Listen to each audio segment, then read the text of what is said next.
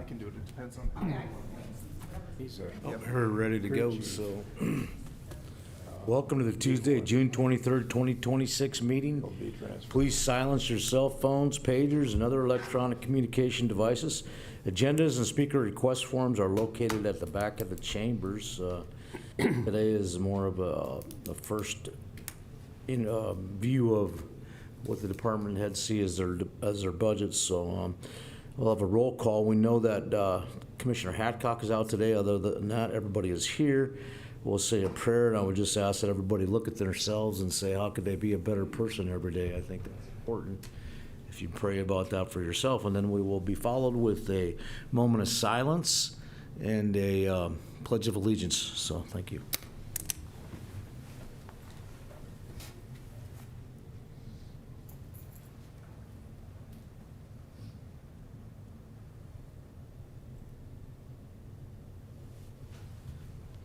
Pledge.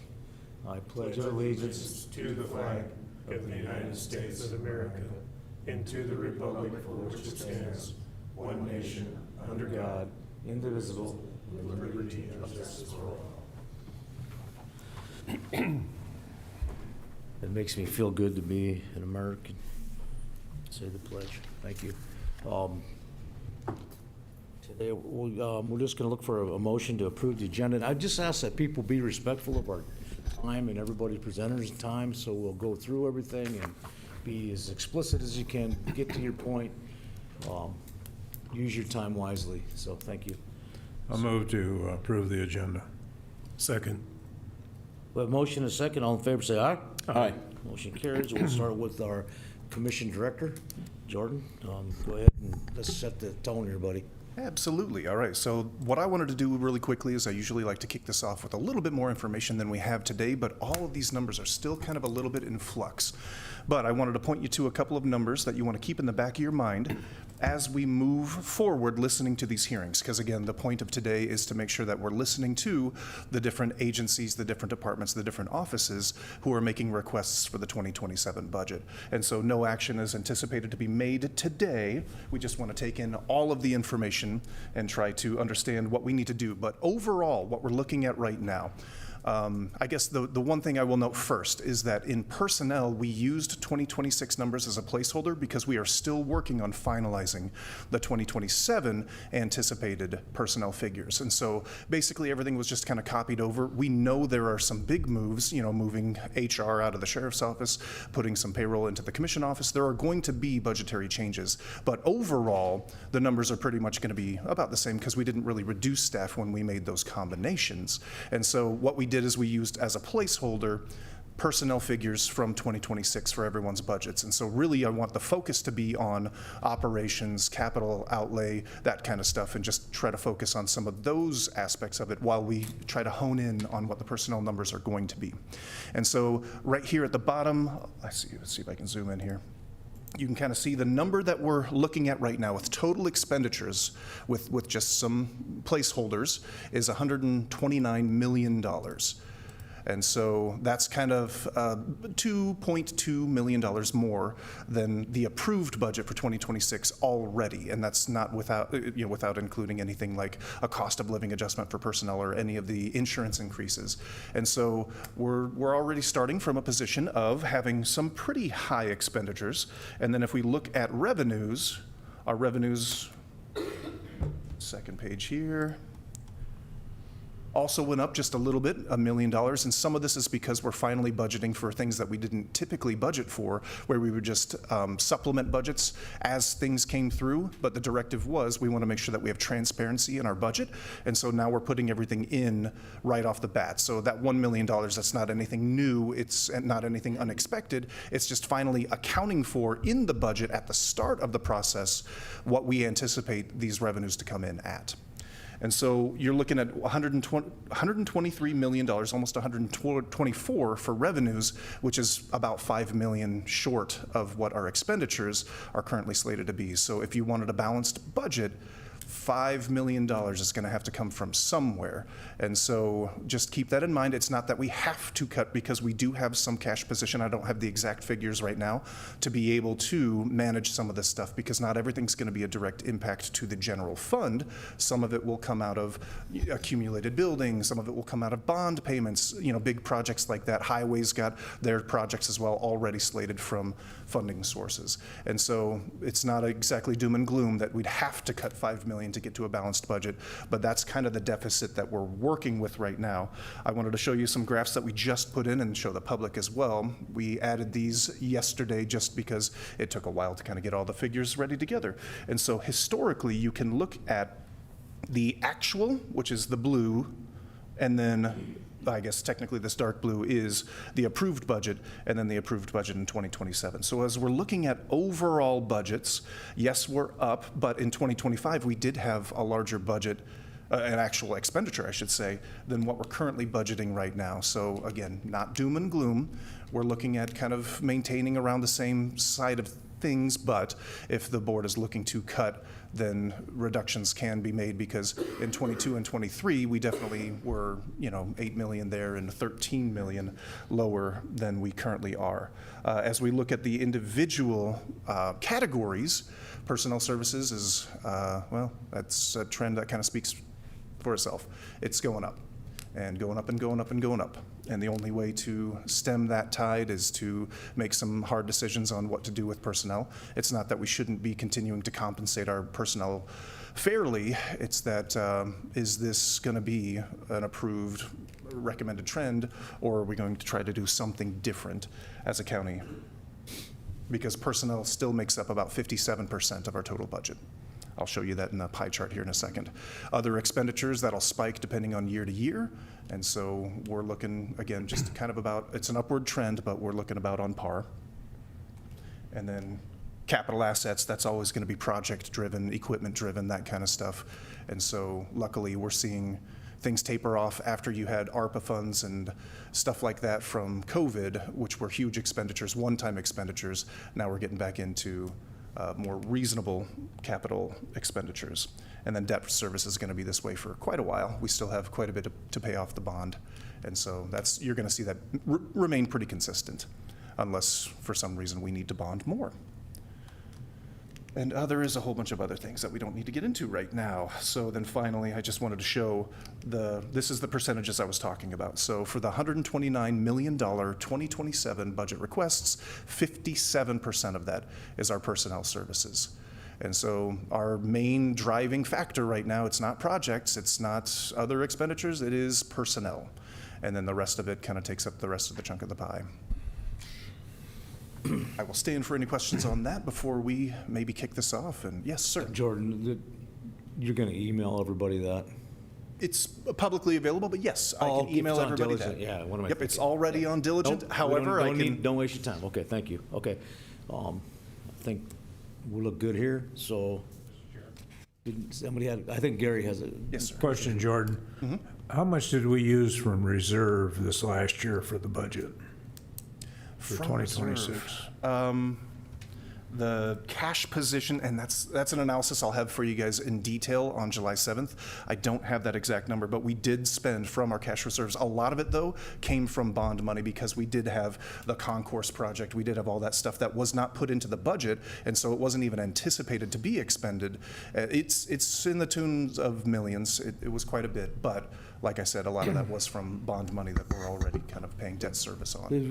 If we have questions like that, instead of spending a lot of time on them, will you just Yeah, I'll write make those a note. down and then get back to us on them? So Absolutely, yes. And has it right away, so. that okay. absolutely will be a figure that I present Okay, at the July 7th meeting. for Anybody sure. else have a question? No, we'll move on then, right? To Central States Fair, right? Yeah, let's kick it off with Central States Fair. Okay. Mr. Jeffries, you have the floor.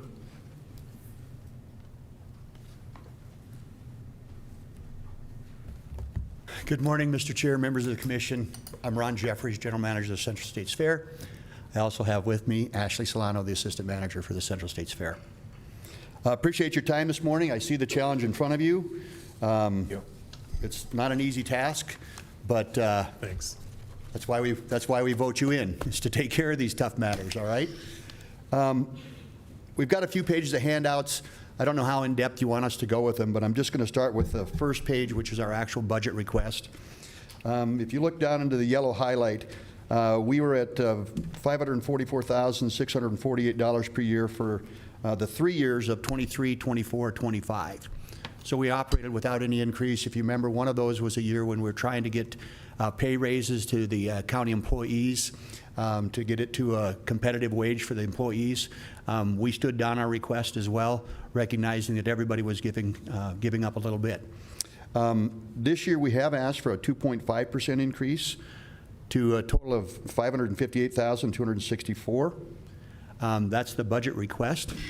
I've also highlighted in that letter down at the bottom that we've got some large projects that are coming up that there's just simply no way Central States Fair will be able to take care of them in any way, shape, or form due to the dollar size of those. The James Kerstead Event Center, the insulation we put on originally was a batting type insulation. If you've been over and looked at it, it struggles. We have breaches. Obviously, birds, pigeons are one of the worst things in the event center, and we try to keep them out as best we can. But that insulation, the replacement of that would be $1 million to go to a spray foam type insulation. And also then the James Kerstead Event Center's parking lots. To do a seal coat, to do some preservation on those parking lots. We did have, during Storm Atlas, a portion of the Midway parking lot that was replaced by the city when we did the tree cleanup, and there was some damage to the parking lot, and the city did portion of that. And we did some crack seal last year with assistance from the county's bid process for county highways projects. But those are just numbers that are simply not in our wheelhouse to ever do. I don't expect that you're going to jump up and throw them on the agenda and say we're going to pass these, but I do want to make the county aware that those are projects that will be needed to be addressed at some point in the near future, whether you're going through a bond program or anything else. Any questions on that part of it so far? All right. Mr. Chair, A question here. so Ron last year didn't, some other issues with that particular building was your HVAC? Yes, and we are trying to address all those ourselves within the work that we do, within the money. We typically, on a good year, will make about $150,000 net profit. We'll take that money and we just roll it right back into what needs to be fixed, what do we need to replace. But we have one advantage, and I included in that page 2 some of the fixed expenses to look at. But if you look at page 3, one advantage that we have over basically any other city department, or county department, excuse me, is that we leverage a lot of our sponsorships for in-kind services.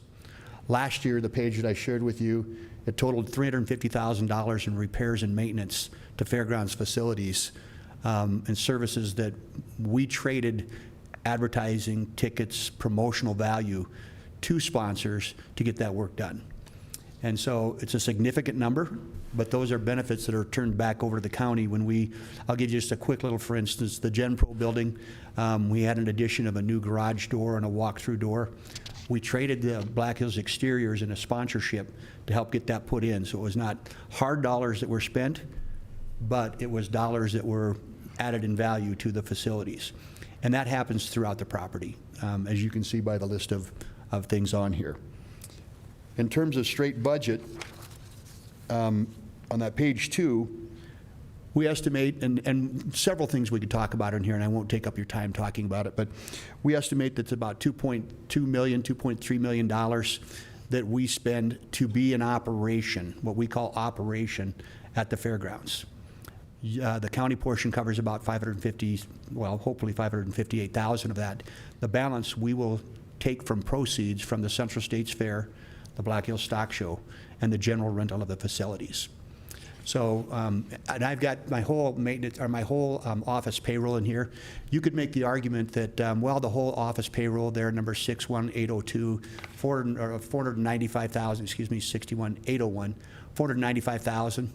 You could argue that, well, some of that's just because you're producing events, and that is true. But if I were not producing any of the events and only running the fairgrounds, I'd still need a general manager. I don't know what happened to Ashley. I'd still need a general manager, we'd still need a finance officer, we still need a receptionist, but still need somebody to rent the facilities and run events. Host those activities that we host all year long. So of the 7 full-time staff members, I would need at least 4 of them, and that's assuming everybody was okay without a vacation day. You know, somebody to back up when everybody else is gone. We run a really tight ship. You'll notice in the maintenance payroll, 449 to 463. For instance, during the Black Hills Stock Show this January, Paul Niebel, our maintenance manager, ran the entire changeover for the event center every day of the show with a total of 5 people, counting him. We're efficient, we're lean, and quite honestly, there isn't anybody on my staff that couldn't walk across the street and get a higher paying job. They don't stay because of the money, they stay because they love working at the Central States Fair. The other thing I did want to point out for you, and I'm going to turn it over to Ashley to talk about, is a little bit about who we are and who we service as an asset to the county. Go ahead. Good morning. Ron and I sit down quite often and talk about just how much we enjoy what we do and how important we think it is for our community. We talk a lot about the small towns that have a community hall and how we kind of operate as such for Rapid City. In the past year, we hosted over 786 events, and those range from, nonprofit organizations, youth groups, agriculture organizations, schools, local businesses, community groups. We do weddings, funerals, auctions, you name it.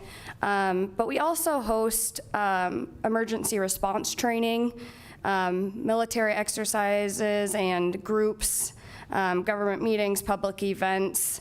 Many of those county, city, and military events are hosted at a reduced rate or no rental charge at all to support public service efforts and maximize community benefit. We feel that that's very important for the community. It's something that we'll continue to do.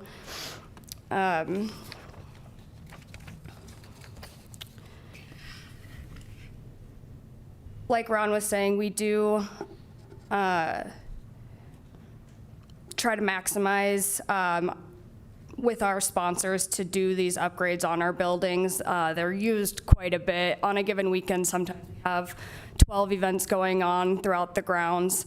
But we just feel it's very important for our community to be willing to host the variety of events, keep people coming back to Rapid City, and to service both here and the surrounding communities.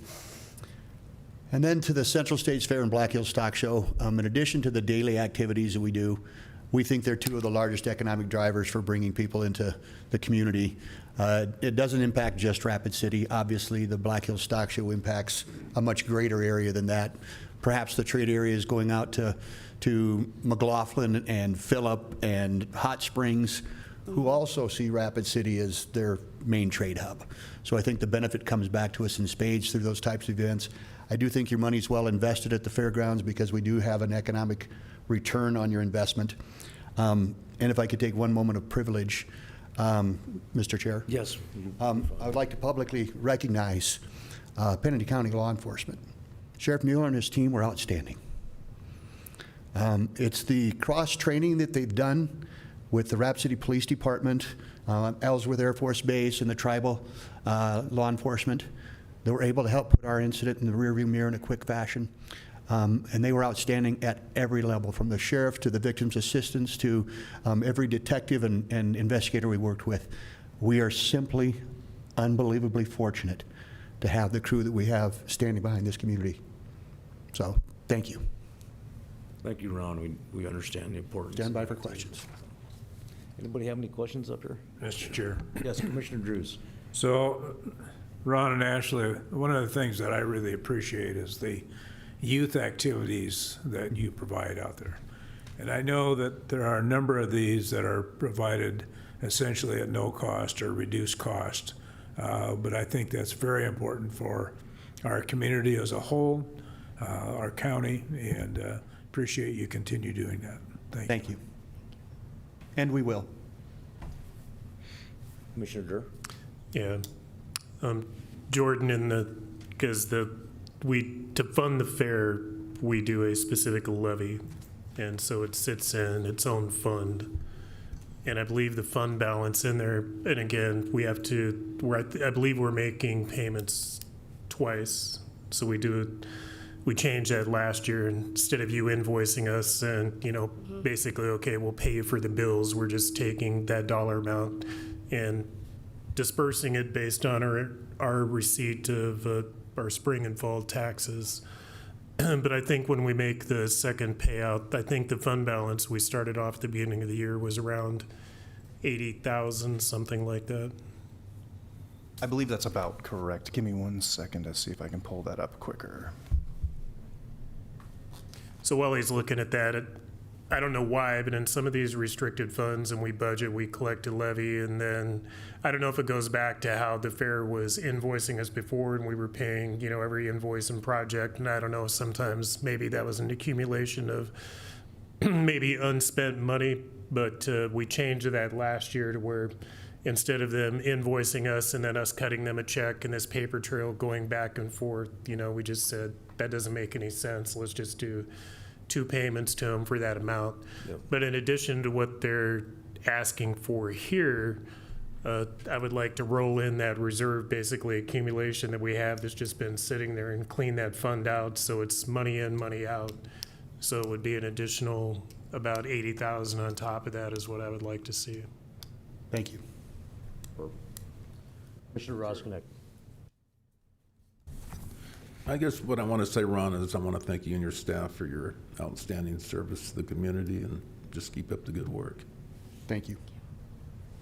Thank you, and obviously I've been an advocate for the fair, but I think that one thing that could help this year is if the commission decides to take the half-a-cent sales tax, we'll finally be able to realize some of the fruits of the labor of the fair. The city has been reluctant to acknowledge the amount of revenue that you guys bring to them.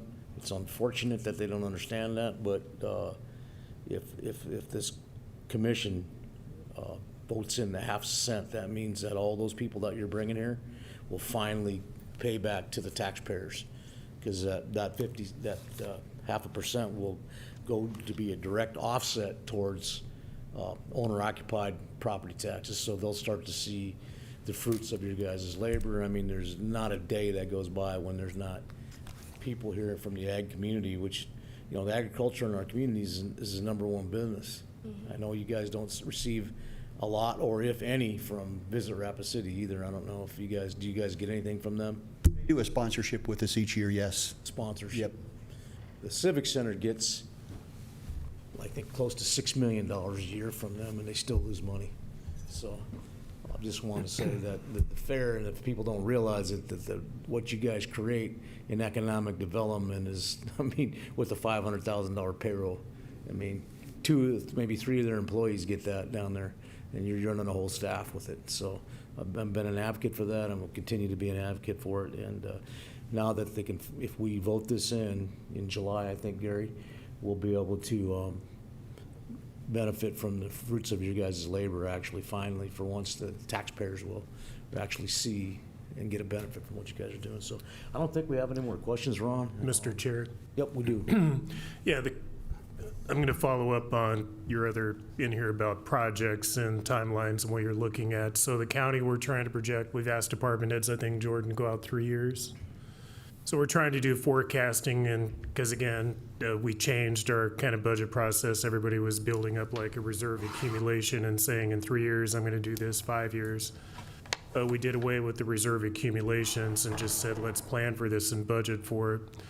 And Davis, I know you're sitting back there looking at your phone, I assume, but anyway, one reminder is the fairgrounds, the property is owned by the county. This is our property. And so it's our facilities, it's our property. We have an agreement with the fair to, maintain, manage, and run what they do. But Jordan, and I would like to see get with the fair staff and let's plug some of this stuff in and look at our 3-year projections.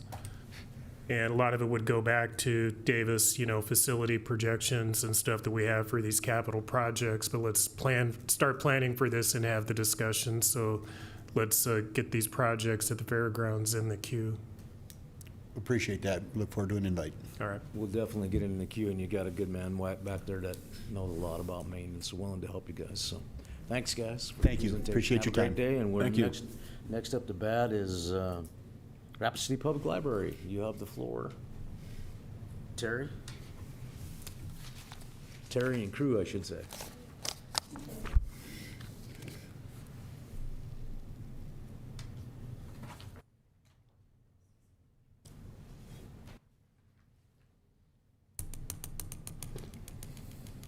Good morning, Mr. Chair and Commissioners. Terry Davis, Rapid City Library.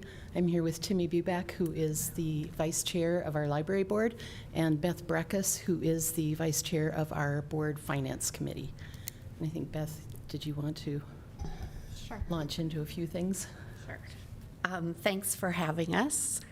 And in your documents, we have a request for the current year of $373,000 funding from the county.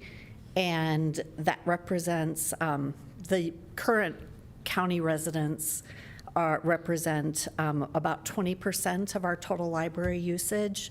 There are over 4,400 current library card holders. And each year we calculate the cost of providing services to each active user. And next year, or for this year, it's about $130 per user.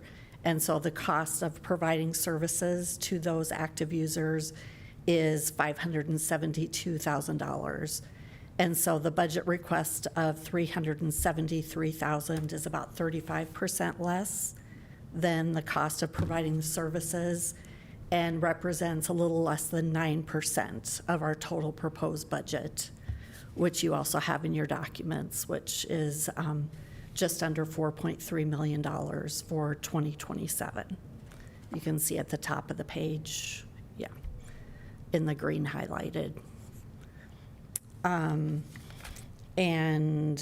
we have, I guess, the county users use an overwhelming amount of services, and it's just a great resource for them. And I think Terry can probably go into some of the services that we provide, or any questions that you may have. One of the things I would like to note is that, as Beth said, we do have just over 4,400 county residents registered at the Rapid City Library right now.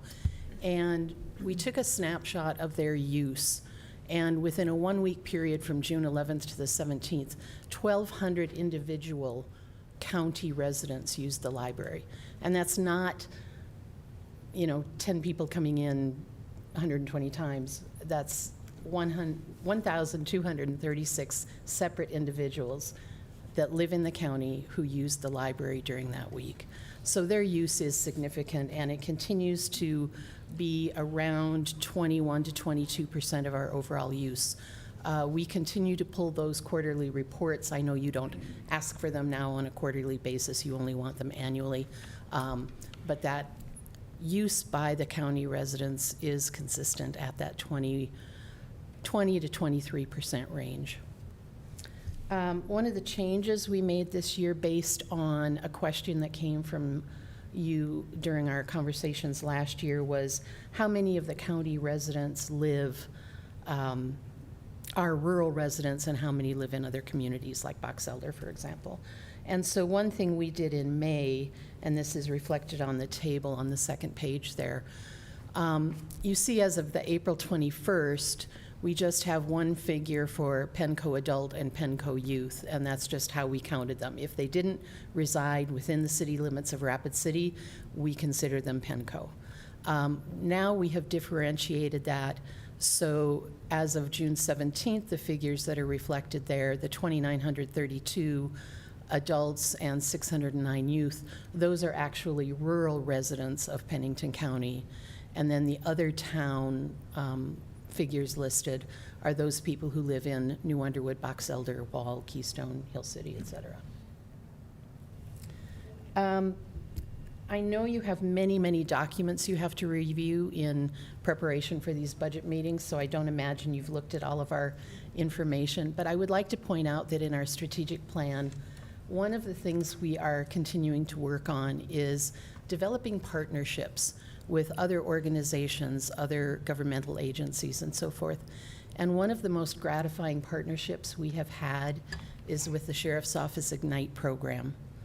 We have been sending library staff to the jail with the library's recording equipment, and inmates have read children's picture books, and we've recorded that reading.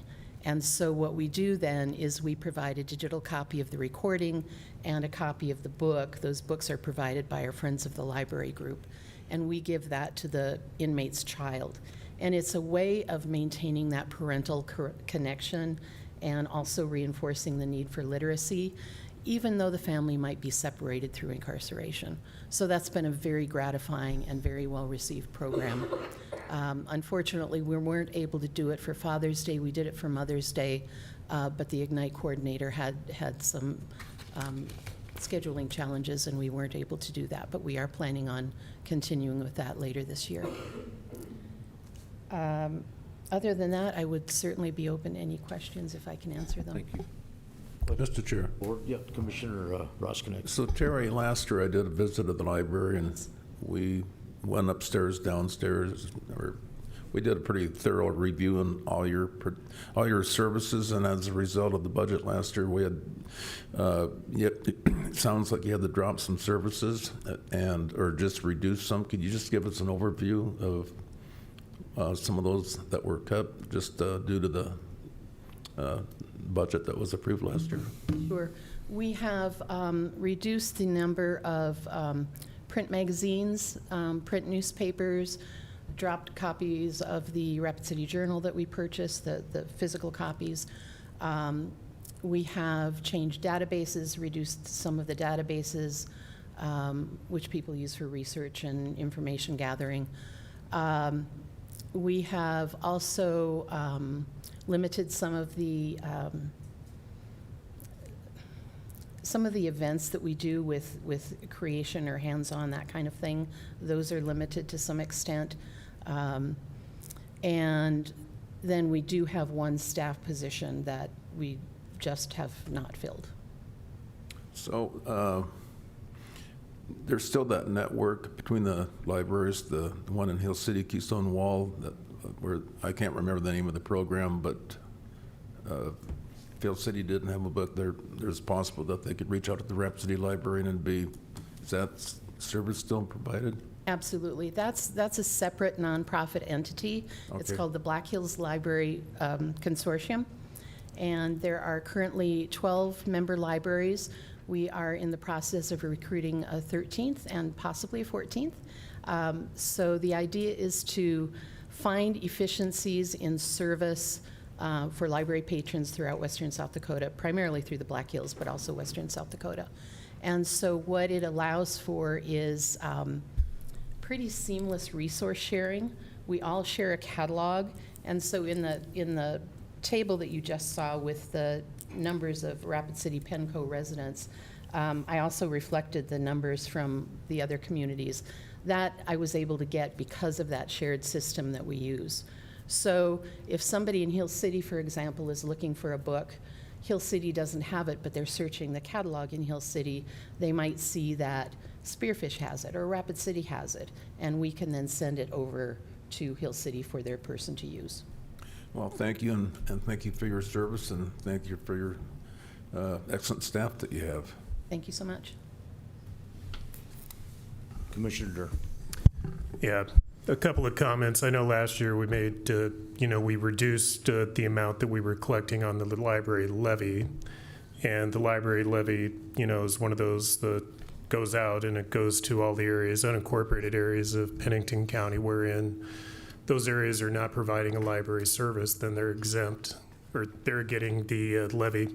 One thing that did come out of it last year when we made some of those cuts, one, there was a little feedback that came from the library and was on your Facebook page and website with information I don't believe was accurate. I didn't appreciate let's go after the Board of Commissioners. I didn't appreciate that because we can have these disagreements about funding, but some of the information that was put out was not accurate. And one thing that did come out of this was the fact that it was discovered that Box Elder community is not providing library services, and they should have been paying the library levy, and they were not. And so as we go through the budget process this year, I asked it last year, I had a conversation with our state's attorney's office about the library levy itself. And Jordan, how much does the library levy generate now? We did reduce it. So the money that basically after we approved our budget, the commission came back and there was a push to give some of the funding back, which was given, that was not approved in our initial budget. Yeah, And so that's not gonna, that money would have come, that would not have been levy dollars that we gave, that would have been coming basically from our general fund. So what does the library levy now generate? The library levy is anticipated, at least for 2026, again, assuming it all comes in, at about $149,000. And that would be the total money that we would be collecting through the levy for, and that's, not, because when Jordan is projecting what our revenues are going to be, the commission, we have not made a decision on whether or not we're going to, increase taxes through, our growth and our CPI, et cetera. And so that's just kind of a flat tax estimate. So we can't go above what state law would allow. So that opt-out that we had because we reduced the library levy, that opportunity to capture all of that back is gone. And so in my conversations with the state's attorney's office, and kind of it came about with the fact that, it was discovered because we did a check and talked to New Underwood, and I believe New Underwood is kind of contracting with the school district to let the local public there use the library. Hill City, Keystone, Wall provide a library. Mm-hmm. And so I'll have some of the numbers as we go through the budget, but what I would like to see is the library levy go away, and that we are no longer levying a specific levy for the library, but we're just funding that out of our general fund.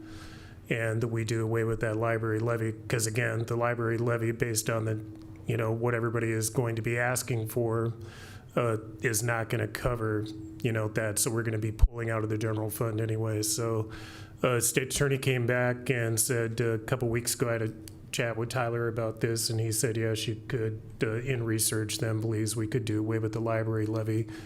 And then this would just be an appropriations that would come basically from our general fund. So, and then this discussion about who's paying the library levy, who's not paying the library, do they contribute enough, do they contribute enough? That discussion I would just like to see go away, and that we're just saying, here's what we need to fund to provide library services, and just roll it up and have that expense tallied in our general fund. So those are my comments. Thank you, Commissioner. I would like to say, too, that we do very much appreciate the revised funding from last year, because what that allowed us then was to not charge county residents a fee to use our library, and to maintain some of the services that would otherwise have been cut, because the cuts would have been far more drastic if you had not done that. So, yes, we very much appreciate that. All right. I just got one thing to say, that I've never been personally attacked in my life so much more than people that were on the board at the library. I was very disappointed.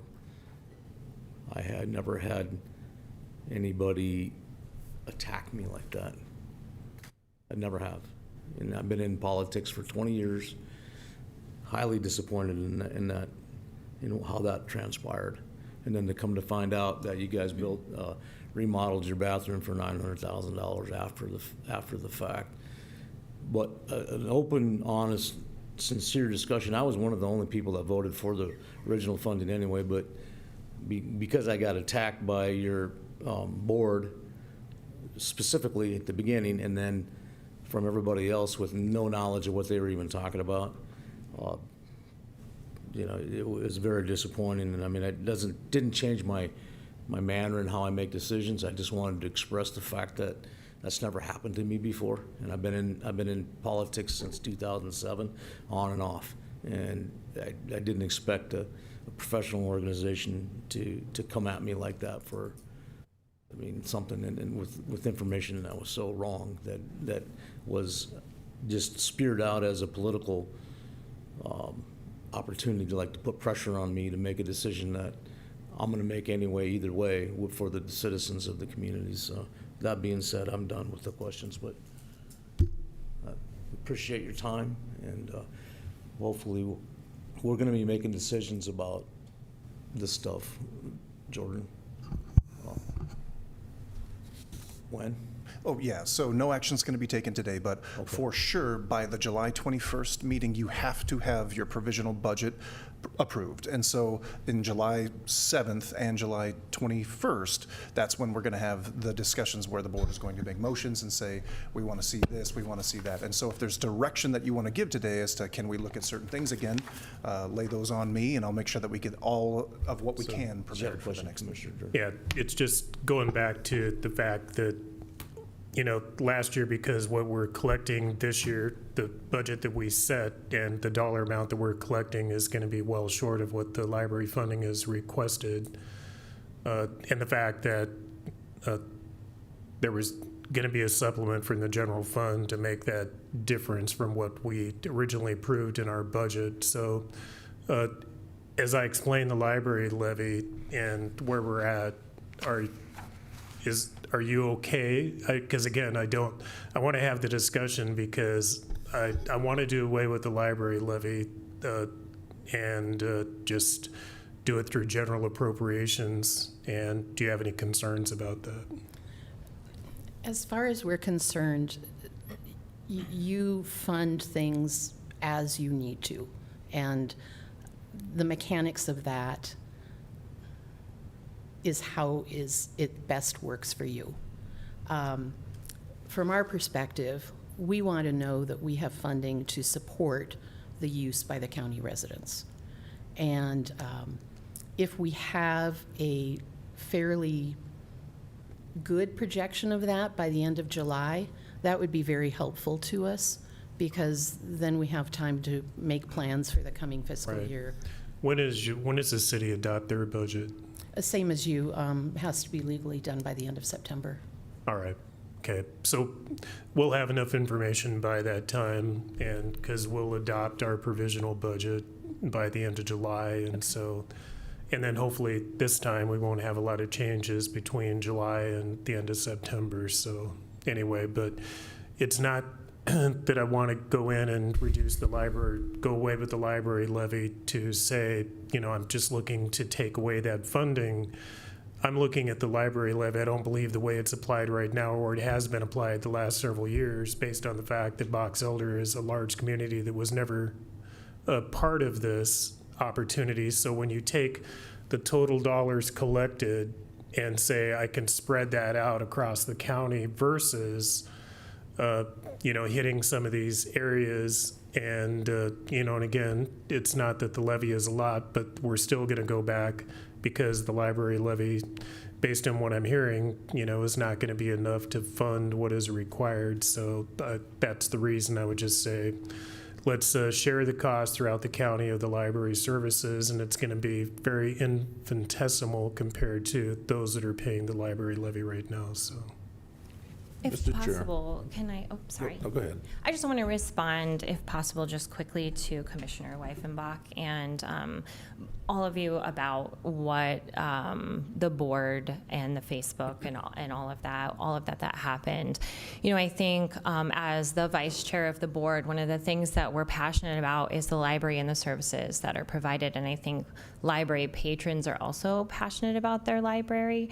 And when we were faced with a funding cut that was unexpected from almost $500,000 to $1,000, we knew we would have to cut some major services, and that our county patrons were not going to be serviced in the same way. And that was a big deal to us and to the community, and we really didn't have any prior knowledge that that was going to happen, and it was kind of a surprise.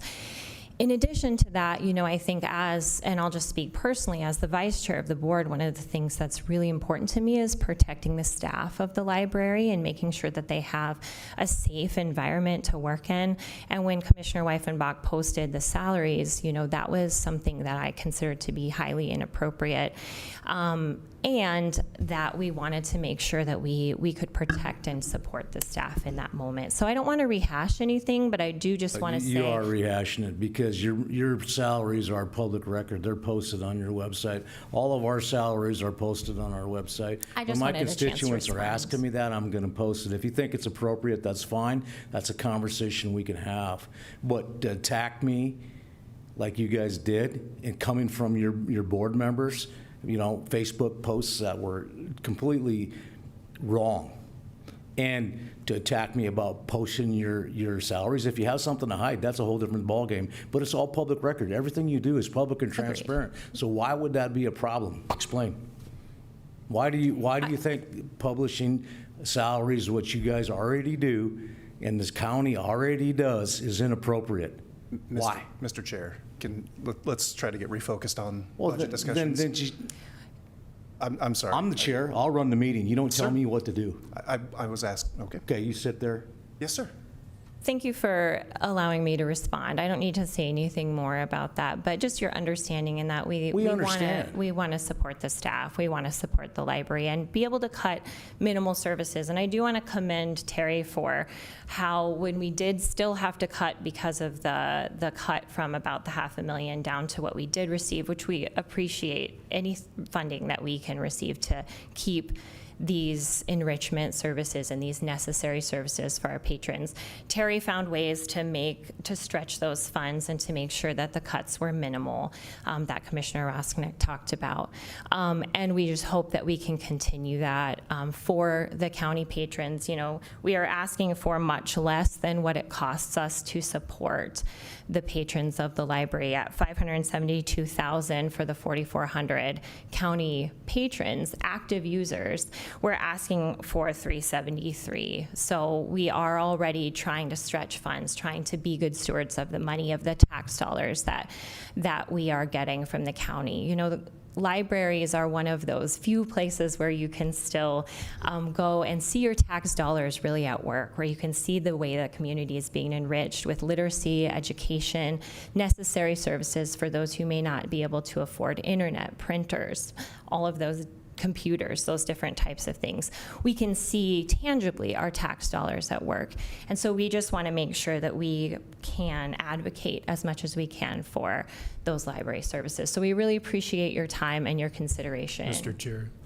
Yes. Yeah, I just have a follow-up comment. So when we started the budget process last year, I believe, Terry, you were here and we had a discussion about the library levy. So the very first presentation would have been in June of last year, I believe, about this time. And at that time, I said that I was the one that was leading the charge, that I wanted to reduce the library levy.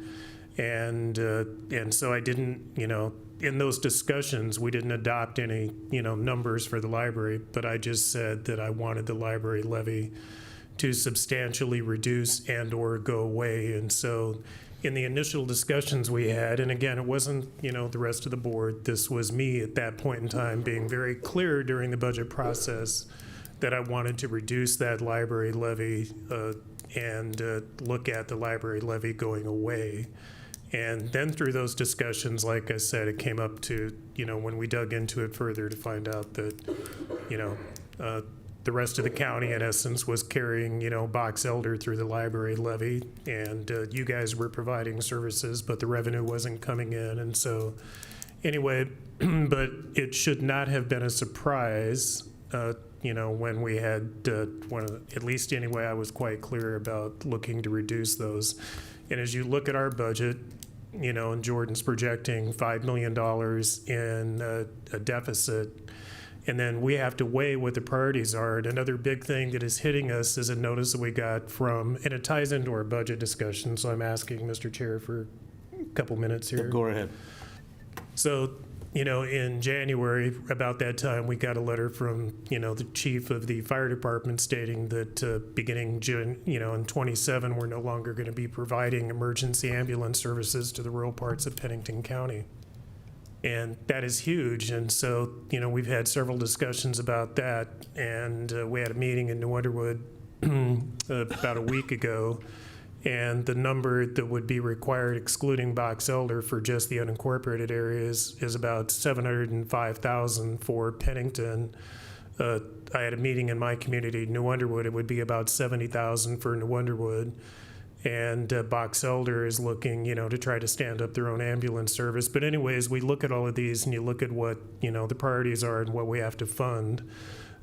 Now we're being asked, really what's going to come down to it is we're going to have to talk in our budget discussions here about how much money that we think that we're going to need to throw in for, just life-saving services. And so those are the discussions, and yeah, it's not an easy discussion, but we have to prioritize what we're doing and where the money is coming from. So Absolutely understood. And, if we have a good sense at the end of July where things are going to shake out, then we can start doing appropriate planning and not have to scramble like we did. all right, Here, so, yeah. we'll have a number for you. Yeah, and I would just add, I think it is good. We want to be proactive, not reactive, which is where I think we were last year, and the public came in kind of after. I think we didn't get a chance to have that conversation. That's what my whole communication. Exactly. There's no doubt that you're Yeah. passionate about the library. Everybody that comes in here is passionate about their cause. You've seen the Central States Fair people in there. They get nothing from the city, nobody, but they get all the rewards. I mean, it's just, we understand the passion, we get that, but there's a way to handle it. There's a way to handle it. We're professionals here. We understand. We're working through it. We're going to work through it. We just needed an opportunity to not get attacked. And your salaries are public record. My salary is public record. Everybody's is, and that's important because that's an expense that the library hits. They take, and that's what costs funding to increase or whatever. You've seen ours is like a huge percentage of what we do here. And everybody that works here, their salary is printed out and is on the website. It's available for everybody. But Commissioner Roskinek had something to So say. here is where I'm at with the relationship between Pennington County and the Rapid City Library. Going forward, I'd like to build bridges, mend fences, and build relationships. And, try to forget the past. It is what it is. Let's just work with each other and get the job done. Okay, Thank you. I think any more questions? Any more comments, you guys? Thank you. Thank you. We'll move up to the next item.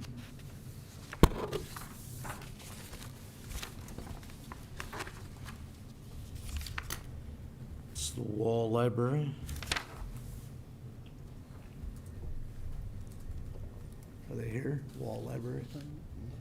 Anyone's here. Are they here, Jordan? Doesn't look like it. Okay, They let's did move on to provide. the next item. Okay, yep. Note that they weren't here.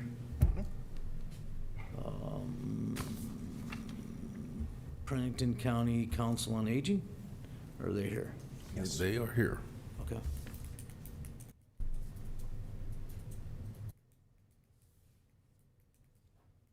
Good morning, ladies.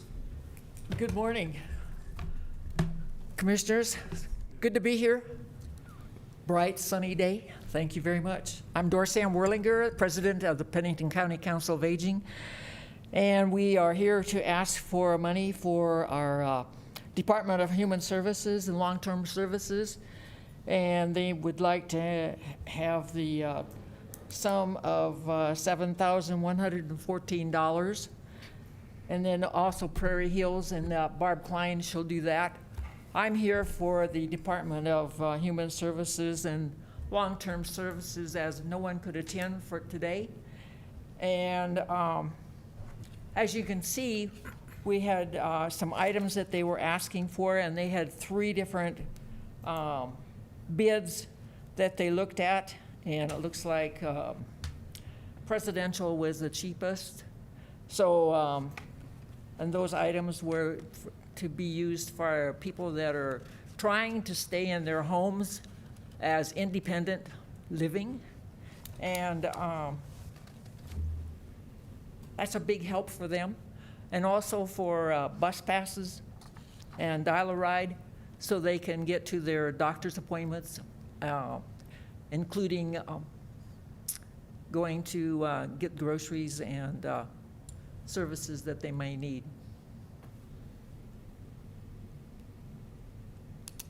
Thank you. Any questions from the commission? Yeah, Mr. Chair. Yeah, Doris, I'm curious. So the funding request, I'm assuming this is something that you guys were previously funding out of the funds you got from the county? Yes, sir. Okay. And then this is a state program, correct? Correct. Okay. So anyway, I guess my comment on this would be, why would Pennington County be funding a state program when they have their budget and their resources? And it's not a question that, you have to answer, but it's just, as I look at this, and again, we didn't see it last year because you guys had been funding them out of your Correct. dollars, the allocations that you were getting.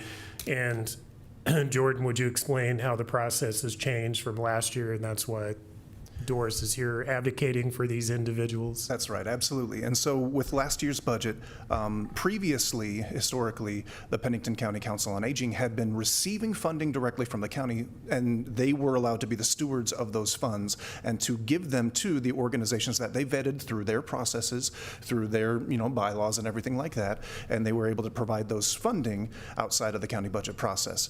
The commission last year decided they were hoping to have a little bit more hands-on experience with this, not giving the money to a secondary organization as a pass-through that then funnels down. They preferred to see the Council on Aging serve as an advisory body, someone who had the expertise, the knowledge, and the position to be able to give the board expert advice saying these are the programs that we believe in the community are going to best serve the senior citizens within Pennington County.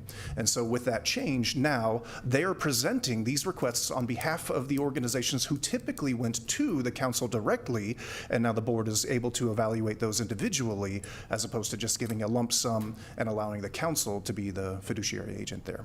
I don't think so. Does that make sense? Okay. And then, Mr. Chair, Yes. with the $15,000 request, and they'll come up and speak to it for Prairie Hills Transit, I know that it might have been late last year or early this year.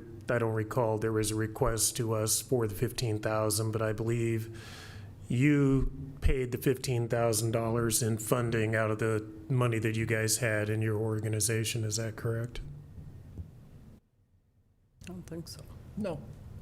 No, we did not. So you chose not to fund them then? That's correct. Okay, because I think there was a request for $15,000, and then we had some clarity that it would not be coming from Pennington County, but if you wanted to utilize some of the reserves, whatever your fund balance was, to go ahead and pay that, you could do that, and you did not do that then? No, we did not. Okay, because I think there was almost like an affirmation at the meeting that your organization was going to pay that $15,000. I don't recall specifically. Okay. I don't recall that. All right. So how much money are you guys, how much do you have in the bank right now for the Council on Aging? 21,000 and some. 21,000? Okay. But we wanted to use that only for emergency requests that would come in from the senior centers that were in the area. All right. Okay. All right, any more Those questions? that were in from- dire need of something. Yeah, and stuff that, yeah, because, I think there was a conversation with Commissioner Roskidak about, if there was an emergency that came up, we didn't want it coming to a commission meeting every month for, $500 here, $300 here, $200 here. So I think that's a good way to handle how you're sitting on your funds. Right. Mr. Chair, Yep, Mr. Ruska. Doris, can you, or Doris Ann, can you give an example of how we use that money that we do have in that account where there was a Meals on Wheels and they needed their oven totally went out and we were able to sit there and take care of that? as a committee within a few days so that we could keep that program going. That's what Meals on Wheels had asked for some money because they had lost the refrigerator. And so we helped them out and got that refrigerator for them so they could get back on their tracks so they could get their meals out for the Right. different areas. I think that was the oven in range and wall. We did one in Wall. You know, that's an example of, once that's gone, it's gone, and there won't be any method to do anything on an emergency basis with the senior centers in Rapid City and the communities. Yeah. And Mr. Chair, my comment related to that is going to be that, you know, those organizations have their own budget, their own projected revenues, their own finances, and, you know. I And agree. so- Meals on Wheels was asked to show up last year, and we got basically a no-show, no interest in showing. He's another guy that went after attacking me for something I didn't even have any idea what he was talking about. He sent out a postcard with my phone number on it, attacking me about not funding him when he never even came to a meeting. I didn't have any idea what he was even looking for. Yeah, it was crazy. So I have no remorse for any Meals on Wheels people if they're gonna run an organization like that. I mean, it's, that, I didn't want to have that discussion, but since you guys brought it up, yeah.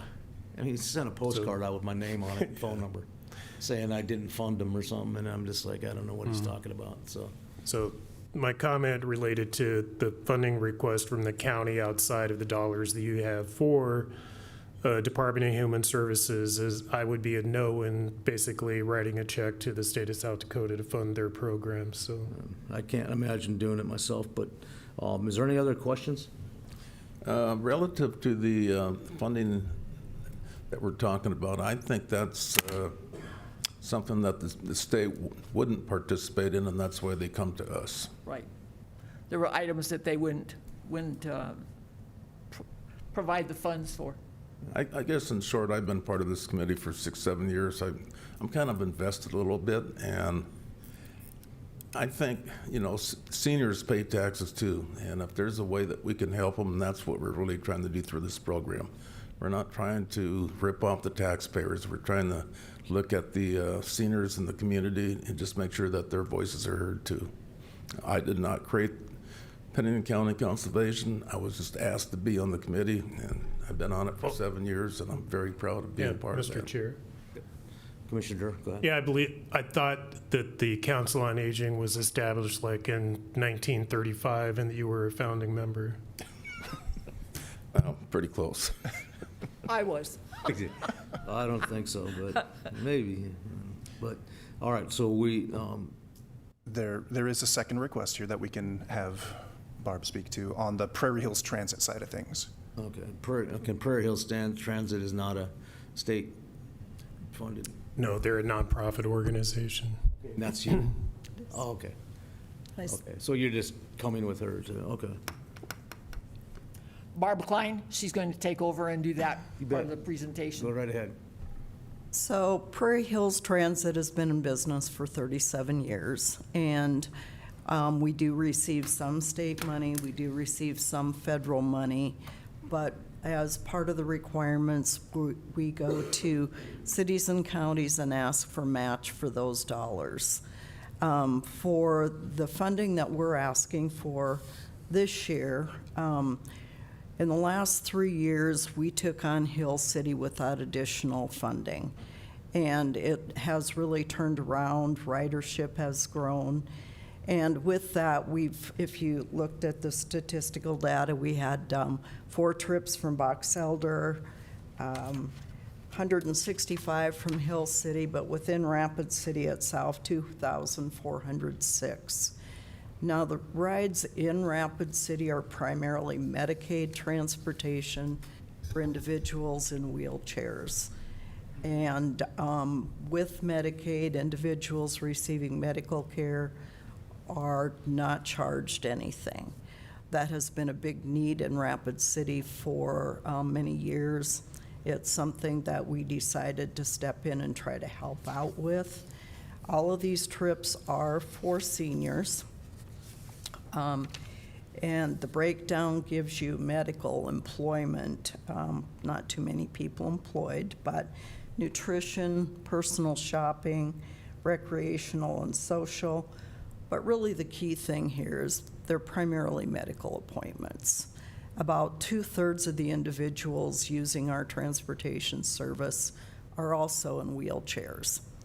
And for us, that doesn't mean that they wheel right out to the bus and wheel themselves in. It's a trip that is about 3 to 4 times longer. They are secured by trained professionals before they ever leave, and the same reverse when they're delivered to their appointment. They're delivered to the medical desks themselves if it's a medical appointment.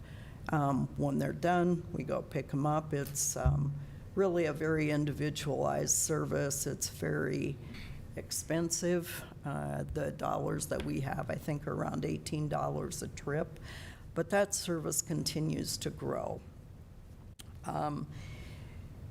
The data that we gave you showed that we receive about $20,000 or $22,000 in federal money. That, in fact, is what we should receive in federal money. For the last 3 years, federal dollars have not provided the amount that we need, so we will operate for the next 4 months without any federal dollars at all. So instead of the $22,956 in federal dollars, what we will have actually received to provide these services is $15,304. The rest came out of reserve dollars. Reserve dollars for us are really intended to buy replacement vehicles. They helped match a building that we just built in Rapid City to store vehicles, capital type expenses. And with the shortfall of federal dollars, which isn't a county issue necessarily, but it also depletes the reserve dollars we have to do other things with. So we are asking for $15,000. It is a growing number of people that we serve, and we would really appreciate your consideration. I'd be happy to answer any questions you might have.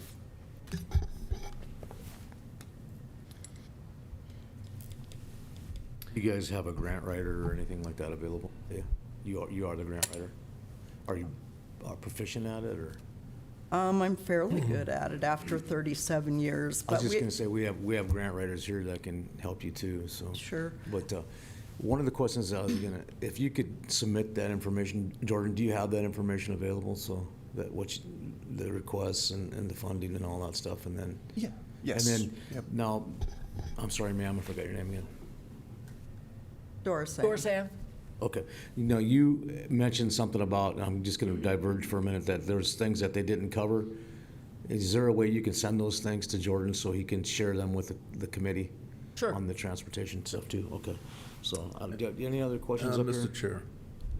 So, when we decided to change this process, Jordan has been immensely helpful, attending meetings and helping us walk through a process that is a lot different than it used to be, but I really appreciate your involvement, Jordan, and working with us. Thank you. Mr. Any other Chair. questions? Commissioner? Yeah. Jordan, in the documents, it's in the submission request, the online form, and then there's some attachments there. Yes. But when I go to open the attachment, I get submission detail hidden, because I was going to look at their budget.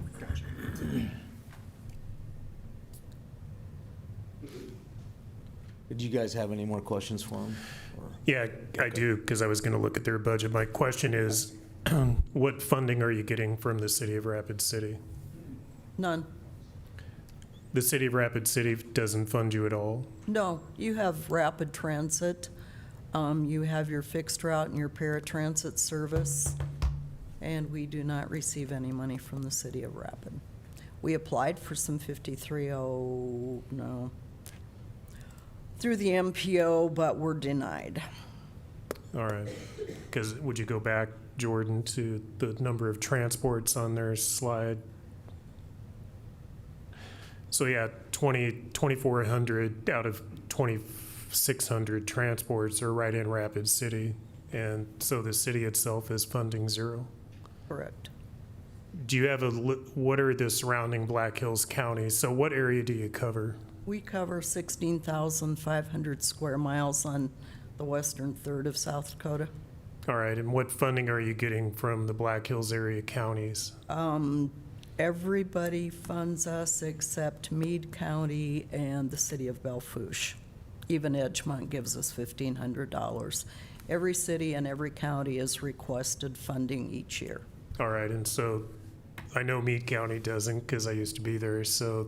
I know. Yeah. So so Lawrence County, what do they fund? Lawrence County gave us $15,000 last year. All right. And Custer County? Boy, you're wanting a lot from my memory bank. 5,000. All right. Okay. So, and I don't know if you have it, but what I would like to see is, and you can get it to Jordan, but what I would like to see is in the Black Hills County, and in your service area, basically the entire service area have what your transports are throughout the service area and what the funding source is coming from those entities, or they're either city or county.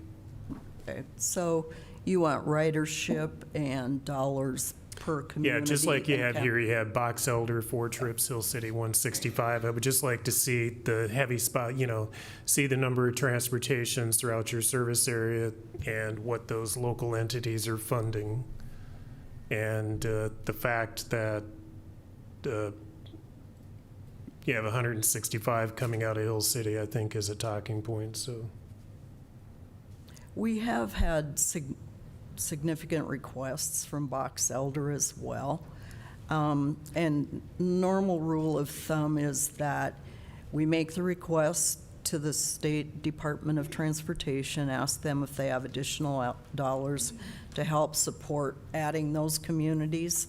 Box Elder, Rapid Valley, New Underwood, and there are no additional federal dollars to help with those communities. If they're Medicaid and we're able to pick them up in a time frame where we have a gap, we'll do that kind of service. But typically, if we are not funded in communities, we don't put their transportation as a priority. All right. And we have had about 140,000 trips the last year in ridership, but I'll get you firm numbers All right. as well. Yeah, just get those to Jordan. And then Yep. Doris Ann, I'm assuming when you came to us last year for the $15,000 funding request, was that early this spring? I believe it was early this spring. It was in January. Yeah, January that you came. It was after our fiscal year that we got the request for the $15,000. But my recollection is that $15,000, Doris Ann, is that something that you guys were annually funding with your dollars? The year before, we'd asked for 10. 10. And did you provide the 10? Yes, the year before. Okay. So it was just one request for 10,000? All right. Okay. Those are my questions. Thank you. Any other questions? I'm good. All right, thank you, ladies. We're moving on to the next. We appreciate you. Thank you. Have a great Appreciate your day. time. You bet. Mr. Chair, I just want to say that Doris Ann is heavily involved in this, and she's a volunteer, so I appreciate those volunteer hours. Absolutely appreciate all the volunteers Yeah. in the community, Yeah, especially my when it fault. comes to the elderly people. I mean, I wish we could take the money that we spend on the criminals and give it to the elderly people in our community. That's for sure. They are an Yeah. overlooked population, so. No, but yeah, just comment. I mean, Doris Ann is a great advocate for that group, so. Yep, thank you. Okay, we're gonna move on to Complete Health. Tim, are you in building, Tim? There, sir, thank you.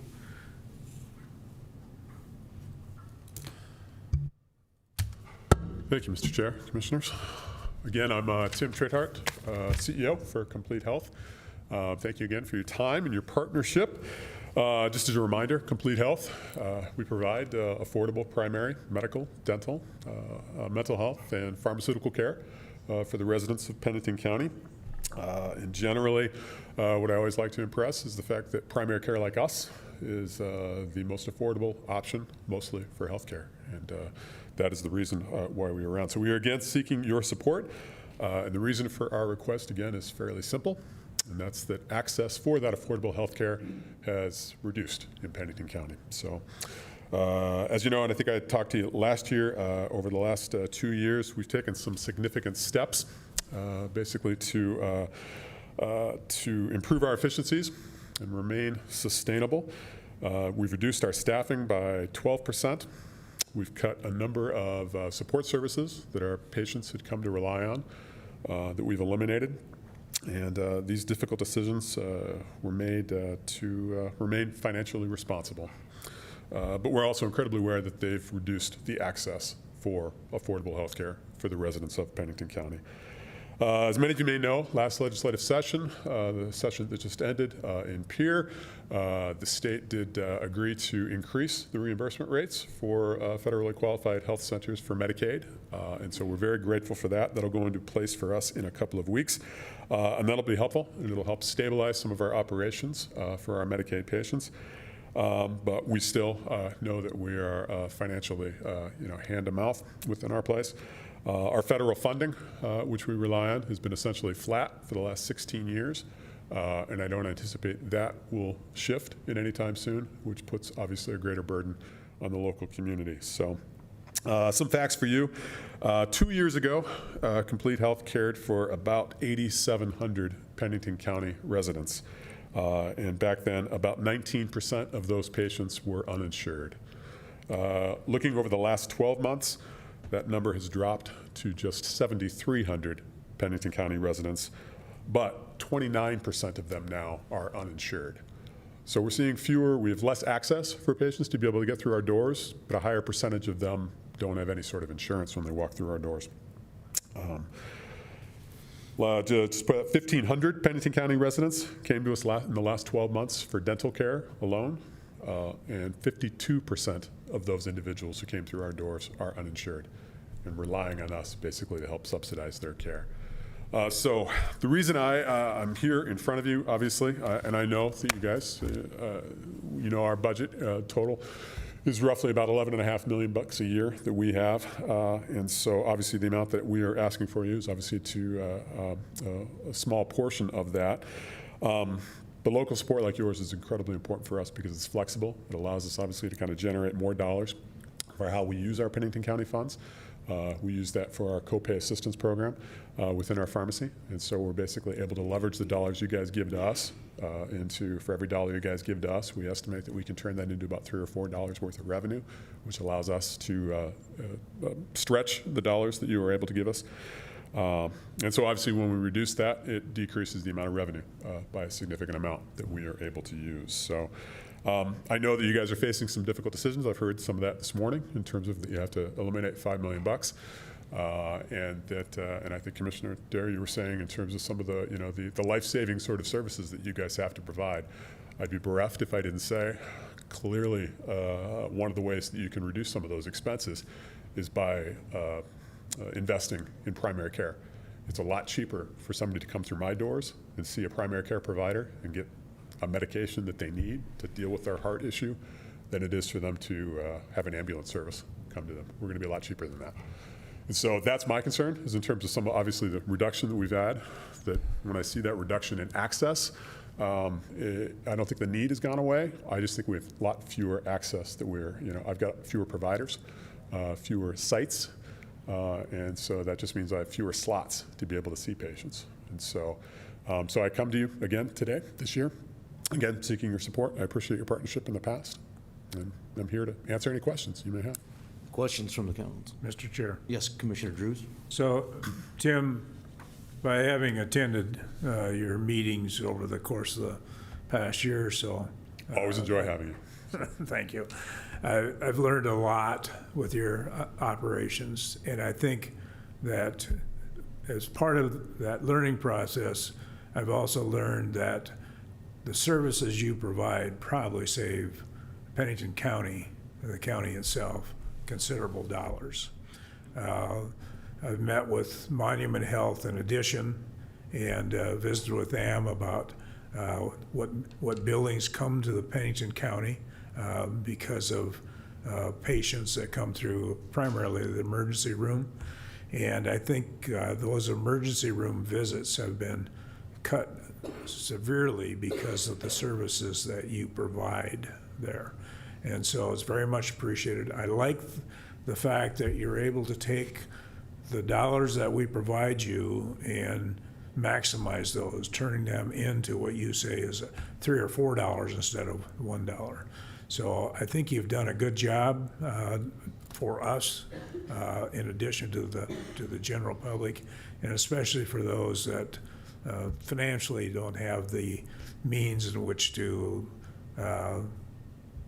the insurance coverage, et cetera, to go other places. And you've really filled a huge void there. So I appreciate it, Tim. Thank you. Any other questions?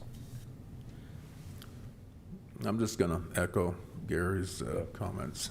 I think all of us would feel the same, and we've had a good relationship with you, Tim, and what you guys do over there. You do stretch every dollar. You're pretty well-oiled machine over there, and saved the county taxpayers a lot of extra dollars and mandated services that they need to have. So I don't think we have any other questions for you, Tim. Cool. Thank you, guys, as always. Thank you. Thank you, Tim. I may seem a little fuzzy-headed today because I got a floater in my eye, and every time I look around, it's like it floats down in my eye. And so, but we're going to move on to the next item here, West River Mental Health.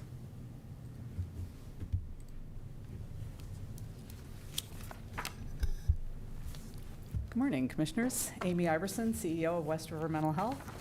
We are here making our annual request of the $109,222 that you have allocated to us over the past few years. We provide mental health and substance use services to individuals in Pennington County and 9 other counties across western South Dakota, serving individuals who oftentimes don't have insurance. We look to access other funding streams like Medicaid, state funding when we can, but some of the individuals we serve don't qualify for that, so the funding that we receive from the counties helps us offset those costs for the services that we provide to those individuals who do not have a funding stream and do not have the ability to pay for those services. We serve about 4,000 people annually across our catchment area. Over half of those are coming from Pennington County. We work really closely with law enforcement, with Health and Human Services, to make sure we're especially working with people with serious mental illness who, without those contacts, regular contacts with us working to keep them on their medications, would have a lot more contact with law enforcement, trips to the emergency room, inpatient psych care, those really high-end services. So we work really hard to try to prevent that from happening with that population. So your funding helps make sure that we can do that work. So I would respectfully ask for the funding again next year, and happy to answer any questions you have. Any questions from the commission? Mr. Chair. Commissioner Durr, sir. Good morning. Morning. So I'd mentioned to you a few weeks ago about, and I want to get into, it's a conversation about Pivot Point. And so with Sanford Health moving into the community, but I believe I know maybe one or more commissioners have had a conversation with some Monument leadership about gets back to mental health and the fact that Regional West is subsidizing the hospital, basically. I call it Regional West, but with those mental health commitments that don't follow through and actually get committed by the Mental Health Board. And so they're not able to bill for those dollars and collect if somebody goes off to treatment. And so they were looking to see, talking about the dollars that they're, losing on doing the mental health care in the community. And then that they would likely be coming to Pennington County and asking for a partnership. And basically a partnership means let's have an MOU and you write us a check. And in that discussion, it came up about a conversation about Pivot Point. And could you explain Pivot Point and how, and basically just talk about what Pivot Point does and just what I said, is there a connection? Yeah, so Pivot Point is the crisis service for people with a mental health crisis that we operate here in Pennington County. We serve our whole catchment area, so we serve people outside of Pennington County, but the vast majority are Pennington County residents that we're serving.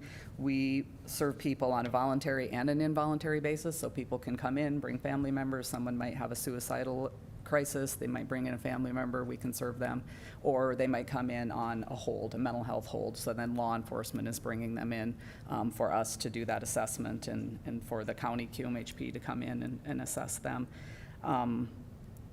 We served over 1,500 people during the last calendar year, so that's individuals coming in. We initially provide an assessment on the front end to determine kind of what's going on with them.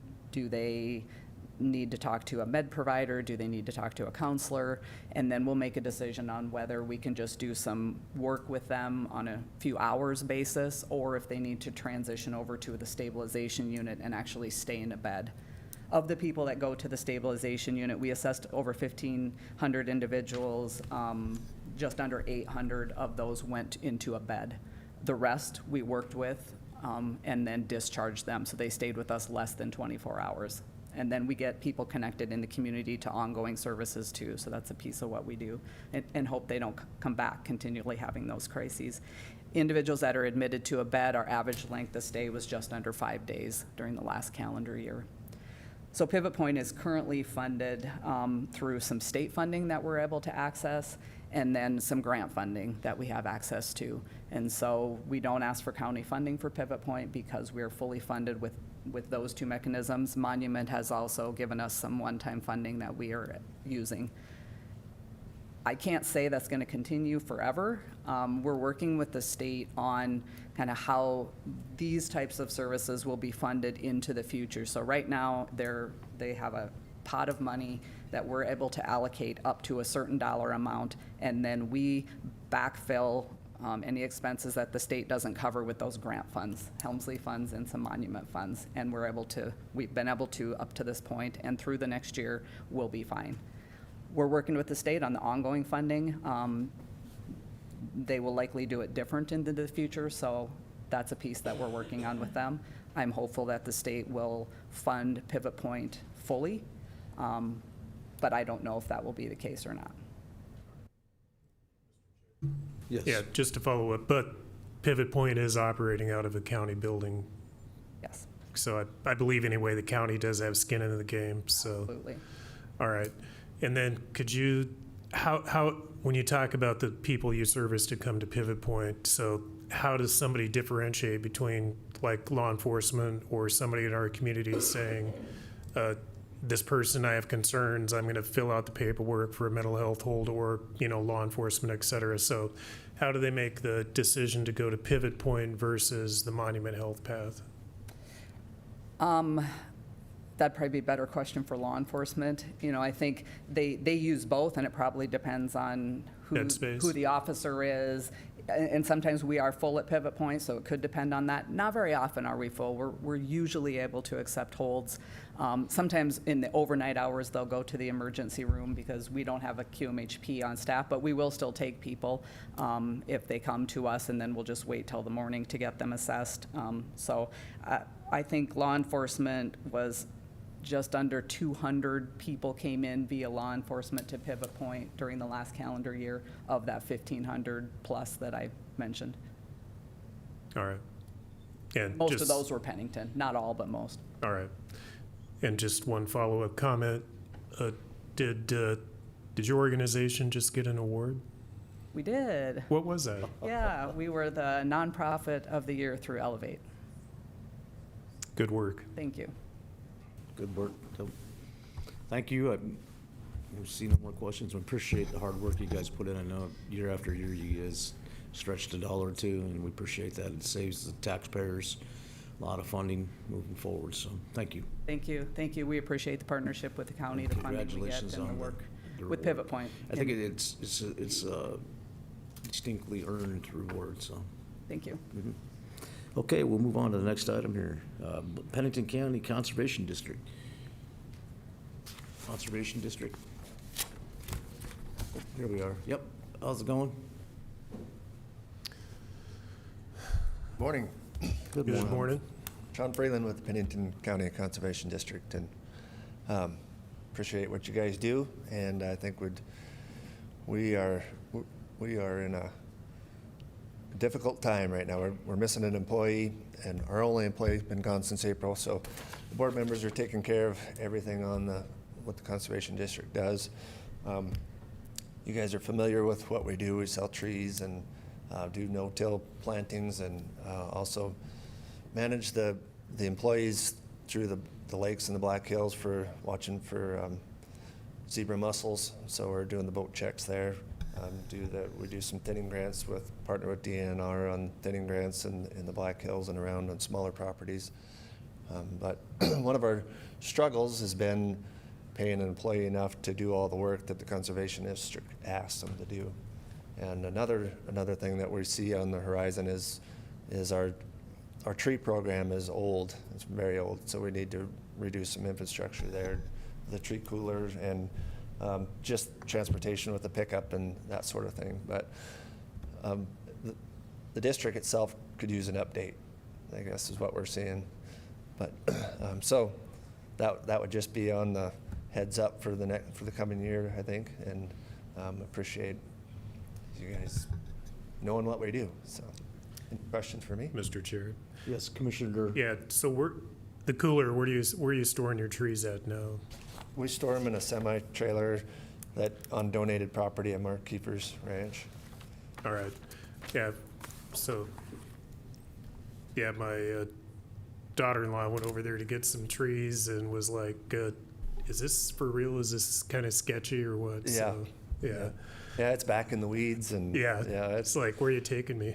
yeah. So anyway, but yeah, and what was a challenge? I know staffing for conservation districts for years has been a challenge because of the workload and the funding. So that individual that's trying to manage everything is also out planting trees and doing that type of stuff in some of the conservation districts. So how has the challenge been this year with the drought? It's ongoing. A lot of producers are looking for cost share for water and that sort of thing, but what we need to be careful of is just educating the producers on not to take too much. So if we take too much of our grass, we lose our cover.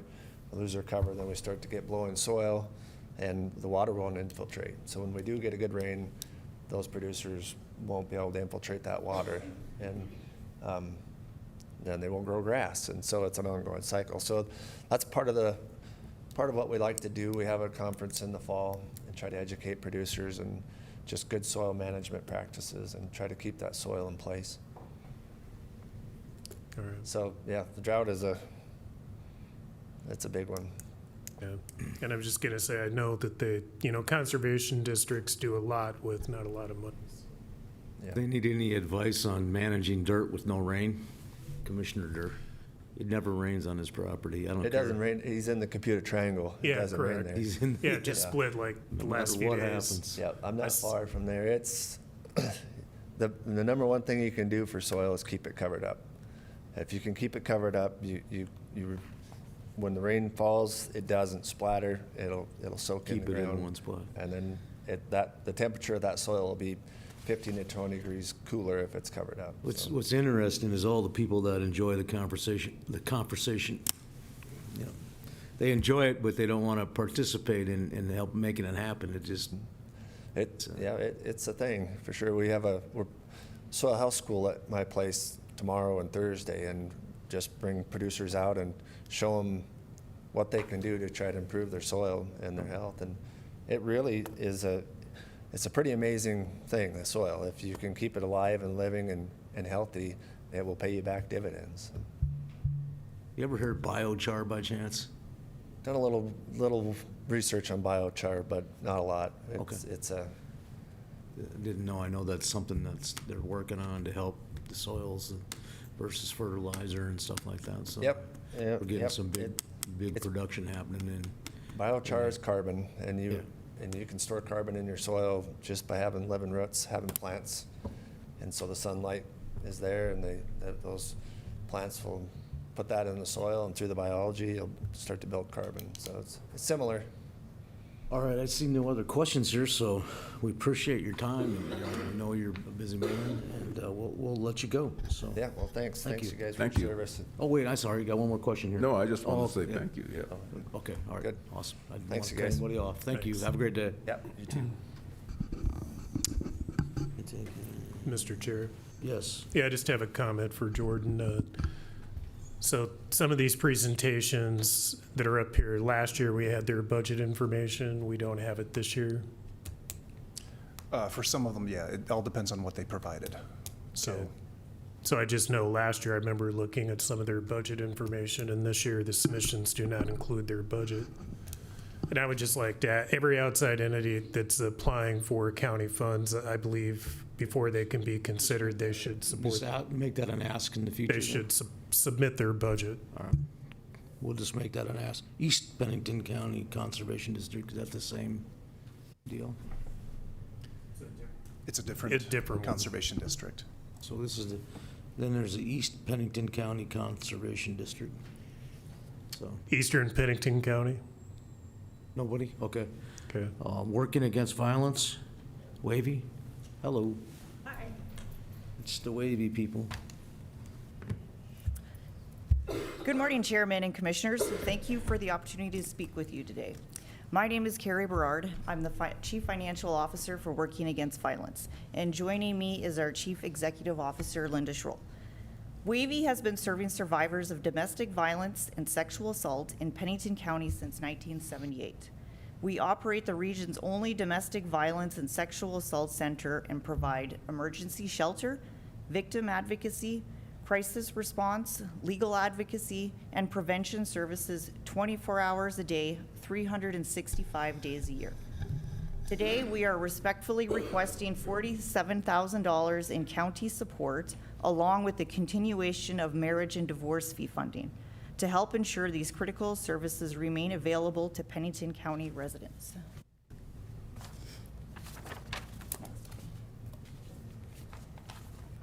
When discussing county funding, the most important statistic in today's presentation is this one.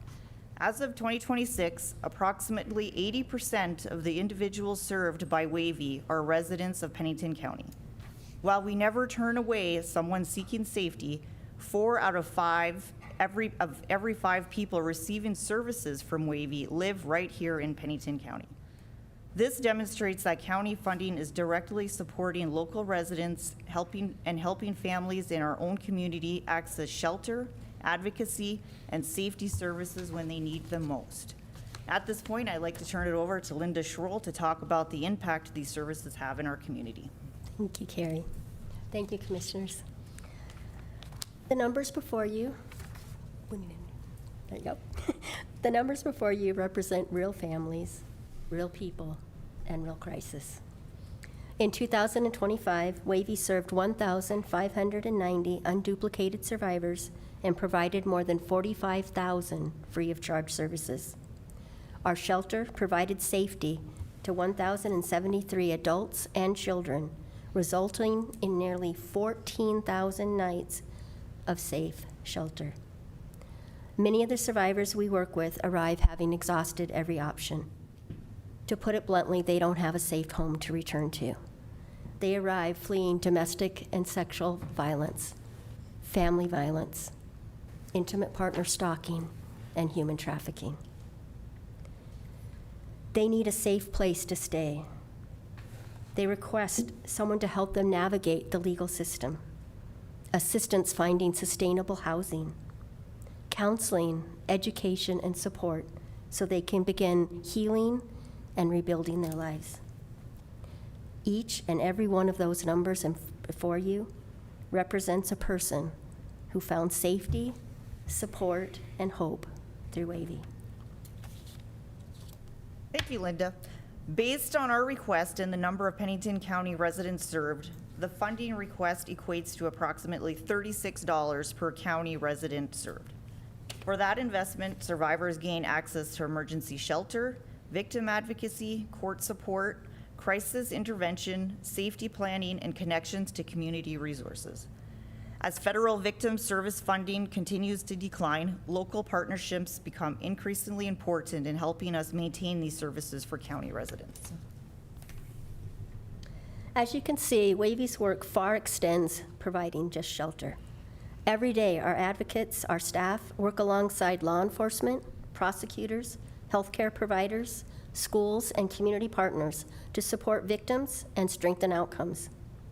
When survivors have access to advocacy and support, they are more likely to remain engaged with the justice system, participate in court proceedings, and access the resources needed to achieve long-term safety and stability for themselves and from their children. County funding helps ensure these services remain available. It helps strengthen the network of support that protects our community's most vulnerable residents. The last slide I've got there.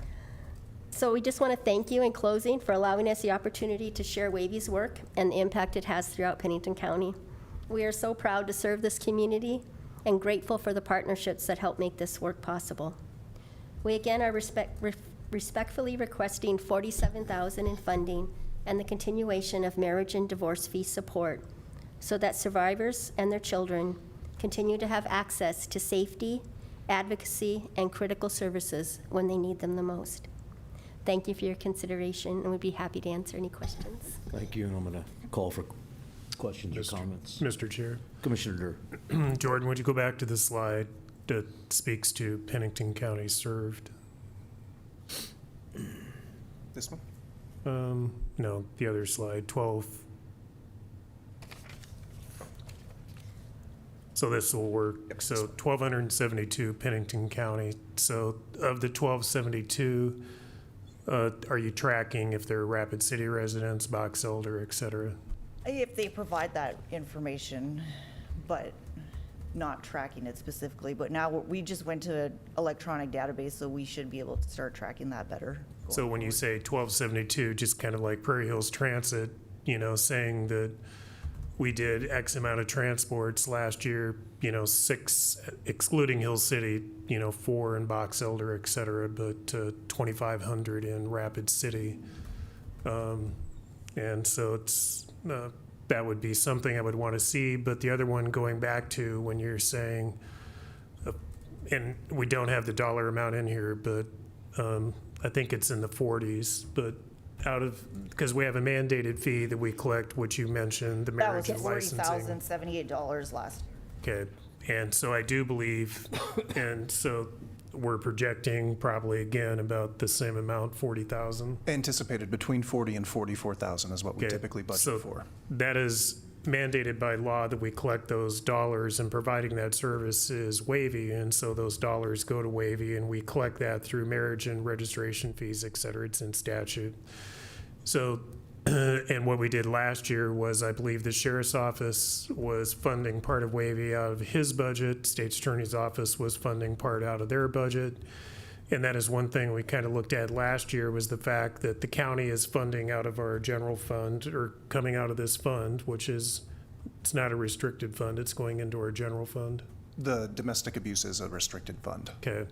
So anyway, we're paying it out of these funds and then supplementing out of our general fund these other dollars. And so what we try to do is get down to say, if an outside agency is going to get funded, then you will have that request directly to the commission, not that the sheriff or state's attorney or somebody else would put those dollar amounts into their budgets, because it's hard to wrap all of that up and try to track it. So anyway, I'm still, in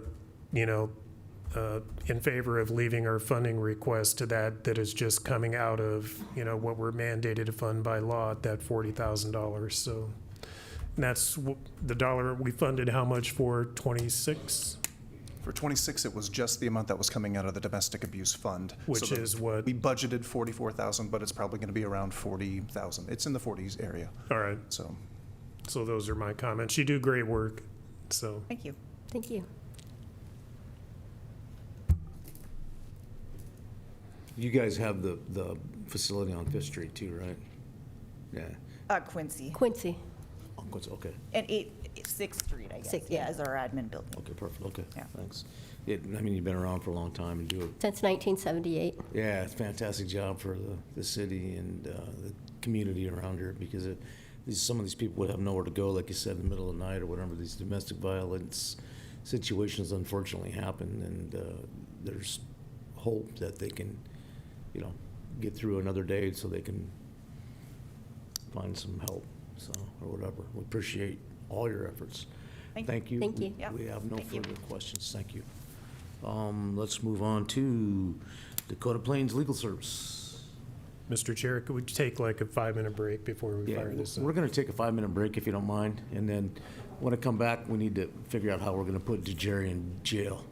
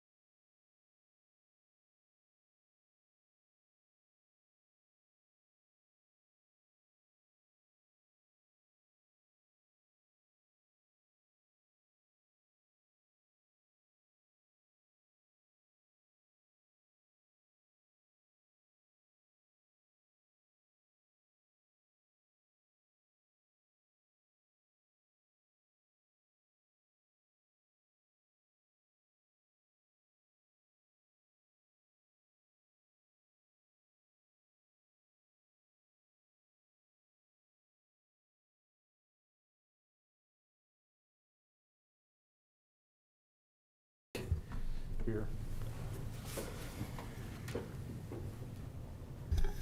Good morning.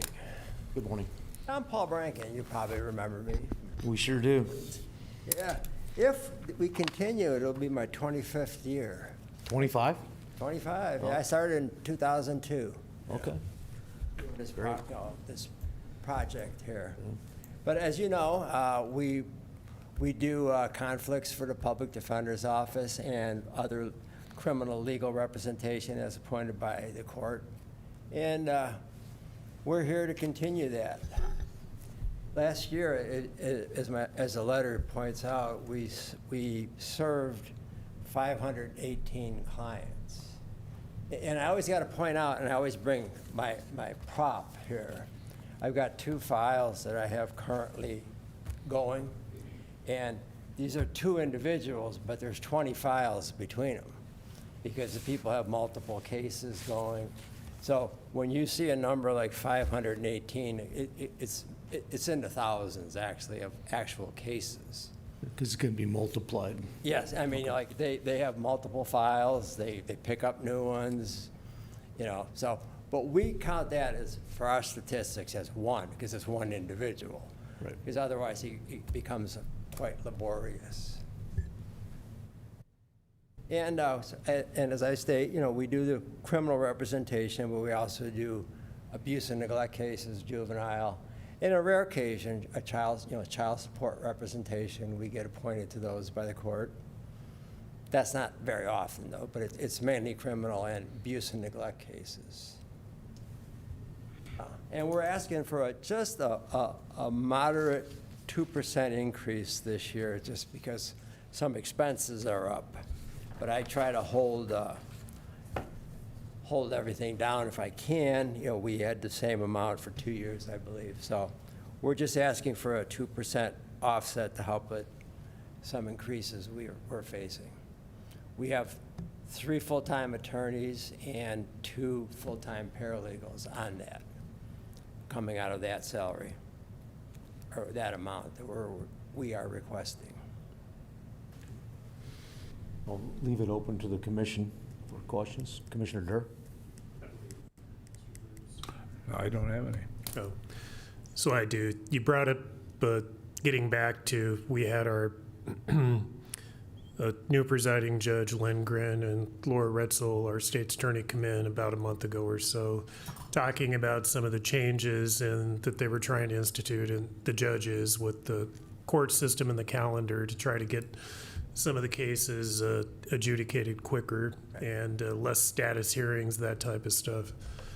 You brought up a point with one individual and about 10 different charges or multiple charges, and I was talking to somebody in law enforcement and they were talking about morning court, getting through some of those, starting morning court in the morning and not getting done until 4 in the afternoon, and that one individual in there to go for morning court had 10 different cases, various arrests and charges, all different. And so that comes back to, you know, and I guess this is, I support your request, but this is more your knowledge. And so what do you see, or, you know, do you have input on recommendations anyway? If you were to wave a magic wand, how could we lower these individuals through recidivism, having 10 different charges, never being adjudicated on one, and then they're getting, because of conflict cases, they're getting different court-appointed attorneys and then different calendars, and then we have to haul them to court, you know, multiple times, and then they're sitting in our jail.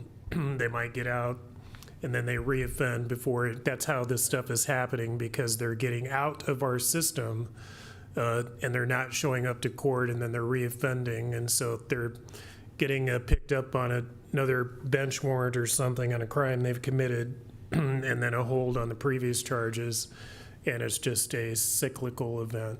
So it is, and one of the things Judge Lindgren's talked about, and I think it's going to be very helpful, is currently, if you have a felony charge, you're in front of a circuit court judge, because that's the jurisdiction. And then you may have 4 or 5 a DUI and some other, misdemeanor charges, and you could be in front of 3 different magistrate judges. So now what they're trying to do, or we're planning on doing, is if you have a felony charge, all your misdemeanors are going to come along with it. So then you would be in front of one judge, and who has the main control over the bond. You can have, like you said, you keep getting out, and the misdemeanors usually don't have big bonds, or, they have small amounts tagged to them. Well, if you have numerous files and you get in front of a circuit judge, they may be able to hold you until all the matters are resolved. So that'll be very helpful.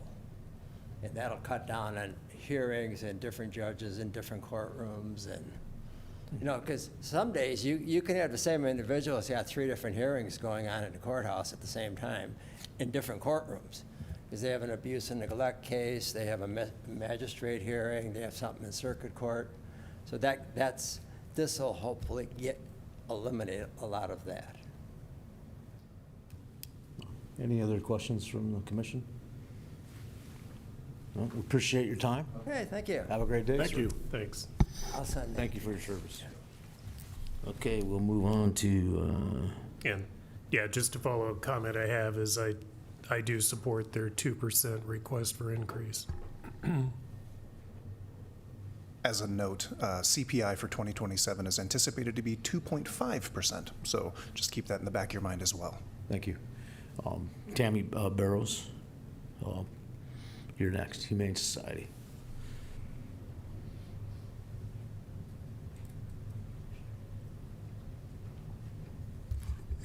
Good morning.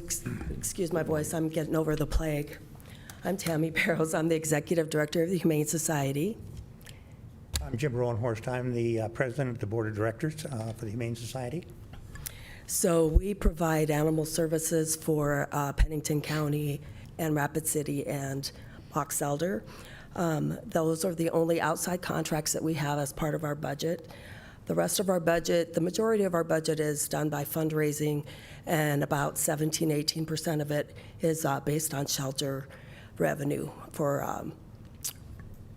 boarding fees, licensing, things like that. We're asking for $172,000. 2 years ago, they came up with this amount. Last year, you guys came in at $138,000, kind of met it halfway from what it was before. So we're asking for the $172,000 right now. The animal control services that we provide are not duplicated anywhere else in the city or the county. We take in between 3,700 to 4,000 animals a year. With the animal control, we pick up skunks and snakes and rehome them. We take care of the bite quarantines. My animal control officers do a lot of work in the community with neighborhood disputes. So that's a lot of the different dog barking calls, things like that. We don't get any contracts from the government, and there's a misconception that since we're a humane society, we get money from the national organization, and that's incorrect. Any questions? Any questions from the commission? Mr. Chair. Yes, Commissioner Rowski next, sir. Is there an active contract with the county? And Yes. Yes, it's for $138,000. okay. Mr. Chair, I believe that's with the Sheriff's Office. Yes. Okay. And then I see it on your annual report cover, but could you talk about the new building that's being built over there? Yes, we have started on this building called Kitty City. It's funded by a private donor. We plan to be open at the end of August, beginning of September. That's going to be a very important part of our business because stress is a silent killer to cats, and our cats are like right next door to the dogs. So we'll move all of our cat and our exotic animals over to Kitty City once that's finished. And last year we got a $50,000 grant from the Black Hills Area Community Foundation to create a community education outreach room. Once we move our organization over to Kitty City, we're going to move our adoption room, and that will be, the adoption that's currently now will be our community room. We want to make the Humane Society kind of a staple of the community. Like with us, we don't have a place to meet for our meetings, so we're going to, we'll have that room available for nonprofits to meet for meetings. We can do fundraisers, cat yoga, kids painting pictures of dogs. I mean, it's really a use that kind of whatever we want. And then we plan to refurbish the other cat rooms to expand on our dog areas. Commissioner Drew wants to sign up for cat yoga. No, I was just going to ask Mr. Drews if he could explain that to us. I don't think so. We will make sure there's no cameras there. Yeah. Unless you want there to be. I heard people were doing it, so that's cool. They're involving their pets in what they do. So I mean, I just wish more people would take that seriously when they have an animal and get them neutered or spayed and just give the animal a little bit of respect. And I know that's what you guys aim to do, so we appreciate that. So. We are rolling out a shelter neuter release program. I did get funding for that. We're having a town hall tomorrow at the Minnaloosahan at 5. That will be where people will bring in trapped cats, and we will spay or neuter them, vaccinate them, and clip their ear, and then they go back into the cat community. So that's kind of one of our ways to. You say when they go into, I got a stray cat in my neighborhood, but he's. Trap him, bring him in. Hate to he's living pretty good. I mean. Well, all this will do is make sure that that cat cannot reproduce, and once they're vaccinated, we're putting healthier cats out into the community. Okay, would he go back to where he was? Yes. Oh, he would, okay. Yep. Well, then maybe I'll do that then, because he's living in a drain, and I'm like, he's never gonna. Yeah, yep, so we're. Mice in the area, and I know one lady feeds them, and so. Okay. Yep. Yeah, South Dakota actually made it so it's not, it's legal to put feral fixed animals back into the cat community. He's got a great life up there. I mean, absolutely. Nobody bothers him. He's got no absolutely. stress. So, interesting. Okay, I appreciate it. I see no other questions, so. Okay, thank you for your time. Thank you guys. I learn a lot from sitting here. You guys get to hear some interesting stuff. Yeah, it is. I mean, if people would sit, it's kind of boring. I guess they can sit at home and watch it on TV afterwards, but you can learn a lot about what we go through, and everybody's passionate about their cause. They are, yes. I yes. get that, and so we understand that, and we try to be respectful both ways. So, just like, people with animals are passionate. Appreciate that, because you have to have that passion to be able to do that. Yeah, I did. Yeah. Thank you. All right, we'll move on to one of my passions, or not, one of the things I think in the community is really cool, and I understand they're busting at the seams, is 4-H. Are you guys here? Just referred to Yeah, somebody. 4-H. I heard from Ron Jeffries at the stock show. He said that the 4-H program was growing hugely, and it's cool to watch families in our community participate, because it's a whole new world for these young people. That I feel bad for people they're urban, that live in the cities and don't get an opportunity to hang out with a cow, So go ahead, Mr. Chair. Jordan. Do we have a Children's Home Society? Oh, I missed somebody. Yeah, Children's Home Society. I didn't believe they were going to be in attendance, but if Yeah. someone was, they could have, sorry. All right. They're not We did here, miss that so one. I had. Okay, just wanted to make sure we didn't miss that. Well, I'm a psycho. I knew they weren't here.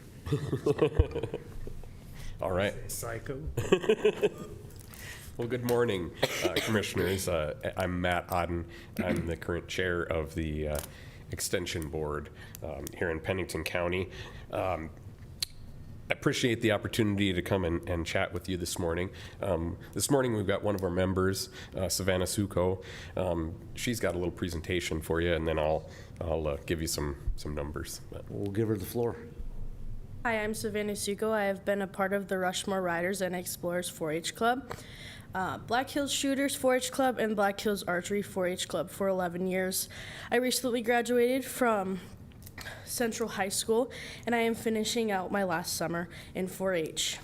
Over the years, I've created and built projects for the fair completed thousands of hours in community service, many of which were at the 4-H office, a hazard of having a mom that works there. 4-H taught me how to shoot BB gun, air rifle, shotgun, and my favorite, archery. I am here today to tell you my 4-H success story. A few years ago, Pennington County 4-H hosted a workforce series in welding. Was one of the careers on the list of jobs that we could go look at. I was very interested and got to talk to the owner at Great Plains Welding Academy. When we visited the academy, we got to lay some beads, and I've been hooked ever since. Each summer at Great Plains Welding Academy puts on a workshop for 4-H, and each year I attend and learn something new. My club leader started a kids-made market for youth to sell items they made during the holiday season. I started welding wreaths out of horseshoes and set up a booth at this 4-H event and made $600 at my business. I learned a lot about businesses during this event. I took a couple of dual enrollment classes at Western Dakota Tech while I was in high school to see if welding really was what I wanted to do. I learned so much in these classes and grew to love welding even more.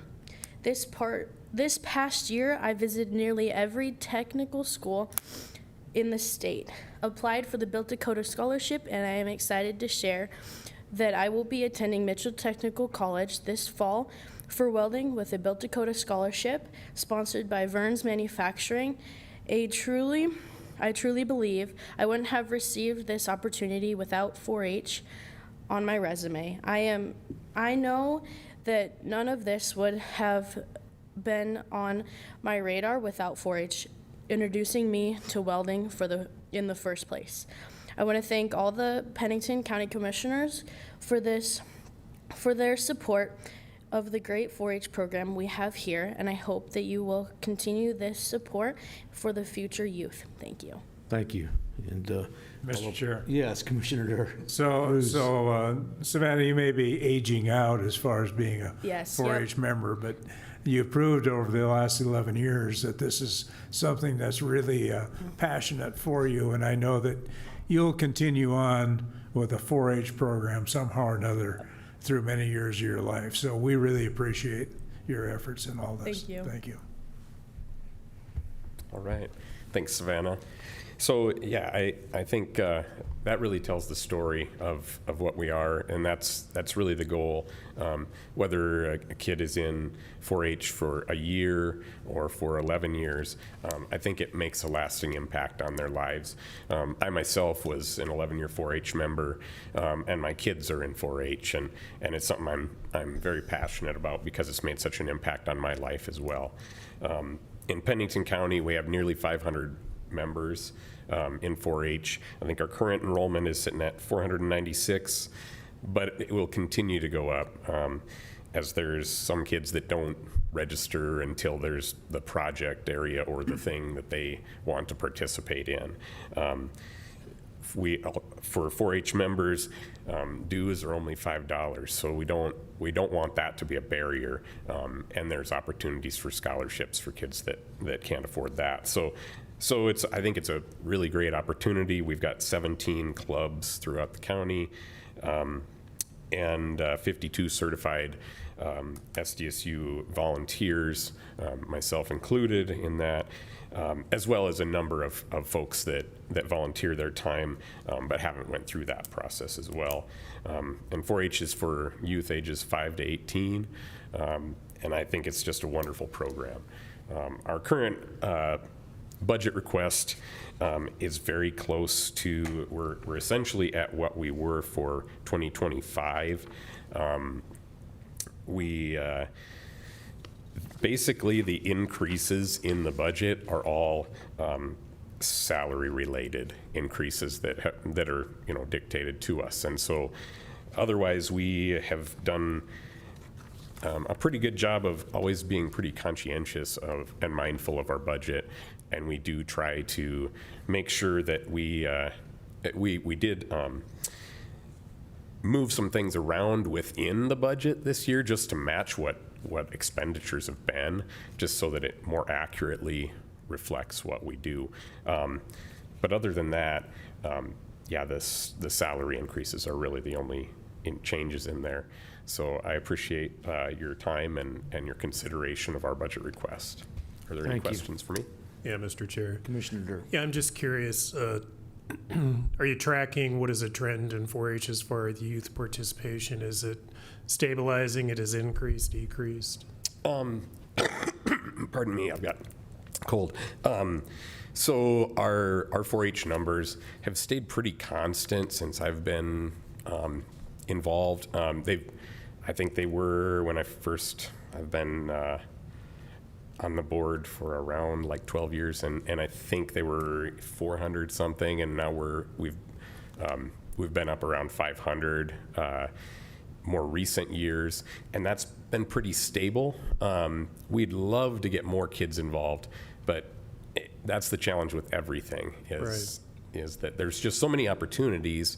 So getting them, and there's still this stigma that 4-H is only for ag kids, which, I mean, I grew up as an ag kid, but my kids really aren't.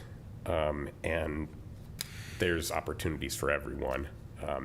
You know, a lot of the things that I did throughout 4-H weren't necessarily ag specific. They translate to ag very well, but, you know, they're general learning skills about public speaking and leadership and things like that. So, so we're trying to keep getting the word out there. That's something that we've been discussing in our at our meetings, and also the Leaders Association has been discussing as well. Is how do we put the word out? Right. What are ways that we increase that? And so Okay.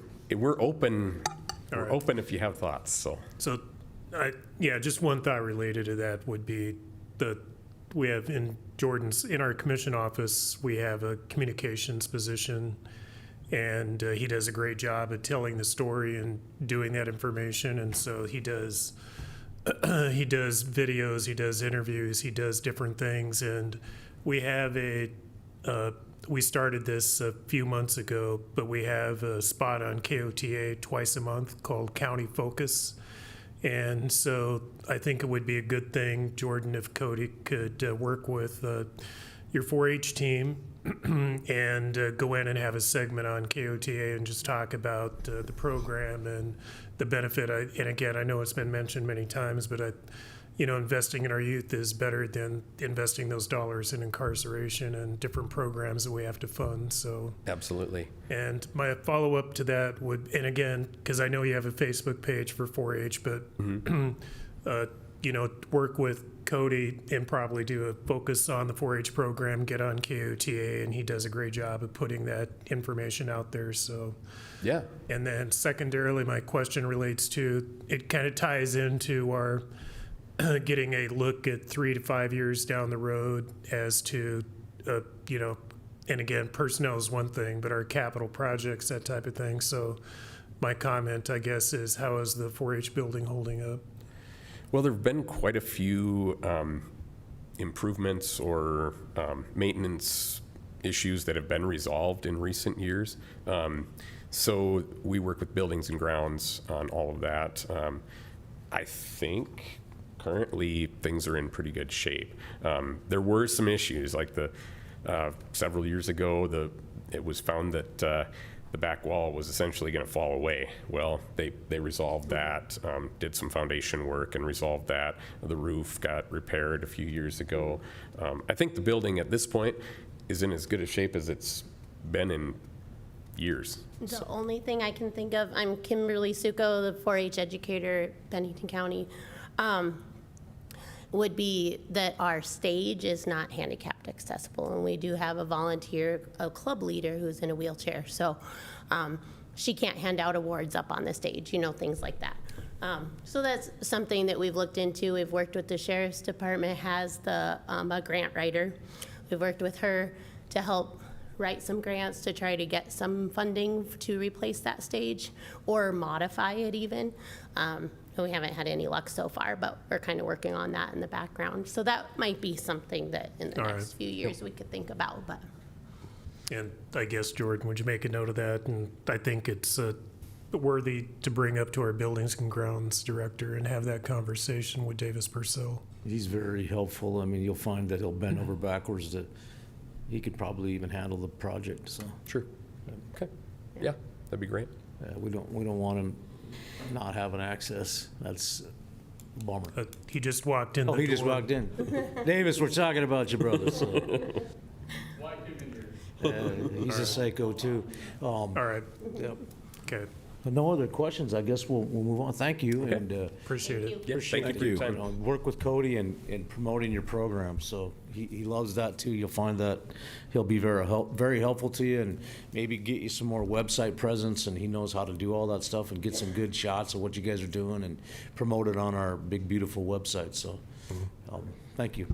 We will go to Human Services. Alex. And speaking of Cody and 4-H, I mean, there is something that ties together. They have shooting sports, and Cody does headshots. Oh, God. Terrible. We're taking that one back. Jordan, edit that from the file.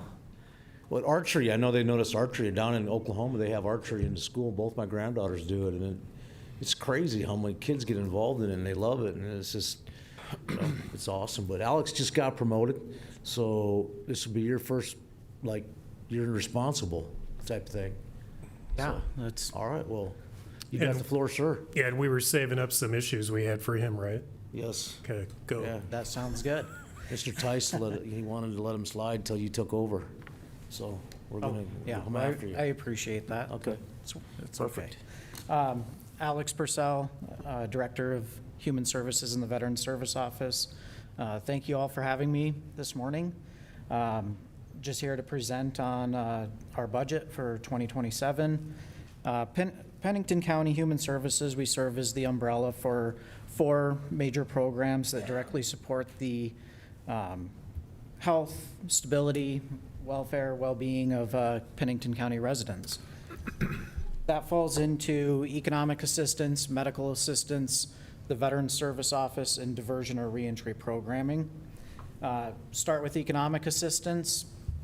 I think I've got some presentations up if we should need them, but I'm going to stick to my narrative. I've got some notes and highlights here that will allow me just to kind of stick to the main points here, and then further discussion as needed. Economic assistance offers emergency short-term support to Pennington County residents that are facing that urgent need. This program is lien-based, so it requires any participant or applicant to first exhaust all other available resources. This last year in 2025, we received over 1,000 requests for assistance. And projecting well into 2026 now, we anticipate that will increase as well. The greatest demand, obviously, it doesn't always resonate with everybody, but the greatest demand is going to be those individuals that are of the lowest incomes. And so addressing that need is a definite priority for our organization. So the services available through economic assistance is rent, utility, transportation, and those sub-bullets there, kind of what that looks like for transportation. Home deposits, that's only when grant funding is available. And then the utility deposit guarantees, that's more of a rarity anymore just because there's a different process involved with those companies. Medical assistance, this is a big one. It's also a lien-based support and, of course, a resource of last resort. It's only available when coverage options have been fully explored, and then that eligibility is determined on access to healthcare and insurance coverage, which our staff look closely at those different cases as they come in. That assistance looks like prescription medications, medical appointments, hospitalizations, transportation to medical facilities, funeral assistance, and other medical necessary services. Again, Our staff does a wonderful job at looking at each application and determining that eligibility. Veteran Service Office, this is one of the big ones as well.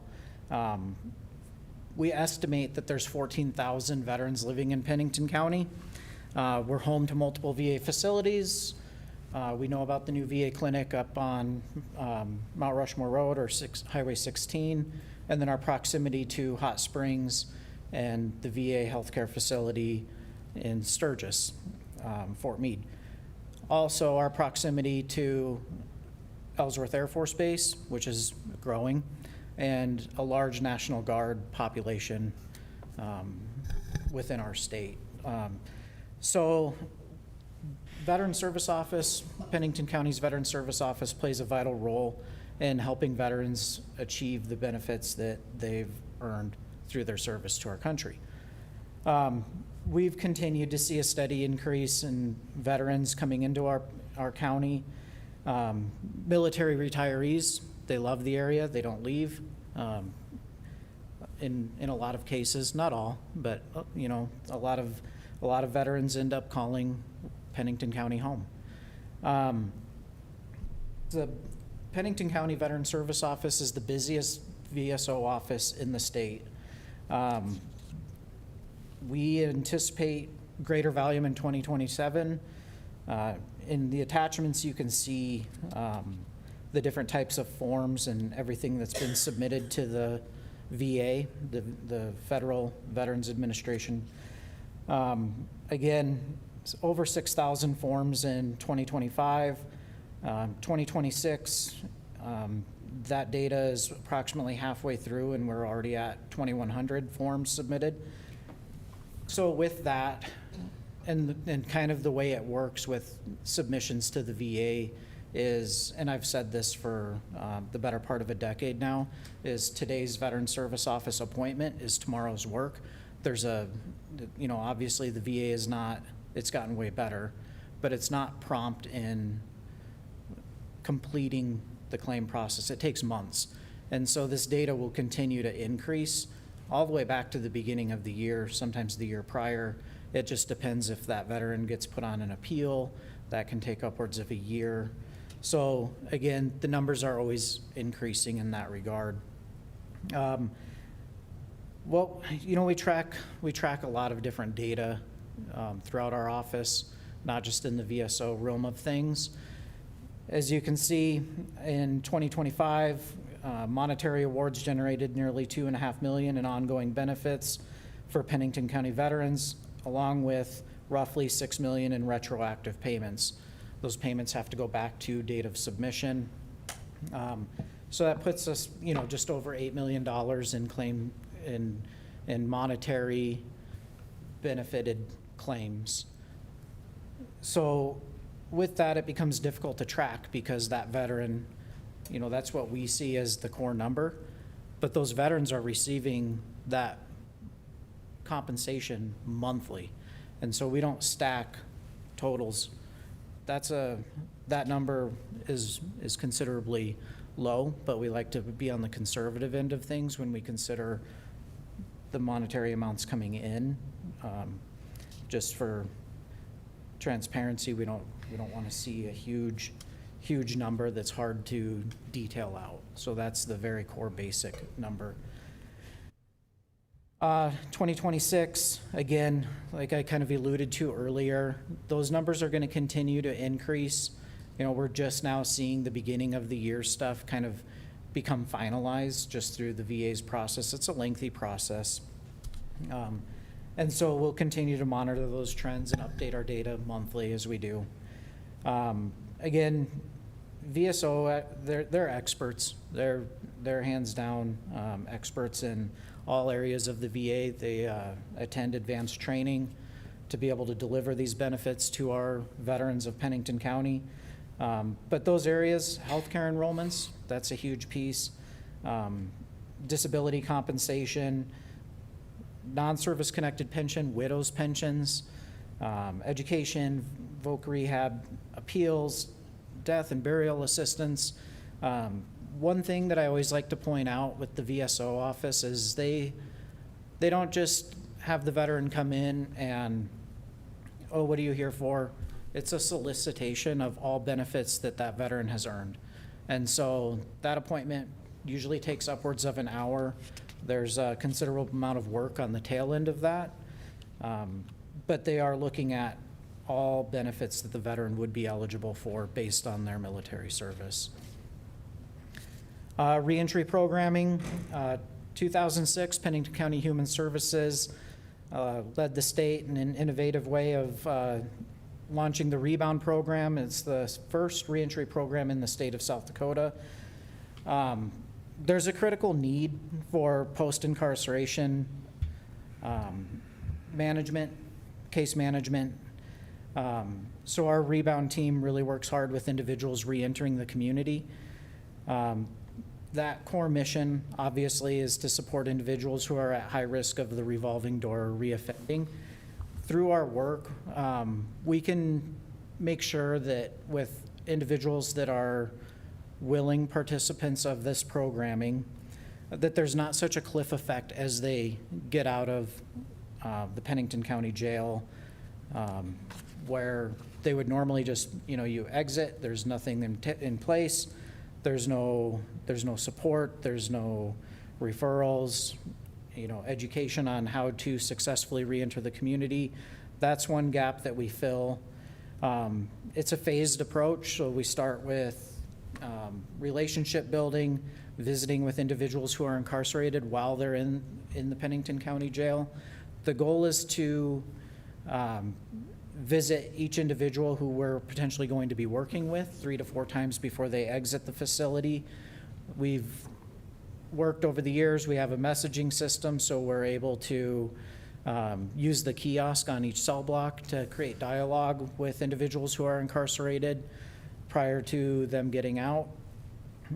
React, it's a class that we teach at the jail. Case managers go over there, Rebound staff goes over there and teaches those classes. And then we also do a validated risk assessment tool, the LSIR, which helps us navigate each individual's needs as they enter the community. It's an 80-plus questionnaire that takes into consideration kind of what brought them there and what they're going to need to be successful when they get out. Pennington County Jail and our partnership with the Sheriff's Office has been really well-rounded. That's kind of when it comes to reentry programming, that's kind of our flagship programming there. But referrals also come from the jail mental health team, court services or probation, the Sheriff's Office Ignite program. And I'd just like to touch on that briefly, is that really helps us out quite a bit because they're in that Ignite programming, Sheriff's Work programming, building purpose prior to release. And so we've noticed with individuals that go through the Ignite program and then when they're in the community, they're more motivated, they're more obligated to the process. And so that's been a huge piece with several of the individuals that have come through that program and into ours. And then problem-solving courts, DUI court, drug court, veterans court, mental health court are all huge pieces. We have team members from our team on both the Veterans Treatment Court team and the drug court team, and they're able to help those teams navigate individuals back into the community with more pronounced success with all the structure that comes with that.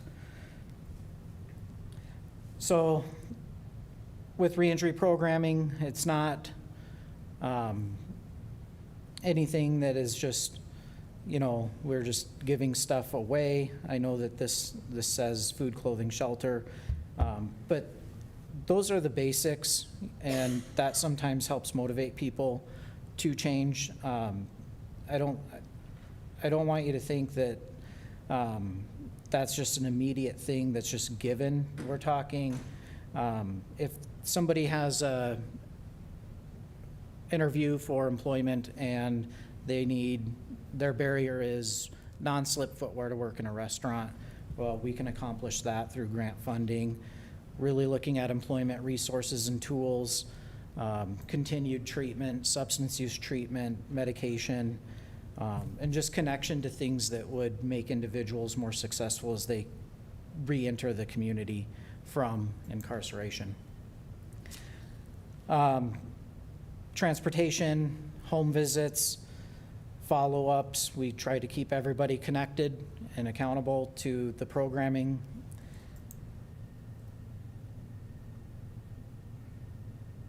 So the data pieces that we track are, recidivism data. We see about a reduction of 50% in rearrest through our programming, which we're talking thousands of individuals that have gone through our programming since its inception. That really helps with individuals not going back to the jail, which offer a cost savings to the taxpayers is by keeping individuals in the community, working, positive change, not reentering incarceration, reentering facilities with costly attachments to them. Key partnerships and impact. We work closely with West River Mental Health, Oyate Health, and Complete Health. Those are key pieces to ongoing health and medication management, critical partnerships. We couldn't do it as efficiently without our partnerships with those organizations.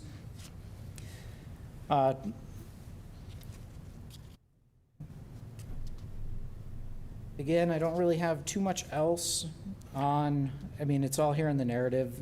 I told you I'd kind of stick to the basics, and I'm trying to do that. I've got a lot of highlighting here. Perfect, okay.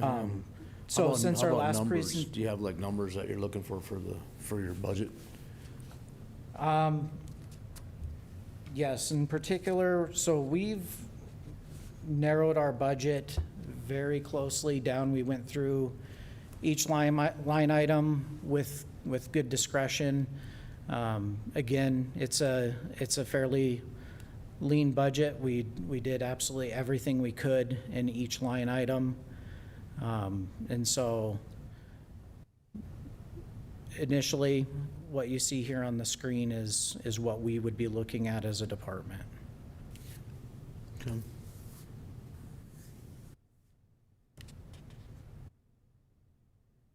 So you're actually looking at a 2% decrease? Yes, sir. Okay. Wow. Mr. Chair. Who's hired this guy? Yeah, the comment I would make is the personnel is flat, even though I think yours might be under what was initially, for 2026. And then I see in the line item for travel and conference that you've got a 67% increase. Yep, so that increase is, there's a conference that we've attended every other year. We've funded it through Bureau of Justice funding. Historically, the last 2 times that our department has been able to send representatives, and then that also includes training for VSO, Veteran Service Officer Training Conferences.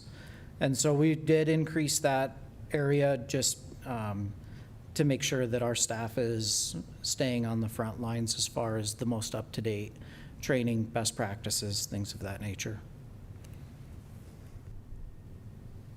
Thank you. Have any other questions from her? No. No other It's just- questions? Alex, thanks. Okay. Thank you, Alex. Yeah, thank you. Yeah, it's just, again, your office, your department, and everything you do in the community, it's just exceptional work, so thank you.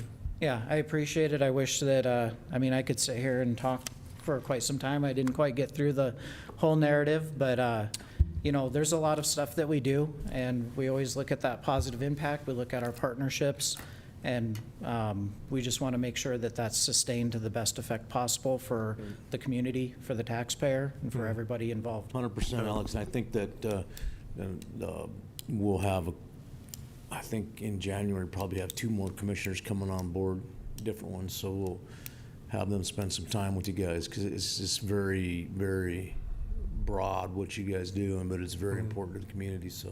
And, yeah, just one follow-up.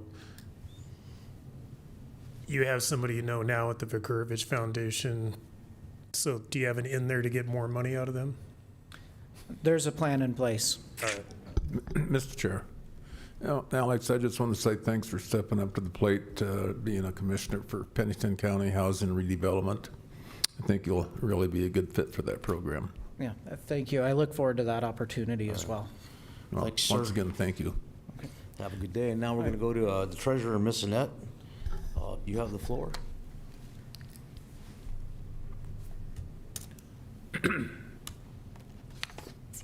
Good morning, Commissioners. Annette Brandt, Pennington County Treasurer.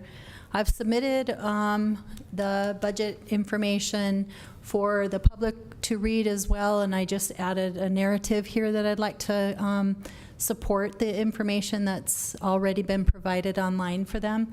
And then so that I don't forget at the very end, if there are any of the comparables that are wanted to be placed online for the public as well during this budget process, I will be compiling those as well for you. So Treasurer's Office is solely responsible for receiving in and balancing all the revenue collected by each county office within Pennington County, as well as from the public. Our push, as you know, has been to move the public through the lines faster. Our recent visit to Minnehaha County made it obvious of the workload differences and gave us several means of perhaps freeing up the workload of the staffing in the back to assist in the frontline absences of staffing over the lunch hours. Hands down, the issue is motor vehicle processing procedures that we are currently doing. We log in every title that comes in. We send back if they aren't complete rather than contact to walk them through the process. We're going to change that. If we receive it in and they're missing something, we try to contact them and walk them through everything that they need. So we'll be changing that process. Processing return documents and keeping copies. We reach out more than once for documents that are needed, and we hold on to that paperwork too long for the owners to get documents that are needed. And we're just going to start sending those back and have them resubmit a completed packet for us. We'll have more time for processing customers at the window and mail that is complete if we do that. We keep copies, we scan them in, and records retention hold them is placed on them, so some counties don't do that. We are big on that because there's so many that come in, but it appears that it's not quite as necessary as what we have been doing, so we can shave off a lot of time on that. This will be a change for us, but we will allow more processing time in the back area.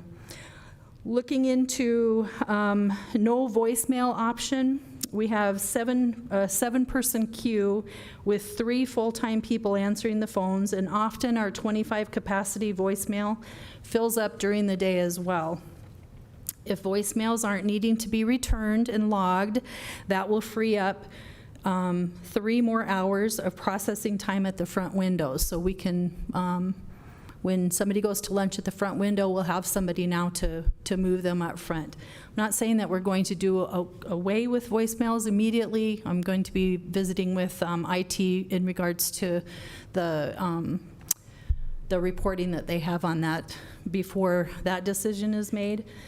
We're working on attachments to emails so that out-of-state callers, we can just send them that attachment rather than talking and walking them through the process, which is what we do now. The length of time for our phone calls when we're talking to out-of-state people takes between 40 and 45 minutes. And that's one area that I think we can definitely shave down on once we get the attachments ready for them. We'll ask them what their email is, what their question is, and then we'll just send them, check your email. If you have additional questions, the state's number is on that. Difference in how we're thinking about things, but we can definitely shave off time for that as well. Let's see, many of these are already on our website, but when a call comes in for assistance, we currently walk them through everything. Future plan is to get their email, like I said, and send them the printout so that they can walk themselves through the process and get to their own quote from the state website. This will free up time being taken on the calls coming in and eventually should reduce that need for the voicemail overflow as well. Minnehaha procedures has been a big topic. They give quotes only at the window if the documents are all present. They also give out blank forms for their visitors to complete and come back with, where we do spend a lot of time filling out the documents for the customer that's right in front of us, explaining the process, what they need to come back in for. We can shave off some time there too with giving them blank documents and then contact information to the state so that if they have additional questions on how to fill it out, they can get that taken care of with the help from the state.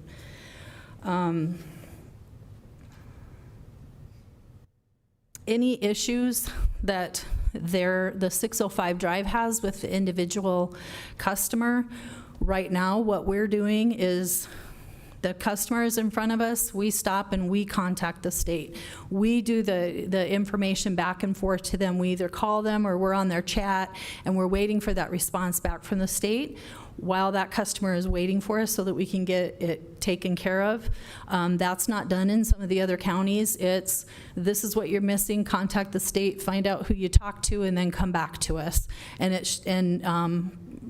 ask them how long it would take to get it fixed, that kind of thing. That will shave off a lot of time. Again, we do spend a lot of time trying to assist those little hiccups that 605 is having as well. We don't just send them away. It's going to take a little bit of time transitioning into that, but we started yesterday. So immediate operational changes. Our front window training will be reinstated as the primary method of new employees, rather than conducting training in the back while processing mail transactions. This approach will begin immediately with the 2 new hires that we have this week. They have 2 to 3 days worth of training on the state system before the state even allows them to get on the system. So we're going to be doing that with them, just shadowing the front people. So you'll see 2 people at the windows for about a week, maybe 2 weeks before they'll be having their own window. A part-time employee has been hired and will begin employment in July, providing additional staffing coverage just during the lunch hours. So we, right up front, tell them what hours we're looking for people for, and that minimized people. We had 1 applicant that didn't mind working during just in the middle of the day like that, and so we'll continue to search for those individuals as well. Operational focus will be to continually shift more resources to the front counters, ensuring prompt and attentive service while balancing that mail processing activity that's occurring in our back office. Our mail processing will continue to be delayed with this change. It's a shift, but the state's committed to providing revenue figures related to out-of-state transactions to assist you commissioners in determining whether additional staffing is warranted for Pennington County to support the processing of these transactions and the associated revenue. We anticipated receiving these figures last week. However, the programming issue delayed completion of the report. The state has indicated that the information is close to being finalized, and I'll just keep you posted as they update as soon as it becomes available. During the legislative session, however, when mailing fees were discussed, excuse me, the state provided 2025 registration data for transactions involving just out-of-state addresses. That's all that they could pull out. That doesn't necessarily, I mean, it's an estimate, but statewide there were 217,500 out-of-state registration transactions that were processed, which is why we're an open state, right? Those are wheels that never hit the pavement in South Dakota that South Dakota is assisting with. Of those, approximately 103,000 were processed directly by the state, with the remaining transactions handled by, it's spread out through the different counties. We did a poll from the counties. It's about 50-50. I think it's like 33 versus 23 or something. I don't have those, oh, maybe I do, figures in front of me. But anyway, there are a lot of counties that are doing them now because of the revenue I do have that with me, but the figures were presented as a county-by-county comparison of out-of-state registration transactions only. Pennington County and Clay County were identified as the two largest counties processing out-of-state registrations, with Lawrence County ranking third. We're compared a lot with Minnehaha County. They ranked fourth, processing approximately 7,800 or 7,800 transactions. Just for comparison, for mail, because this has been a big issue in our office too, trying to figure out how to handle this and how the other counties do. Pennington County processed 32,900 out-of-state registrations, while Clay County processed 30,943. Little Clay County. So given the significant volume of these transactions, we will immediately begin enhancing our logging process and improving the return of incompleted documents. We will also continue identifying efficiencies to ensure adequate staffing coverage and maintain high levels of service for our walk-in residents, which has always been our goal. I can go to the budget numbers if you'd like, unless anybody had any questions on that. No, I just want to say thanks. Wow, that's a lot of stuff you'll be enacting, but I think that you got, if you really, it's going to take some time to get those things to happen, but setting your mind to it and doing it, I think you're going to be, we'll be drinking some wine in your waiting line in short order. So that's awesome. And we're looking at your numbers here as Jordan put them up, and then you bring that good news, and then you also look like you're decreasing your budget. Yes, the same time. I think the salary. Well, the salary is a significant issue with us. I still maintain that we need additional staffing in order to get that revenue in. That's a hard decision for you guys to decide, and I'm working on getting those numbers. But yes, the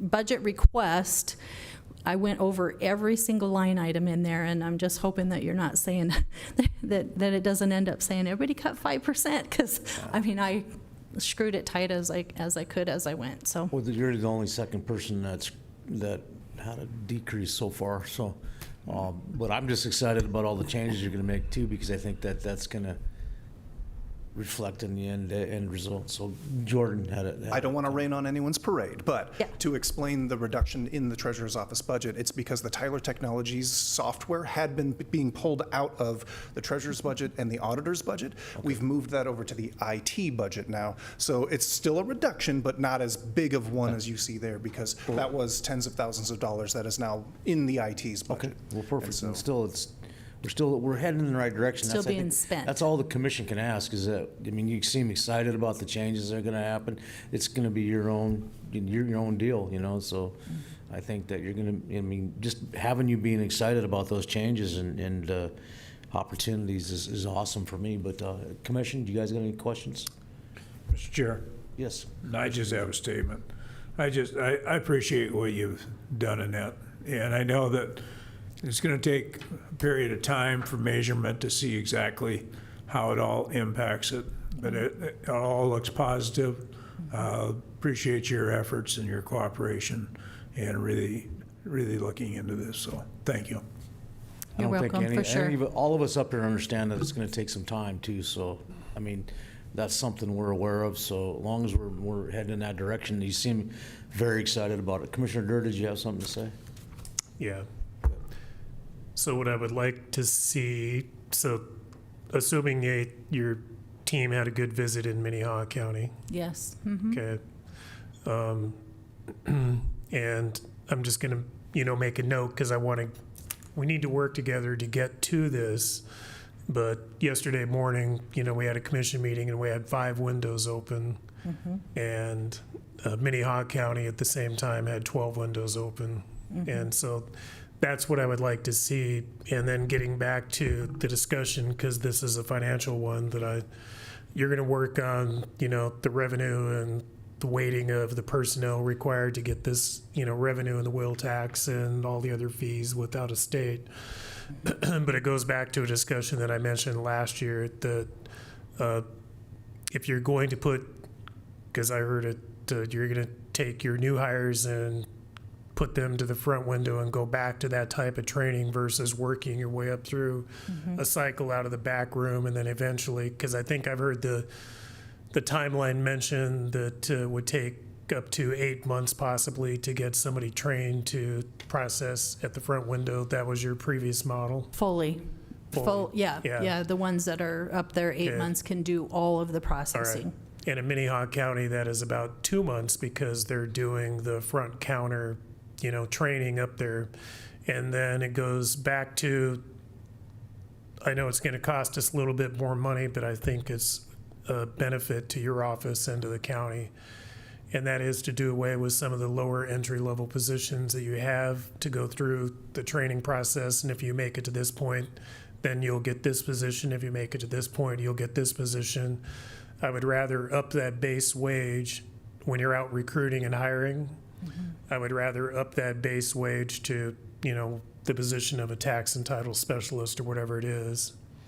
And then to calculate if we had to make wage adjustments in your department so we don't have compression issues, I would like you to work with, this is me, but I would like you to work with Jordan and Kenner on getting what the number of positions we have and what it would take to get everybody up to the tax and title if we were going to re-advertise and say we need to hire, and I'm just going to make it simple, that, you're a treasurer and you have staff in your office that has your authority to perform and do the duties of the job. And the old job title just used to be, I'm a deputy treasurer, I'm a deputy auditor, I'm a deputy register of deeds, and everybody was starting at that level expected to do the job. Not unlike the sheriff's office in law enforcement, you're a deputy sheriff. We don't have multiple job titles and say if you make it through the FTO program, you're this. If you go through the academy and peer and you make that training level, then you have a different job title. And I think it would help with your turnover rate if we were to pay your people coming on board and saying, you're expected to do this job, this is what it all entails, and we're going to pay you for that. And so I know that's going to be an increase to the personnel costs. And then looking at some of the compression issues with your existing staff, if we were to bring everybody up, but that would be something that I would like to look at. Mr. Chair? Yes. Yes, and you have discussed that before. It would take a significant increase for compression as we've worked through 3 different wage studies on that, and it wouldn't be any different than that. We would just be working through like our own wage study, and I can get with Jordan on that too. I definitely would not want any compression with the staff that we have that are fully trained now, so. Correct, and that would be my point. I would like to look at that so that we're fair to the entire staff, but give you a higher dollar with an expectation and saying that we're going to go out and recruit. Because again, when you're going out there and you look at all the county jobs out there and whatever your lowest paid position is that you advertise for those entry-level positions, not only are you competing in the local economy, but you're competing with higher paying jobs in the county. And then you're also have the expectation, that you're going to be sitting at the most public facing office, the most customer service office in the county, and sitting there for your, tenure and your daily work activity going next. It's a heavy workload, it's a heavy expectation, and I think we need to pay appropriately. Base it on production as well. So yeah, that's All right. 1891 is our starting and 2171 is the next step. And then they go up from there. So at the And- front window, we've got some that are $25, $26 an hour or so for longevity. So I'll look at that with Jordan. All right, thank you. Perfect, thanks, Annette. And no other questions, so have a great day and Okay, good luck with it. thank you. And we're here to help you and support you with all the resources that are available. I hate to keep putting this on you, Jordan, I get it, but I mean, he's there, so use him and use Cody and in IT, and we're all in this together, and we're gonna be drinking some champagne in there, so thanks. Mr. Chair, also just for clarification, are those numbers needed before, as for this budget? We Am I- would like to, I would think. Yeah, Needing to- yes, because I think by, we're going to do provisional in July, but we have until, if we're leaning that direction, we know we have until the end of September. But I would like this is me, but I would like those employees and those pay increases and that opening job description to be higher.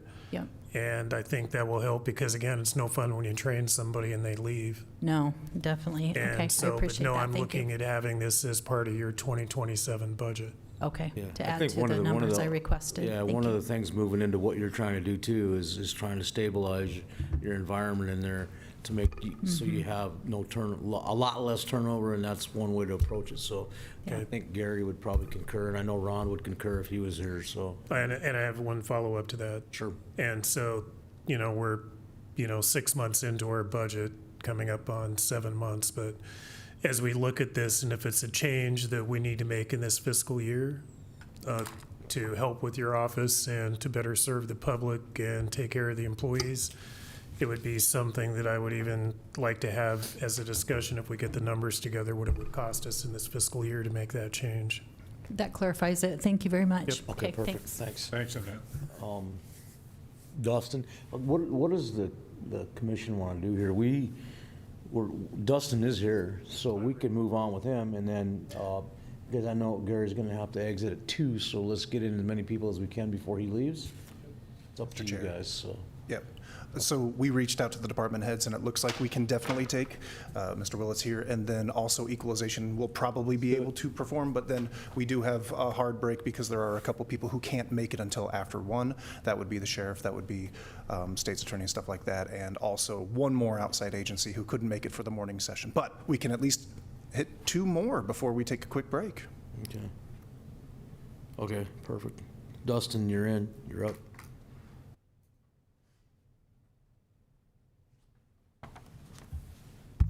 All right. Good morning, Commission. Dustin Willett, Director of Emergency Management for Pennington County Emergency Management. Let me get myself collected here. I was planning on Thanks for, no, I get it. Thanks for after coming lunch, in and early. we're still bringing the pulse down a little bit from a hustle from a meeting I had to No, we appreciate that effort. scooch out from. We'll let Jordan give you some CPR if you fall over. You're right.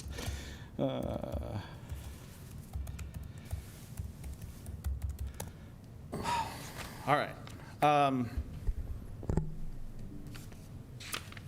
So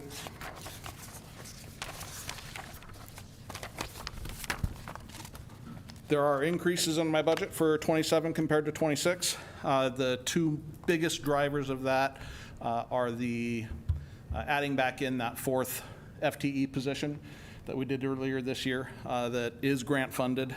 And then the other piece of that is we've had money put into our budget the last 2 years for a siren modernization to bring our outdoor public warning sirens up to spec.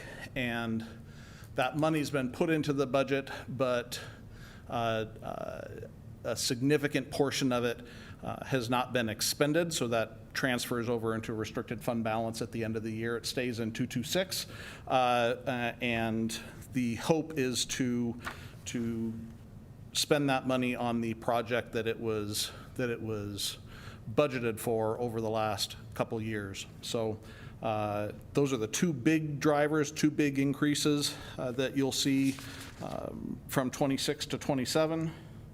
And my computer has come up. So are there any specific questions or anything I can speak to specifically? Commissioner Drews, do you have any questions? No? I do not. Okay. Commissioner Drew, do you have a question? No? No questions? Dustin? Oh, all right then. Getting off easy today. Well, what I wanted to pull up here really quick, and it'll take all of 2 seconds to find it.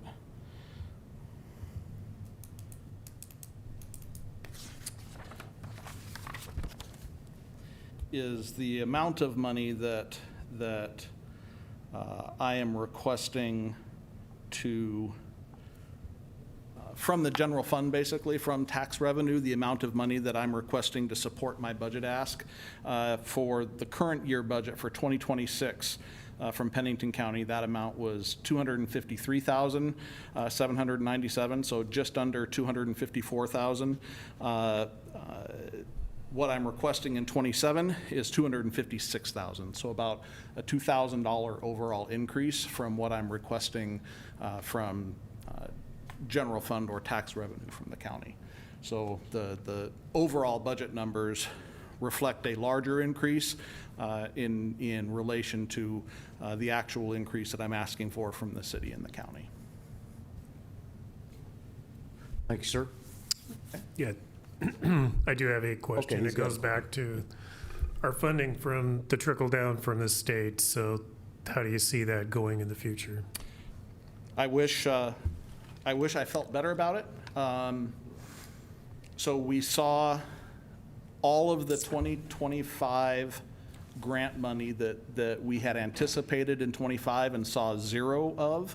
We saw all of that this year in '26, hence me coming back and asking to have that FTE position made whole.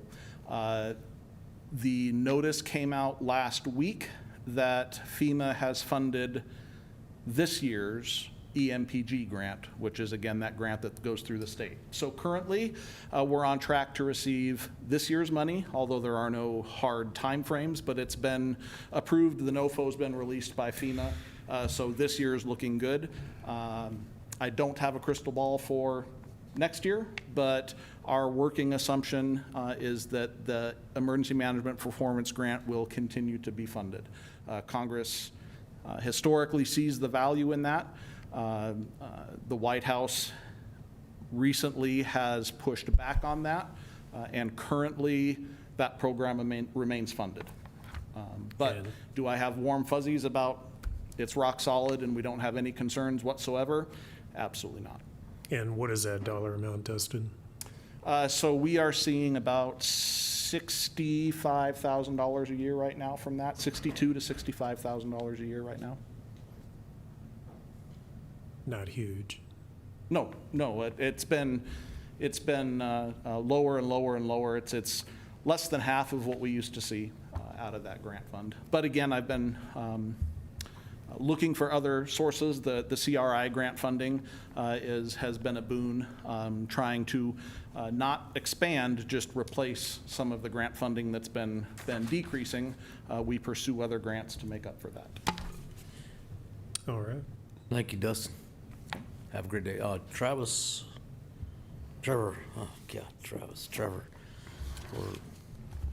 you're up next, sir. Thanks for Appreciate it. making a switch. We're interested in your budget mainly. We know what kind of services you provide and everything, so anything that's changes, we're more interested in how your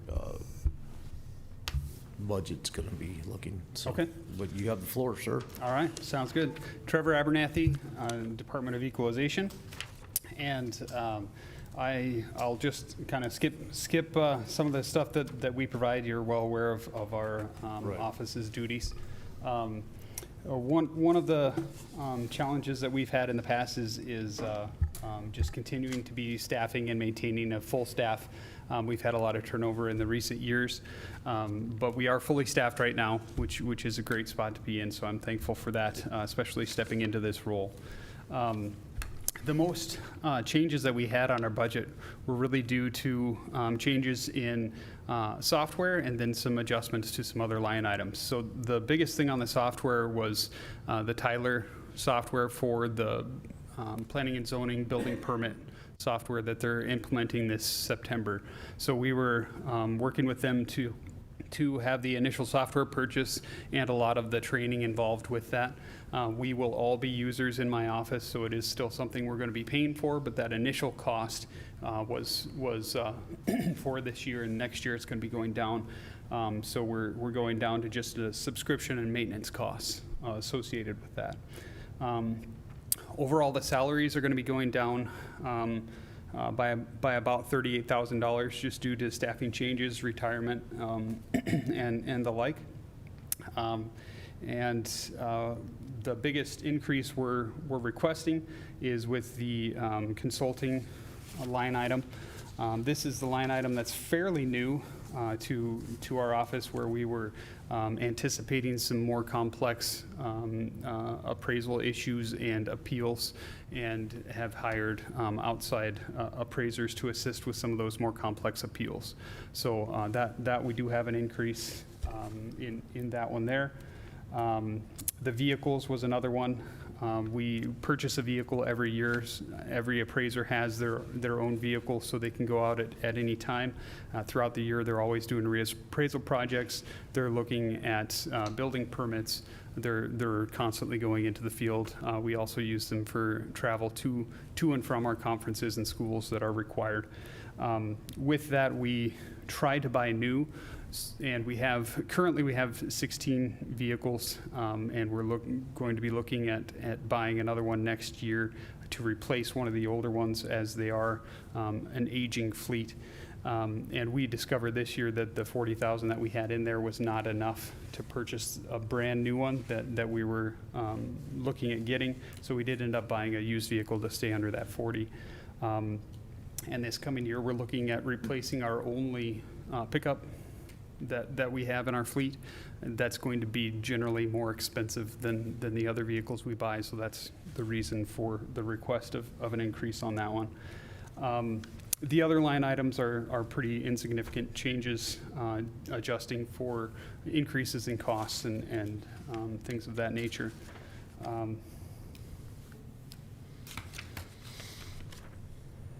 So we do communicate with IT as far as when we're going to be replacing computer equipment. It won't be next year, but will likely be in 2028, so there will be an increase in the budget for replacing the staff computers at that time. And we also look at ways that we can incorporate technology into our assessments to decrease man hours, increase productivity. We are looking at a company right now thinking about 2028, and there might be some costs associated with that. And in addition, in the long term, our CAMA system is going to be phasing out its current status as of 2030. So I am anticipating some increased costs in software starting in 2029 to get that implemented. But I don't have the full details on the expenses on that at this time. So just wanted to bring that up. But if you'd like, we can. I also have a request for a full-time employee as well, which I have a little presentation for. But if you want to go through line by line, if you have any questions on the budget first, I can give you my support for that request. Commissioner Durden, you have a question or comment? Yeah, Trevor, going back, you said every appraiser has their own vehicle. That is correct, yes. Okay, and I guess I would ask question, is there a way that, not particular to your office, we're trying to get a handle on fleet management throughout the organization, and just a first blush of looking at this last year is that I believe the county is overfleeted. Okay. Meaning we have too many vehicles that we could be utilizing to share. And so it would be a question, I believe anyway, not every appraiser is going out every single day. Is there any way to have a pool of vehicles and instead of everybody having their own vehicle? I could definitely look into that as an option. Right now it's complicated as far as during the summer, every appraiser is out frequently every day. There's a lot of the week where it's kind of just the office staff in the office because they're all doing reappraisal field work. Same with permits. Everybody's out looking at their permits at the same time. So it is a little bit more complicated in that regard. However, we do have a flexible schedule in our office where some people are still on a 4-10 schedule. So I'll have to do a little bit of math and looking into that, but I could definitely review that to see if we could split cars between those people. But again, that's just, they're only overlapping on Monday and Friday, so the in-between might be difficult to get that accomplished. So. Thank you. Any other questions? Jordan, you're looking at me like you got a question. I was going to jump in just for a point of clarification. When you're talking about a fleet of vehicles, it's not just specific to one department. Right. Perhaps Right. planning and zoning has some as well. We could utilize the fleet, and maybe not just during the summer months, but throughout the year, and have more of a pool, a fleet of. Maybe we just get an inventory together and then figure that out from there to see who has what and what uses really are on them, so. But you'd mentioned other software. I mean, you guys are going out and physically viewing these properties when there's satellite imaging available. I mean, I could get on the satellite and actually take an image of somebody's roof right now and tell you the square footage of that house. Yep. And Yep. the amount of square shingles on the house. We are physically inspecting the properties. The primary issue comes in condition of that property. So from an aerial view, if you're just looking at the top, you can't determine what the depreciation should be on that property. So we're needing to physically be there. However, we obviously don't look at all properties every year in so person. it's a rotation. And you have rotation. You have a schedule of that rotation, because We we do. seem to have missed that in the past, like we hadn't touched wall for 7 years, and so do you have an actual schedule that you work with, or? We try to look every 5 to 7 years is the goal. That's the industry standard, is every 5 to 7 years looking at each property. So we have it on a rotational basis, and then we study how close our assessments are to the sales each year to determine which neighborhoods need to be looked at first. Because if our ratios are poor and our measure of central tendency is poor in the statistical measures of that neighborhood, it indicates that it needs to be looked at because we have something wrong in the data. In addition to that, all the permits that we get, so every single new building permit, we need to determine not only how far along is that project, but was it built to what was planned? Because sometimes we don't want to just take the plan at its word, because we could assess based off a plan and that's not actually what's there. So we need to verify all that information as well. Okay. Thank you. No other questions? You're free to go. Thanks. Well, Hold on. Yeah, he's Oh. I do have one more thing to add, Okay. because our office is asking for another full-time employee. So I figured that was just to fill your position or something. No, it was not. So we've already done that, but it wasn't a new position. It was just filling one as I moved to a different position. So we still have. So you're asking for another FTE? Correct. Period. Okay. Yes. So I wanted to give you this information just with that request. So our office has not added a new full-time employee for 11 years. During that same period, the county has experienced a steady growth of both the parcel count and the assessed value. And the request is to ensure long-term effectiveness of our staff. So over the past 10 years, if you want to go to the next slide there, the number of tax parcels has increased from 53,386 to 58,199. So that's 4,800 additional parcels over the last 10 years. And we continue to add parcels at a rate of about 1% per year. And it's a modest growth, but it compounds year after year and adds to the increase in workload. At the same time, the valuation has increased from $10 billion to $23 billion in dollars. And that's a 130% increase. So we're responsible for managing and defending valuations of more than twice the amount taxable value than they were a decade ago. That growth is driven not only by market appreciation, but also just the growth of the county and the cities in general. So if you look at just Rapid City, they've experienced particularly strong development in the recent years. In 2018, they set a record for the highest valuation of building permits. They surpassed that in 2020 with $363 million in permitted construction. Again in 2023 with $393.5 million in construction. And the first 5 months of 2026 alone, we're looking at $236 million. So they're on track to break that again. So our staff is responsible for inspecting every new parcel with the new construction and completing the annual assessment of all properties countywide. If if you want to go to the third one there. So today our appraisers average approximately 3,880 parcels per appraiser. And that's not the true reflection of all the workload distribution, but an average of the whole. Residential appraisers carry a little bit more load than the commercial appraisers, but the commercial appraisers have more complex properties that require more work per property. So what I'm planning on doing is having adding an additional appraiser to our commercial staff to have a 3 commercial staff full-time in the office, and that's just pulling one of the residential appraisers to the commercial side. The FTE request is to add another residential appraiser so I don't have to add more burden on them as far as parcel count goes. If you want to go to the next slide for industry standards, IAAO is the International Association of Assessing Officers.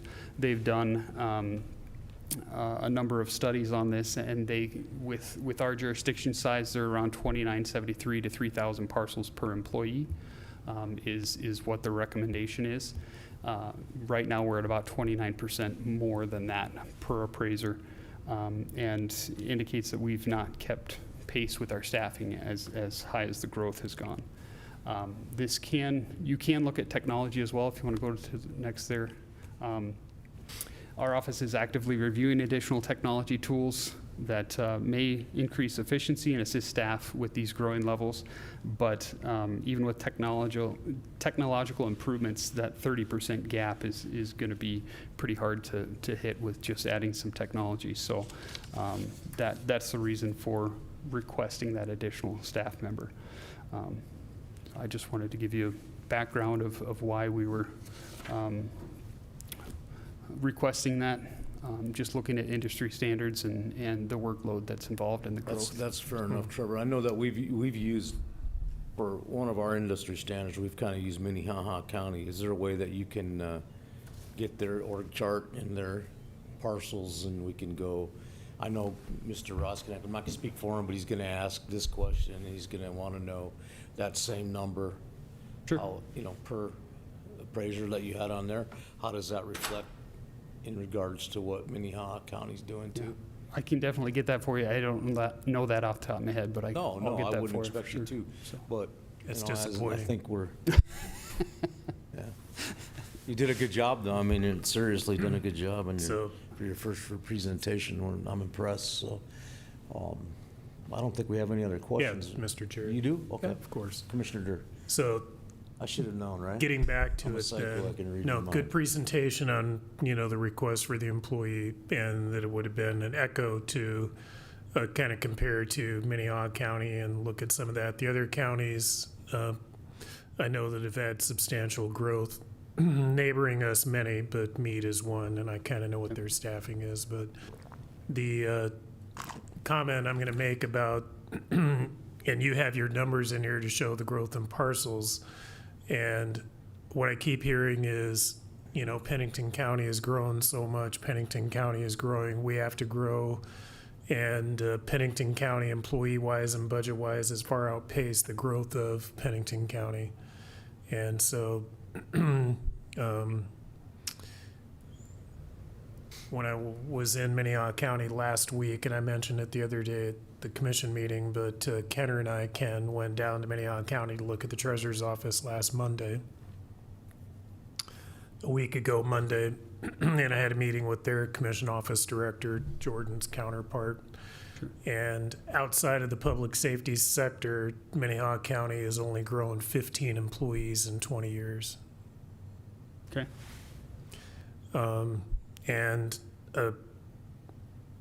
Last year sometime I was down to the city office and again talking to the city planning office, et cetera, on some stuff, and then saying, if you guys really outgrown your office space or if you had to add staff, and again, with the growth in Rapid City, they've not seen a change in their staffing levels. And you've done a good job of putting together, per employee what the workload is as to why, in 10 years you haven't had any change and you would be requesting it now.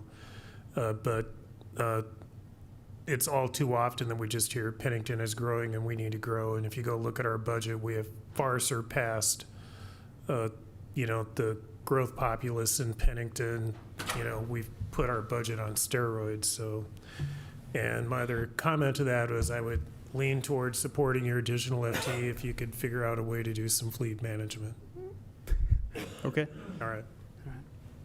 Thank you, sir. Thank you.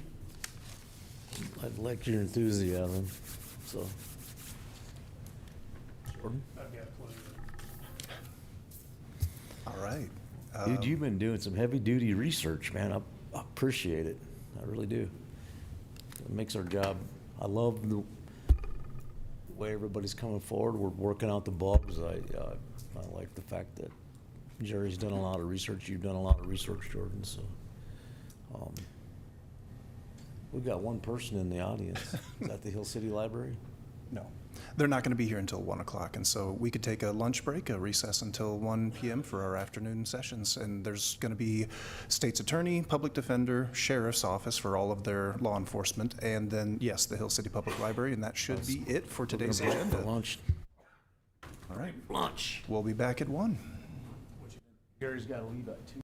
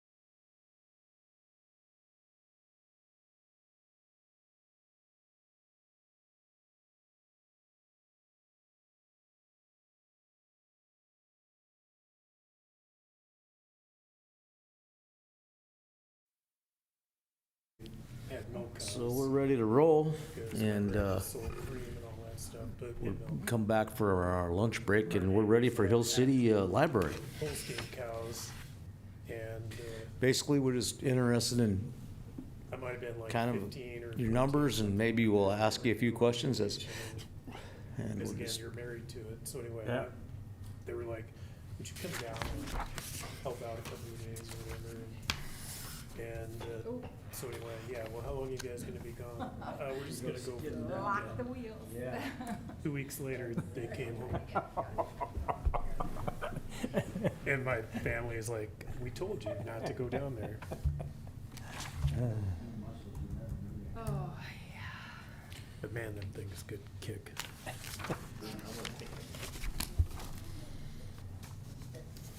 hello. hello. Stomp it around when you go. Give us your name for the microphone, and we'll be good. Tammy Alexander, the director of the Hill City Public Library. Michael Lewis, the president of the school board, of the library board. Thank you. And Tammy's going to give a thumbnail sketch today of where we are now and where we hope to be in the future. Okay. And you can see that being a library director is a contact sport at this point, so. Just a sidewalk and a broom. Yeah, we get it.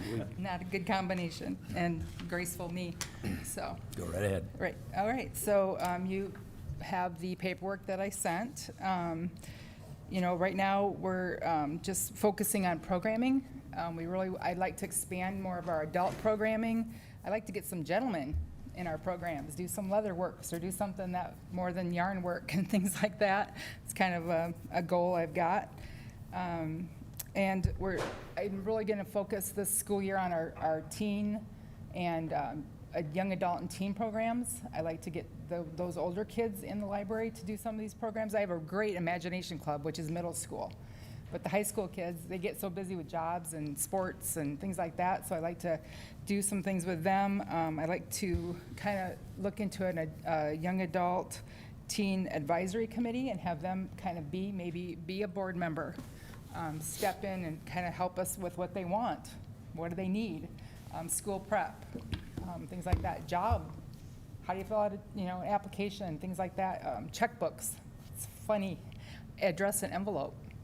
These are things that are stumping these kids. It's great. We're doing a lot of Road Scholar lectures, which are great for our adults, but I like to kind of get some of the younger kids in for some of those. The lectures are really quite interesting. We've held those like at 10 and 4, Yeah. 2 times, so adults can show up for those, and they have. Yeah. They've had some really good. And they're really more good geared lectures. toward adults, like Yes. celebrating D-Day and things like that, and Hope Diamond. So, but they do have some that would be interesting, like right now their summer thing is Greece. And you can take a tour, a lecture of Greece, which I think is great, something like that. And as far as the computers go, we did these computers in 2019. We technically should have replaced them. We have a 5-year technology plan, but they did take the Windows 11 upgrade. So we just went, okay, we'll take it. But now it's time to upgrade again, and they're probably not going, the software is not going to be upgradable anymore to keep us viable for our patrons to use the technology that they need, and the kids. So, any questions for me, for us? Commission? Mr. Chair, so how many computers do you have? We have 4 public computers, and then we have a computer at our help desk and a computer in my office. Okay, so you would need to replace all of them? Yeah. Okay. Yeah, they're all on the same plan. We do have a laptop as well, but it's fine. We use that, at this point, we use it for Zoom meetings. And right now, I'm using it at home. Thank gosh we have it, so I can do work from home on it. Very good. Commissioner Durr? No. Questions, so we're good. Okay. Unless One you of got the any things questions. that I'll just mention, one of the things that happens from where we are is we have a tremendous number of tourists that come through. And if you come down in the evening, like about 7 o'clock, you'll see all these California cars and things parked out behind the library. The state library upgraded our system some years ago, And it's just amazing. They're all sitting there doing their thing. A lot of times during the day, they come and they need things printed, things sent back to where they were from and all that. And that's one of the other reasons that the computers mean so much to us, because they're used by not just the Hill City people, but by the tourists that come in. And nothing I would ever think of until this came about. It's So amazing how many people sell or buy a home while they're on vacation.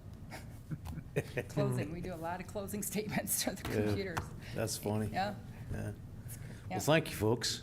thank you. Okay. Thank you for your time. Appreciate it. Thank Have a you. wonderful day. We'll go to the state's attorney's office now. I seen her here a minute ago, and then she left. Pardon? She went to do what? Cough. Oh. You can do that in here, we allow it.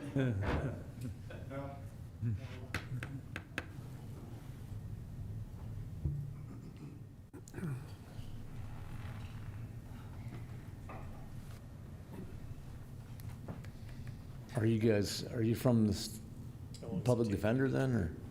What's that? How long does it take Are to you? get to Pier? You can start the presentation if you like.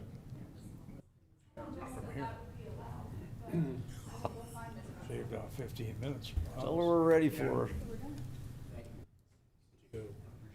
Thank you, Jordan, for all your help. Get her stand all the way, or No, you turn I off? turned off at wall. Yeah.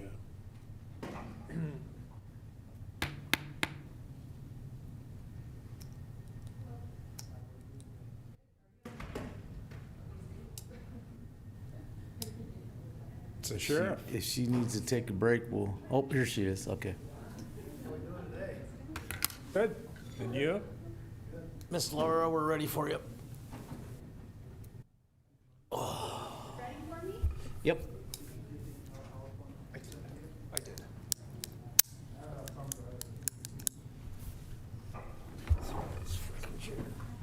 Thumb drive if you need it, Jordan. We'll see if it works this way, because if it does, we won't need the thumb drive.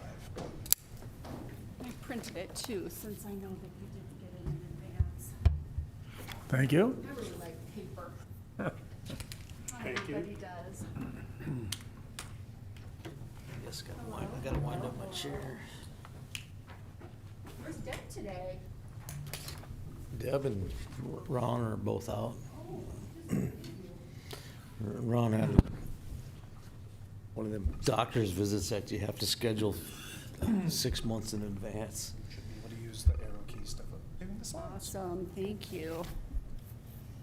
Move over here then.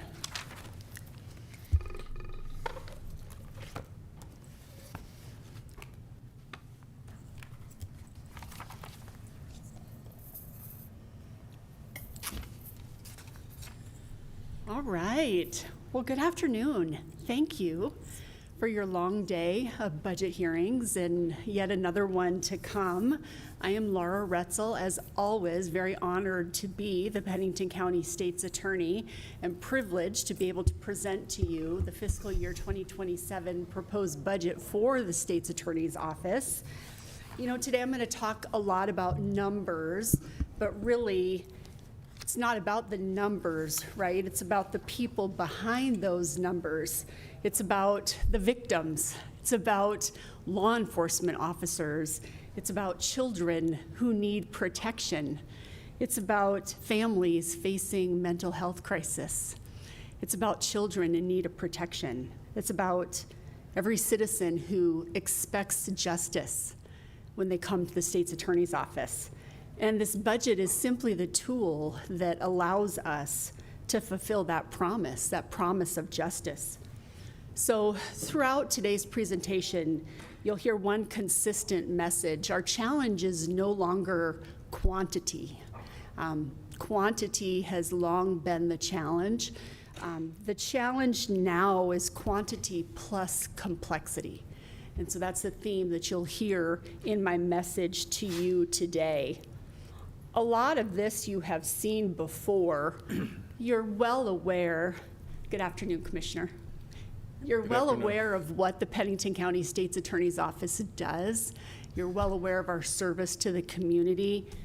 The fact that we are doing criminal prosecution at the highest level, filing almost 11,000 criminal files in 2025. that we are the criminal prosecution for Pennington County. But of course, our service extends far beyond the courtroom. We represent the county in civil matters. We protect abused and neglected children. We support victims. We oversee diversion programs. We participate in treatment courts. And every one of those files, that represents a citizen, that represents a person. These numbers are real people that are coming to us on their absolute worst day. So as we move through these slides, they're numbers, but again, there's so much more significance behind them. When you see 2,000 felony cases coming out of Pennington County, 70 people doing all of that service. When you see almost 1,000 felony drug cases, 1,000 people addicted to drugs in our community, mostly methamphetamine, as you know. Violent crime continues to be a problem. 8 homicides in 2025. We represented 100 of the worst violent crimes in the state in 2025. Almost 10,000 misdemeanor filings. And misdemeanors, you think that those aren't important. They're just misdemeanors. Misdemeanors represent some of the most important cases that happen in our community. Those are domestic violence cases, simple assault, intimate partner violence cases. Those are DUIs. Those are petty thefts, and I'll tell you, petty thefts are significant crimes in our community, and, I thought about bringing all of my friends from the Mount Rushmore Road Group here today so that they could bring it home for you about how important that is to them and how important it is that I'm now filing on every one of those shoplifting cases. Every single retail theft case gets filed in Pennington County. That's a significant amount of work. That's 1,000 filings in Pennington County. We're going to trial. We had 36 jury trials in 2025. Our juveniles are committing crimes. We filed 522 juvenile cases in 2025. Our families are suffering in Pennington County, 165 abuse and neglect cases, and that's not 165 kids. There are multiple kids in each of those cases. Double that, triple that, easy kids impacted, abused, neglected in our community. You'll hear me talk later about mental health commitments. They're on the rise. There's a real mental health crisis in our community, probably in the country. A lot of people suffering from mental illness. We've done a lot of good things in our community, and I think that that's helped keep that number where it's at. I think it could be a lot worse. I'm most proud of this slide. We served almost 4,000 victims in 2025. Tiffany Petro is amazing. The elevation that she's brought to victim services in our community is really, really impressive. I think we should all be really proud of that. Diversion, the things that Kim Morshing is doing. It's important to remember that this slide, when you look at those 516 adults and 425 juveniles, those are cases that aren't in those other statistics that I just talked about because we pulled those out. Those weren't cases that were filed because we brought them into diversion. So that's almost 1,000 cases, 1,000 people that we kept out of the criminal justice system. That's a good thing that we kept out. And look at how successful we've been. 86% successful, 85% successful in keeping people out of the criminal justice system. It's amazing. And treatment courts, there's controversy around that, because it's so time consuming. It takes me one full-time deputy state's attorney to staff that. Almost 40 hours a week to staff those courts. But they work. They're very well received. The community loves it. They're pretty successful. They change lives. I'm in support of them. But that's one of those unfunded, quote, mandates. We're not getting any money from the state for those, and it's taking one of my deputies to staff it. So here's my budget. You know what it looks like. This was my 2025 number at 7.8. My 2026 number was, I think, 8.2. The number I submitted to you this year is 8.3. It's about a 9% operational increase. I'll talk about why a little bit later. You know, 20 years ago, prosecutors read a police report and they filed a charge. And when I talk about the complexity that's become our challenge, that's just not what we do anymore. It's not just a piece of paper, a police report that we get. When a prosecutor gets a case, we're getting body-worn camera footage from every officer on the scene, every deputy, every officer, every trooper. We're getting cell phone extraction from every cell phone that's seized. We're getting third-party surveillance video from every Ring doorbell camera and every store that's running a video near there. We're getting social media evidence from every person that's got a Facebook or a Twitter or an X account that might be important to that case. We're getting literally sometimes thousands of pages of digital evidence linked to a case. Prosecution is much different in the modern day than it's ever been, and it's much more intensive, and it just simply requires more prosecutor time. So we're dealing, again, not just more quantity, but more complexity. You've given us some technological improvements, and you gave me that last year with the implementation of our CARPEL, our PBK case management system, which is going very well for us. You're going to see a slide in a minute that, of course, they've increased the cost of that. So that's a little bit what you see in the increase of my operational budget. You gave me last year an improvement to my Axon, which is the prosecution side of that body-worn camera that my law enforcement is running. You gave me an AI feature for that that's helping my prosecutors view that a little bit more quickly. There's an AI component where they can highlight most important things, and they're not having to watch all of it, so I thank you for that. Last year, you gave us an improvement to our Westlaw Co-Counsel, which is our legal research, something that our Public Defender's Office had that I coveted, so I appreciate you giving me that. It helps us work a little more quickly and more efficiently because it has that AI component. So we're doing everything we can to work more efficiently. The problem now is I just need more people. I put in every efficiency that I can. You heard me come before you and talk about the efficiencies that we're working in the courtroom. These are the efficiencies I'm working with my technology. I just need more bodies. I don't want you to think that the performance in my office is suffering. My people are outstanding. We're doing fantastic work. Go do a Google search of the outcomes of the trials that my attorneys have done this year. We haven't lost a murder trial in years. We're doing high-profile violent crime, homicide cases over and over again. We're very rarely not in a high-profile trial, and we're having outstanding trial outcomes. We're doing everything we can to expand diversion and problem-solving programs to improve outcomes. All the while, Katie Urban's just working her tail off, improving community engagement, improving victim advocacy. I mean, we're doing good work. I don't want you to think that that's suffering. We are asking for a little bit more money. This is on the operational side where you're going to see it. It's in the prosecution by CARPEL. Our case management system, of course, has raised their rate a little bit.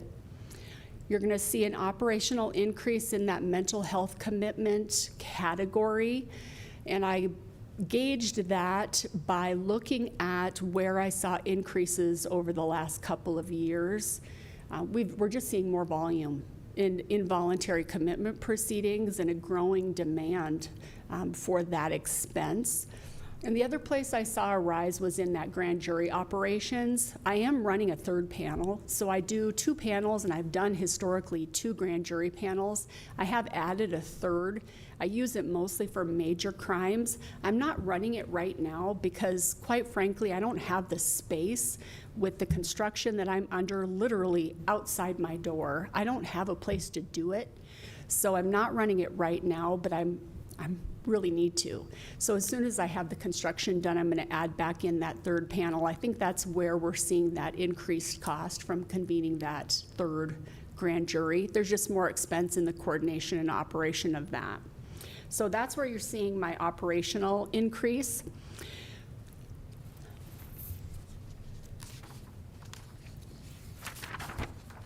The heart of my request today is for personnel. I'm going to be asking for 4 additional deputy state's attorneys, and it's really because the modern prosecution has fundamentally changed, and that's really what that slide is talking about. This position is not about expanding government. I mean, I know everybody cringes when we talk about it. It's about preserving and delivering justice. We're talking about improving trial preparation. We're talking about improving victim communication, mentorship, responsiveness to law enforcement, public safety. We're talking about just kind of the fact that excellence should not depend on exhaustion. And that's really where we're at in my office. If we want excellence, it's going to be on the backs of very young prosecutors who are absolutely exhausted. You know, whenever the government asks for additional resources, I think the citizens have a right to know why we're asking for that. What is the public safety impact that I will provide if I'm given additional resources? And this is what I represent that those additional bodies would provide to the citizens that I serve and that you serve. It's stronger violent crime prosecution. I need to be able to spend more time on the highest level crimes in this community, because what's happening, commissioners, is that I have 3 or 4 attorneys with the experience to do those crimes. And those same 3 or 4 attorneys are my supervisors, who are also responsible for training and mentoring the younger attorneys. So they are called upon not just to do violent, highest level homicide, rape prosecution, but they're also called upon to be bringing up and mentoring and training, which is also very, very demanding. We need to improve trial readiness. We are scrambling, doing everything last minute. We don't have the resources to be able to do things in the timely fashion that we would want. So we're not ready in the time frame that I would want. We really need to enhance victim services. Victims often have to wait to talk to their lawyer. We just don't have enough lawyers for them to be as available to victims as we would want. Our cases are not resolving in the time frame that I would want, so faster case resolution is a public safety impact that we could deliver with four more attorneys. Attorney development. In a minute, you're going to hear about the efforts that we're making to train and mentor young attorneys. But while they're carrying full caseloads, they're trying to be mentored and be developed while also carrying a full caseload, which is a lot to ask. And then in order to be able to sustain my diversion programs and to be able to man my specialty courts, I mean, I'm not going to be able to do those things for much longer unless I have more staff. So that's what I would give or be able to improve if I had additional staff. You know, we do have grant funding, and you know what that is. It's in my budget. It's on this slide. Also, if I had more staff, I might be able to do some things more creatively. You know, one thing I don't do, just to drop one thing, is bond forfeiture, which could be a potential revenue source. I don't have an attorney to do bond forfeiture. But if I had 4 more, that could be another potential revenue source. I'm always looking for grant funding. Thank you for Jennifer Williams-Curl. She's always looking for me and trying to find sources. So I do appreciate when you make those things available for us to explore. Where are we going to be in 3 years? I hope I'm going to have more staff. I'm really excited about our new space. Thank you for that. Thank you for Davis Purcell and everything he's doing to give us the space that we need. We're no longer going to be working out of closets, so that's such a blessing. And then, you know, that really kind of brings me back to the heart of my ask, which is I really want to point out to you, as I've done before, that we are working far beyond state comparison to what they're doing in Minnehaha County, National District Attorney's Office recommended standards, a comparison to another state, Colorado, that's near us. We're just doing more than can reasonably be expected of us. And sometimes I think that maybe you get tired of hearing me say it. So I'm bringing in a guest appearance to briefly give you another perspective. And so I would introduce Alexa Moeller, who is my misdemeanor training supervisor, to just give you a little bit different view. Thank you. You have the floor, young lady. Good afternoon, Mr. Chair, Commissioners. As State's Attorney Retzel said, my name is Alexa Moeller. I am the Misdemeanor Supervisor and Training Director for the Pennington County State's Attorney's Office. I kind of wanted to give you just a little glimpse in the day in the life of our young attorneys. We have court every single day. It starts at 8 o'clock sharp. We need to be in the courtroom at 8 o'clock so that we can talk to people who are charged with traffic offenses and see if we can resolve those cases before 8:15. So we have about a 15-minute window to talk to about 20 people and see if we can get those wrapped up quickly. We have court from 8:15 until 9:30, 9:30 until 10, and the 10 o'clock court is people who are in custody. That court hearing lasts anywhere between 1 hour to 3 hours. Then we have court again at 1 o'clock. And that lasts anywhere from 2 hours to 3 hours. On top of that, we have to attend court trials if people set their cases for a trial before a judge. We also cover hearings that are called preliminary hearings, which is a probable cause determination in felony cases. Our misdemeanor attorneys are handling those. So they're getting their toes wet in felony cases. On top of that, they're carrying caseloads, as you see on this slide, of 1,071. At one point, I, as the misdemeanor supervisor, training director, and senior deputy state's attorney, had 1,600 misdemeanor cases alone. That's quadruple the NDAA recommendation. My effectiveness as a trainer, as a supervisor, and as an attorney for our county was not up to the standards that it should be. And with more staff, it could be. We can lower that number so we can be effective. On top of those 1,600 cases, as State's Attorney Retzel mentioned, I also carry a felony caseload of sex crimes and at least one homicide at this point. So I myself have a heavy caseload. And we are working very hard to train them. Part of my job as training director is to make sure that we have implemented a new onboarding plan where we check things off to make sure that we're meeting benchmarks for each and every attorney in our department. That's difficult when I have to be the person that is covering court so that the attorneys in my department have desk time to work their cases. But we want to get there. We want those young attorneys to receive the mentorship that they deserve, that they need, so they can grow within our office and become those prosecutors who can handle high-level cases so it's not falling on the backs of those of us with more than 3 years of experience. I say that as a prosecutor who's almost 32 years old.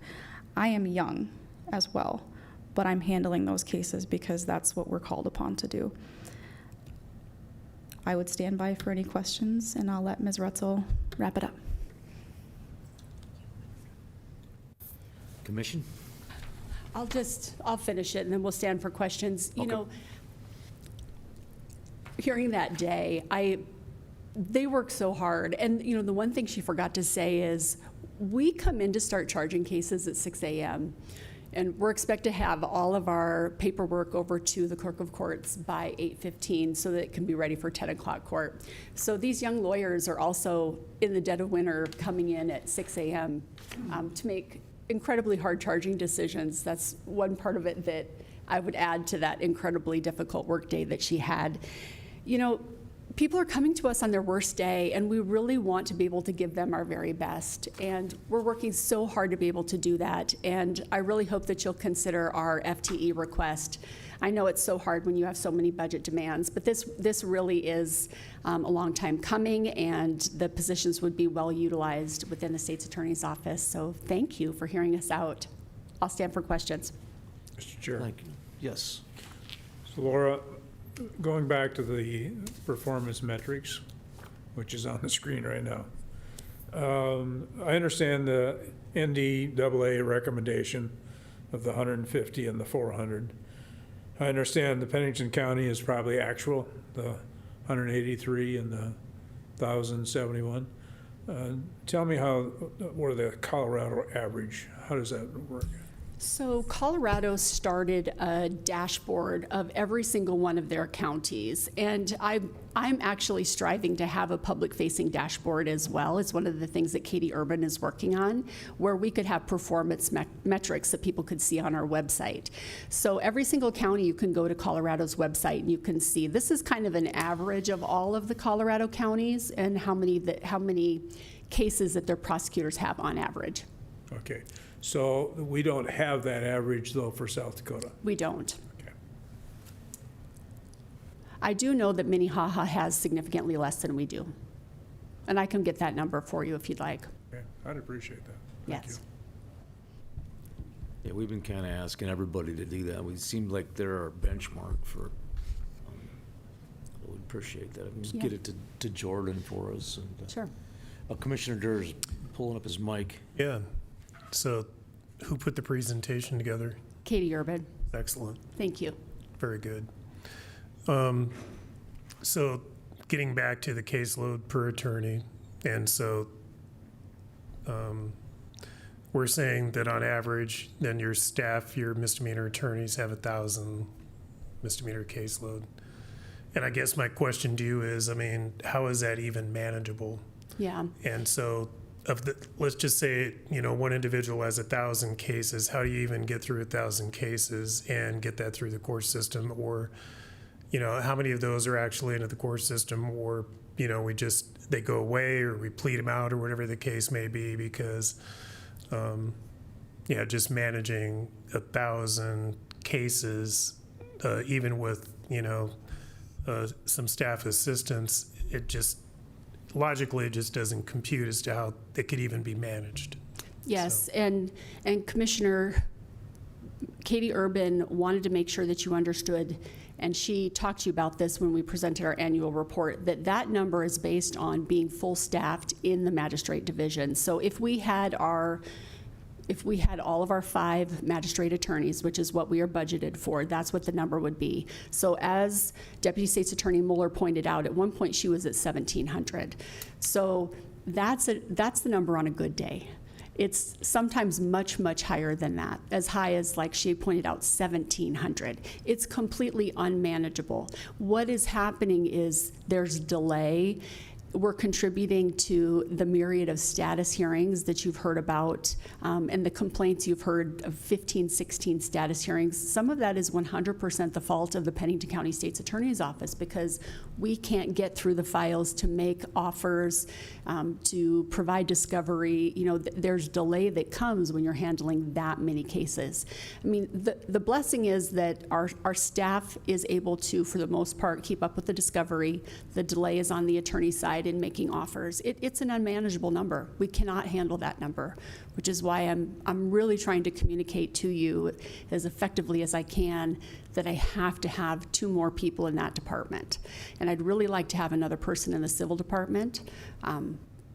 We could do a lot better job for planning and zoning. I mean, I could go on and on about what I would do with those 4 people if it interested you, but that 1,000 is completely unmanageable, especially when you think about these are brand new attorneys, Commissioner. I mean, they come out of law school and they just they're not ready to practice. There's so much they have to learn and so much mentoring they need. It's really rough, and it quite frankly contributes to the fact that we have a difficulty retaining. It's hard to retain people when they come in and they just feel like they're sinking. Right. No, and again, I mean, I just get down to, how would you even effectively manage that? And you can say we have, nearly 1,100 per staff and sometimes 1,600, and then it just tells me that it's not being managed, that, we can't effectively, they're sitting in a desk or, whatever the case may be. I just know it's difficult. And again, in my time, getting back to prepping for morning court, one of my favorite attorneys from years ago was Mort Wilkins. and we would show up to court, and I go, did you read the file? And he goes, I got it here. They got it ready for me. I'll just cue you and you go.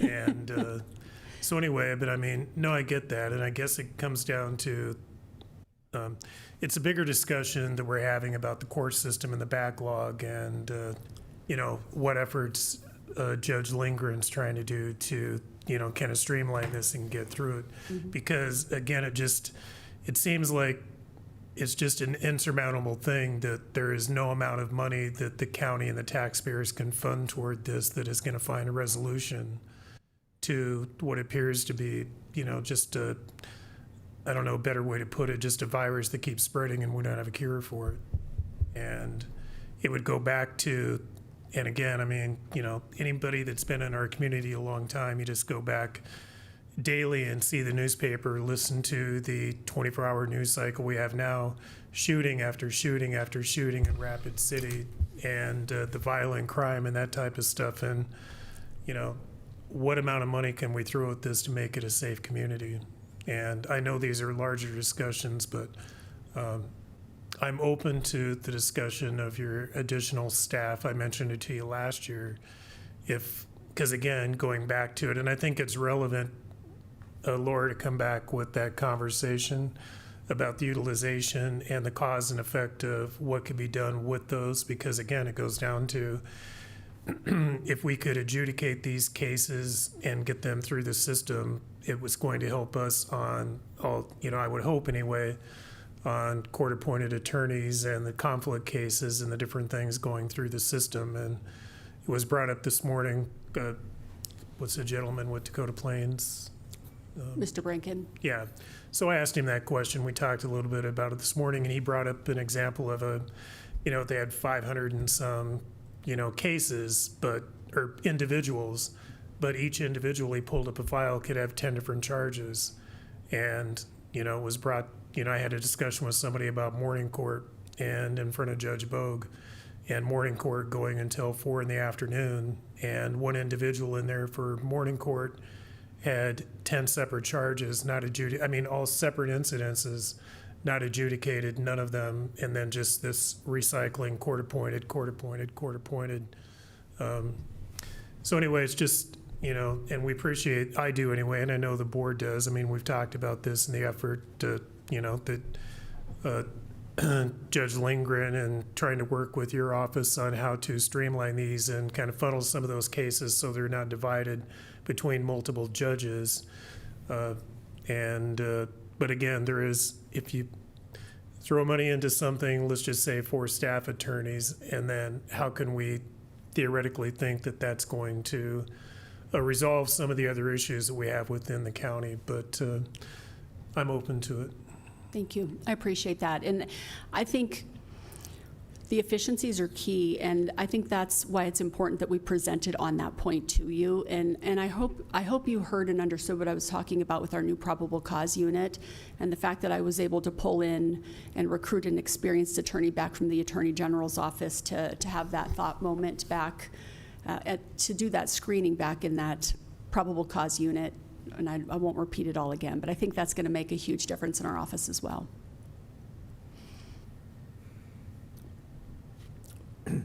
We should just make it illegal to commit a crime. It seems like what we're doing, because it's just, the numbers are crazy. And we see it in the community, but the narrative has always been the crime is down, but it's obviously not down. Getting them through the system's been a point of frustration, obviously. Allowing people to commit 10 crimes, whether, presumptive parole, all the knuckleheads that back in 2013 that passed it, now they're trying to fix it. It's amazing to me. But, we're definitely going to have to do something to get your office. Well, Laura, I think you did a good job stating your case. Unfortunately, we've talked about this earlier today. It's a shame that we got to spend this much money on attorneys and whatnot, and we couldn't be helping the seniors more, but it is what it is. My question is, this performance metrics, would that be 2026 if there was a date tied to that. So what do you expect 2027, 2028, 2029, 2030 if we don't get these 4 full-time employees? What's that going to look like? I mean, to me, it's just a train wreck waiting to happen. Yes, Commissioner, I don't have projected data, but I could try to get you some of that for the next budget hearing. But we could go back the last 5 years and, and use that for some kind of a basis, but I'll have I'm Katie work assuming on that that. it's not going to get better. No, with the population growth that we're anticipated to have, and the fact that even though violent crime is down, crime overall is not going anywhere, I'll try to get you some projected data. Thank you, and thank you for your Either service. that or we could stop hiring sheriffs and police officers. They just can't arrest anybody. I mean, it's crazy. I agree that it's something we need to address, so. Mr. Chair? Yes, Commissioner Durr. Yeah, and the other question, and again, I know when you're out looking for attorneys, I mean, is that even, I don't remember how many open positions you've had in your staffing this year for attorneys, and I know it's a difficult thing to fill, so are you optimistic if you were given the budget dollars that you could even fill it?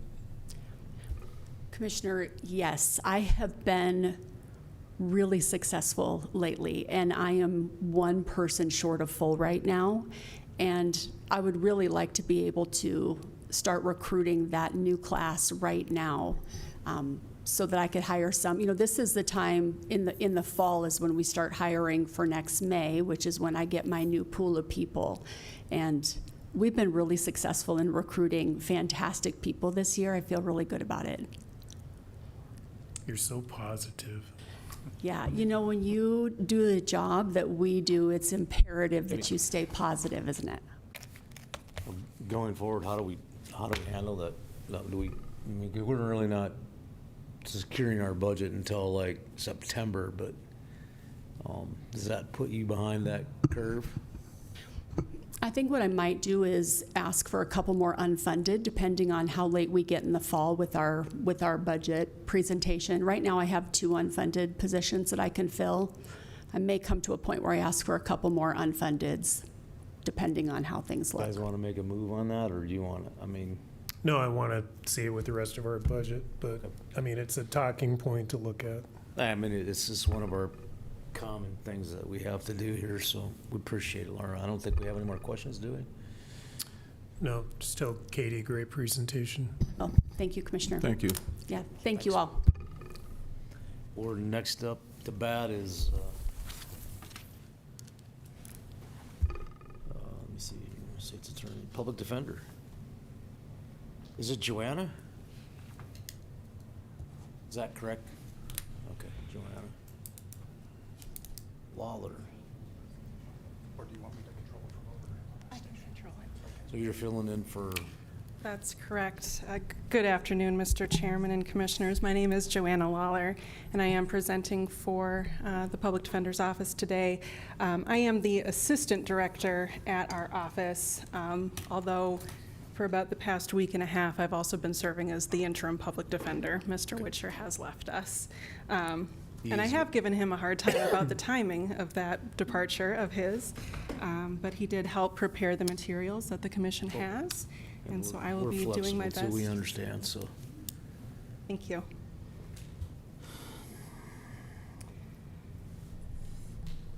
And a lot of what I will be presenting today, I think, are not going to be surprises or anything unfamiliar to this commission. Largely similar to last year, we aren't asking for significant increases in operational budgets. But to give an overview of this past year, 2025 is the last year that we have full data for. As State's Attorney Retzel indicated, there has been an increase overall in criminal cases filed. In our office, we saw a very slight decrease in felonies, but an increase in cases overall, largely because of those increased misdemeanor case numbers. And as Ms. Retzel talked about, a lot of those are petty thefts that we are seeing that increase in prosecution for. And so that has made it so that we have a lot of misdemeanor cases coming in, and the struggle of balancing that with our new attorneys as well. In terms of trial advocacy, our office set 304 cases for trial in 2025. Only 16 of those actually ended up going to trial. The rest resolved or were dismissed, and resulted in 10 guilty verdicts, as well as 5 not guilties and 1 hung jury. So as State's Attorney Retzel said, they have had a successful year in prosecutions as well. In terms of our attorney shortage, we've been talking about standards that are set on a nationwide level. Our office and defense attorneys rely on standards set by the American Bar Association, which has revamped its formula and its numbers. We have so far been operating off of the old ABA standards, which for our numbers would indicate that we needed about 20 and a half full-time attorneys. We had budgeted for 19 plus the director position, although generally we're only staffed at about 16 plus the director position, so we were short-staffed for a lot of 2025 as well. Going forward, we are anticipating an increase in cases. So far through June 30th, we're estimating that through June 15th, we had almost 3,000 cases. So we are projecting that through the end of 2026, we'll have about 6,500 cases if things go the rest of the year the way they have this year, which again is a projected increase as well. Talking about how the ABA sets standards for case numbers for defense attorneys, and they aren't so different from the numbers set by the State's Attorneys Association either, but they have, as I indicated, set some new standards recently. Those have not yet been adopted by South Dakota, and I think Mr. Witcher talked to this commission last year about how these numbers won't necessarily be what we end up with, because every state is a little bit different and has different needs. But ultimately, we anticipate that new standards will be set that will mean that we need more attorneys. As cases do get more complex, there's more to review, there's more work to be done. And so we anticipate that going forward, we will be needing more. There is now a statewide public defender's office, the State Office for Indigent Legal Services, and we anticipate that they will soon be setting those standards for our state, and that will require us to make some adjustments.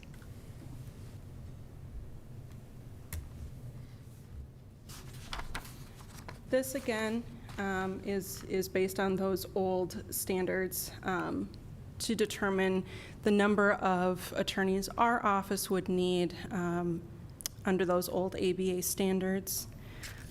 Ultimately, I think the important number is that had we been following those standards in 2025, we would have had about 22 and a half lawyers, as opposed to the 19 plus director that we were budgeted for. And again, we expect that number to go up. Looking forward to 2027. We anticipate that those misdemeanors will likely keep increasing. As indicated, those numbers haven't been going down, they've been going up, and we expect the population to be growing as well.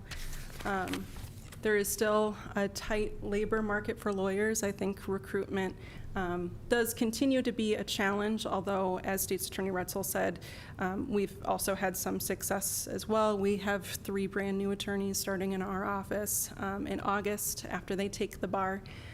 So we are getting those numbers up, but I don't think that we can rest on our laurels either. And as I indicated, we may be having new caseload standards that require us to have different needs. In our budget, we requested 1 new full-time attorney, 1 half full-time attorney to recruit to be able to have someone start in the fall of next year, and 1 new staff position. That goes along with the increased case numbers. We try to get our staff, who is excellent, to do as much of the work as possible. The administrative work that attorneys don't necessarily need to do.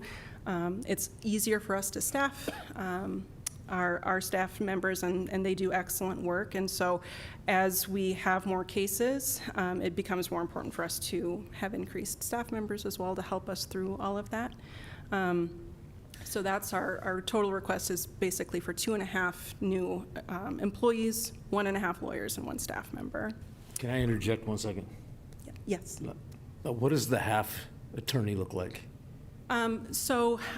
I'm just kidding. Yeah. Yep, similar to what State's Attorney Retzel was saying, the easiest thing for us to do is recruit in the fall to hire someone to start a year and then later. I guess my question is, you said earlier you were 3 short.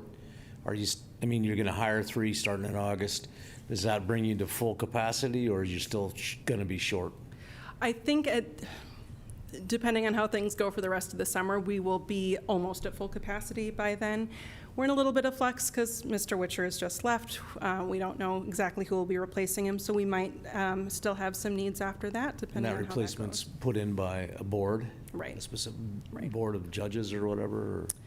There's a public defender board who will be hiring his replacement. Is that board put together now, or are they? Yes, yes. Oh, you guys are on that board? Oh, okay. I'll have to influence you, right? Quit messing with our board, Rob. Don't mess with the board. I'm sorry. Okay, I just had to interject because I was trying to think through what a half an attorney looks like. I know a lot of them probably operate like they're half, but to physically see 1.5 is interesting to me. We consider our current attorneys to be full-powered. Okay, all right. But yes, a half attorney means just for I half get you. the year. I'm just teasing you. No, Sorry. well taken. It was bad. I'm sorry. It was a bad attempt. I'm not as good as him over here with his headshot stuff, but. Our hope is that we can get a great young third-year law student to come join us next year. It's so great to be able to offer someone that position in the fall so that they can go through their 3L year knowing that they have a job You're basically on a secured. timeline too, then, much like what Laura had said. Okay. Yeah, absolutely. Okay. And then I know Mr. Witcher had talked last year about possibly having access to a vehicle in our office. We don't necessarily need our own. We have a bunch of them in the assessor's office, so Mr. Okay. Durr is going to figure that out for you. Excellent. Yep. Well, then I don't need to talk too much more about Nope. that. And then, yeah, of course, just having enough lawyers and staff to meet both our current needs and our future needs. So wrapping up, we're hoping that our budget can meet our needs for 2027 and going forward as well. And I stand open for questions. Questions from the left? Mr. Chair, Questions from the right? this has nothing to do with the budget, and maybe I should know the answer, but Dakota Plains Legal Services, how does that integrate with the Public Defender's Office? You know, because I support what they do. I think they're very effective, but I'm just trying to figure out how they work, if they do work in conjunction with the Public Defender's Office. Absolutely. So the county has a contract with Dakota Plains Legal Services to take our conflict cases typically. So if, if 2 people are arrested out of the same incident, they're each accusing the other of committing the crime, we can't represent both of those people ethically under legal rules. So we'll take one of them, we'll let the judge know we've got a conflict, and the judge will appoint Dakota Plains to represent that other person. There are other types of conflicts that come up as well. So they do very similar work to what we do. They have very similar clientele. But they take the cases that we are unable to take for one reason or another. Also in cases like the abuse and neglect cases, for example, each one of those cases requires several attorneys. And so Dakota Plains is often one of the attorneys on those cases as well as us. A couple more questions. One would be your current workforce, how many of those have less than 5 years' experience? That's a great question. Percentage or just ballpark? Looking over at Mr. Lab to see if he's got the answer to that. I would say of our Got the attorneys. answer? 4. Okay, and then how many have more than 15? One attorney. That, and, a couple years ago, Eric was stressing, that we're only as good as experience. You gotta have experience. And, it's just important that the folks that we get, we keep them so that we can sit there and say, hey, our average employees are about 10 years, so that when we do go there, we really have that experience to back us. So anyhow, appreciate your service. Mr. Chair. Yes, sir. So Joanna, the 3 new ones coming on next August, now are they in the program where they don't have to pass the bar exam. bar exam? Yeah. No, those 3 attorneys will be taking the bar exam. Not all of them went to USD, which is the school that offers that program. However, we do, in addition to those 3, have one of those students coming to us. So she is in her last year of law school, so she will be spending the fall with us and having cases. She'll return to school for the spring semester. And then she will need to complete 2 years of some kind of public service law in order to become a fully licensed attorney, and therefore she won't have to take the bar. So in addition to our 3 full-time attorneys coming, we have that 4th person who's a Pathways student. Okay, thank you. I'm just I did a short AI search here, and then I'll just share it with you because we're talking about experiences. The median tenure is 2 to 4 years due to the historically high turnover rates in public interest law. The statistical median is 2 to 4 years.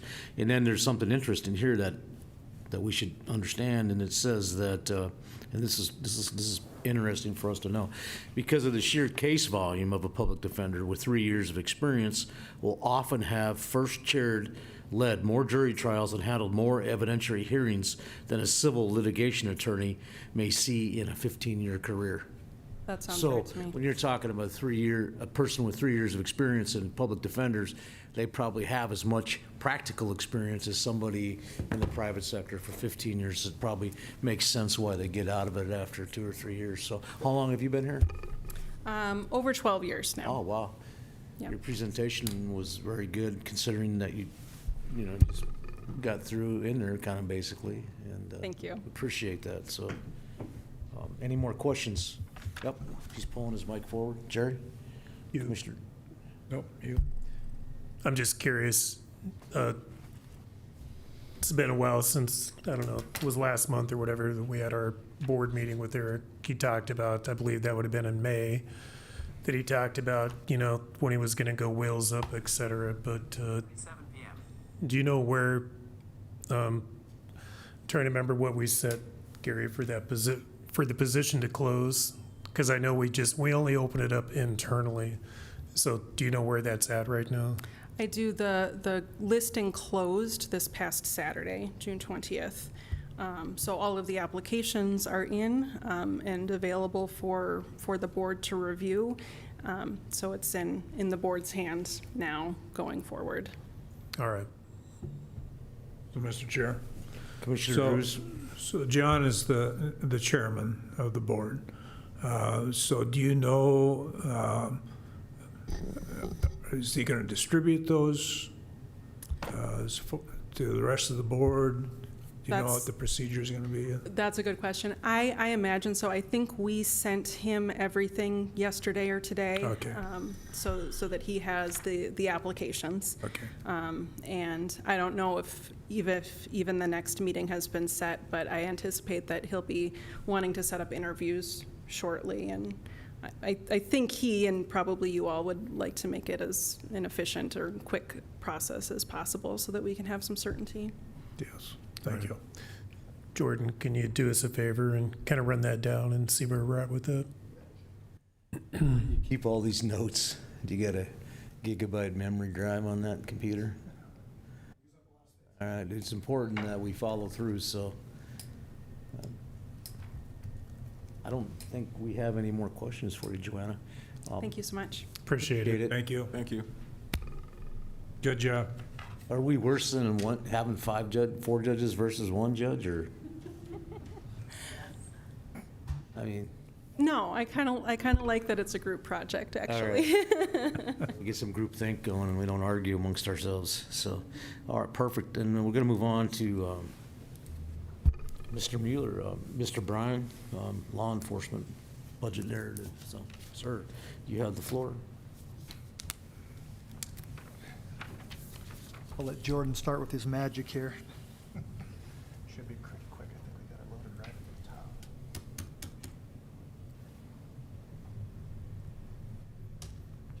Arrow keys will move you.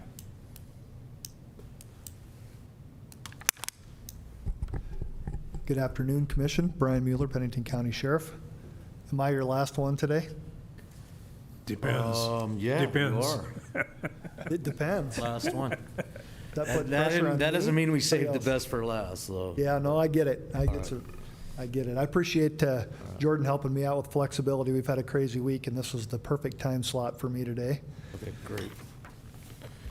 I'm going to start off with jumping right into the budget, and then I'm going to do a little bit of a presentation Thank on you. some of our statistics and workload. Can I just roll this, Jordan, or? Oh, your left and right is going to be the quickest way to flip a slide. If just use the arrow key, you should be able to switch to the next slide. Yep. Okay, gotcha. Yep, that'll be easy. Awesome.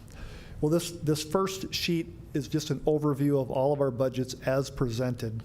But the second sheet that I'm going to show you is going to pull things in, I think, and make things a little bit more comparable for you with apples to apples. Because as you remember, last year at the end of the year, right as we finalized the budget, we moved all of our budget salary lines to 96% staffing, which reduced that number. So when you look at this, when you look at what the tax support is, you'll see the expenditures, revenues, and tax support in the far right-hand column.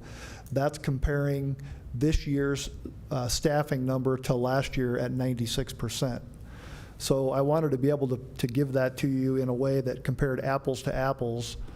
And this next slide would be if we moved all of our staffing to 96% again, this would be apples to apples in the budget. And when I talked about at the last commission meeting, when you graciously voted unanimously to support the 3% mid-year law enforcement raises, I told you that we were going to bring in a budget cutting approximately $1 million in tax support. And I know that last year we did that at the end of the process, and I don't know what you're intending to do, but my recommendation would be to help the budget process this year, if the commission could give guidance earlier on, even today, to Jordan to adjust our budgets to this 96%. I think that'll give the commission an extra $1 million to work with the budget going forward. And last year when we made that change late in the game, it didn't allow us to go back in and adjust revenues for our partners at the care campus with the city, revenues for our partnership with the 6 supporting counties at the Juvenile Services Center, to make up some of the difference in that cut that we made in the budget. So the earlier on we could make that decision this year would help us be able to go back and make some of those revenue adjustments. So when you get to the next meeting or into July and August and you're looking at this, you can look at more actual numbers. And I'm going to go through next. I'll go through each one of our individual budgets, and I just summarized this today. There's a lot more detail in our budget summary sheet that's in your packet, so you can go back at your convenience and read through that, and it'll provide a little bit more detail in some of the changes that we're looking at making. Are there any questions on this particular sheet? This just shows what we've actually submitted with the budget if you were to ask Jordan to move it to 96%. I wanted to do just a staff summary overview of the last couple of years, 25, 26, and 27, and just show you that now in these numbers, we did remove 10 FTEs to buildings and grounds last year, and we moved 2 additional FTEs for human resources to Pennington County this year. So that number is reflected in there. But this year, in the budget that you have, that I've presented to you, I've decreased the sheriff's budget by an additional 3 staff, and then the Pivot Point budget was reduced in that I think that they're doing their own contract over at Pivot Point and paying that directly, so that's not a Pennington County position any longer.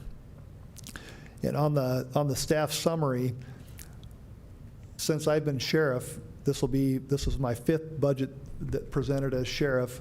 I've added 1.5 FTEs to the sheriff's cumulative budgets over those 5 years, just to give you a little bit of history. And then I'm just going to run through the highlights of each one of the budgets, and then I can stand for any budget questions, and then I'll go through some of our workload data next. On law enforcement, we reduced 1 law enforcement administrative captain position. I've already reduced that this year in the budget, but that FTE was taken out of next year's budget. Chief Deputy Welchel will be retiring mid-year next year. That FTE and funding through about August is in the budget next year, but we'll reduce that FTE. My plan would be to reduce that FTE out of the 28 budget, but part of that salary is removed from the law enforcement budget this year. This next one I've talked to all of you about individually, and Helene was good with me announcing it. She is looking at retiring sometime in 2026. I have not taken that FTE and that funding out of the budget yet because I got that information late enough in the game. I didn't want to make a last-minute change for Jordan as he was trying to put numbers together. But with whatever you do with this next round, if any decisions that you've made through today, we'll get that information to Jordan. So we'll reduce the FTE, 1 FTE, and about $97,000 of funding on top of what I already showed you. And then I just wanted to highlight again that we had moved the 2 FTEs from human resources, and we're working on redistributing the workload of one of those positions. In the law enforcement division, we reduced operations budget by about $186,000.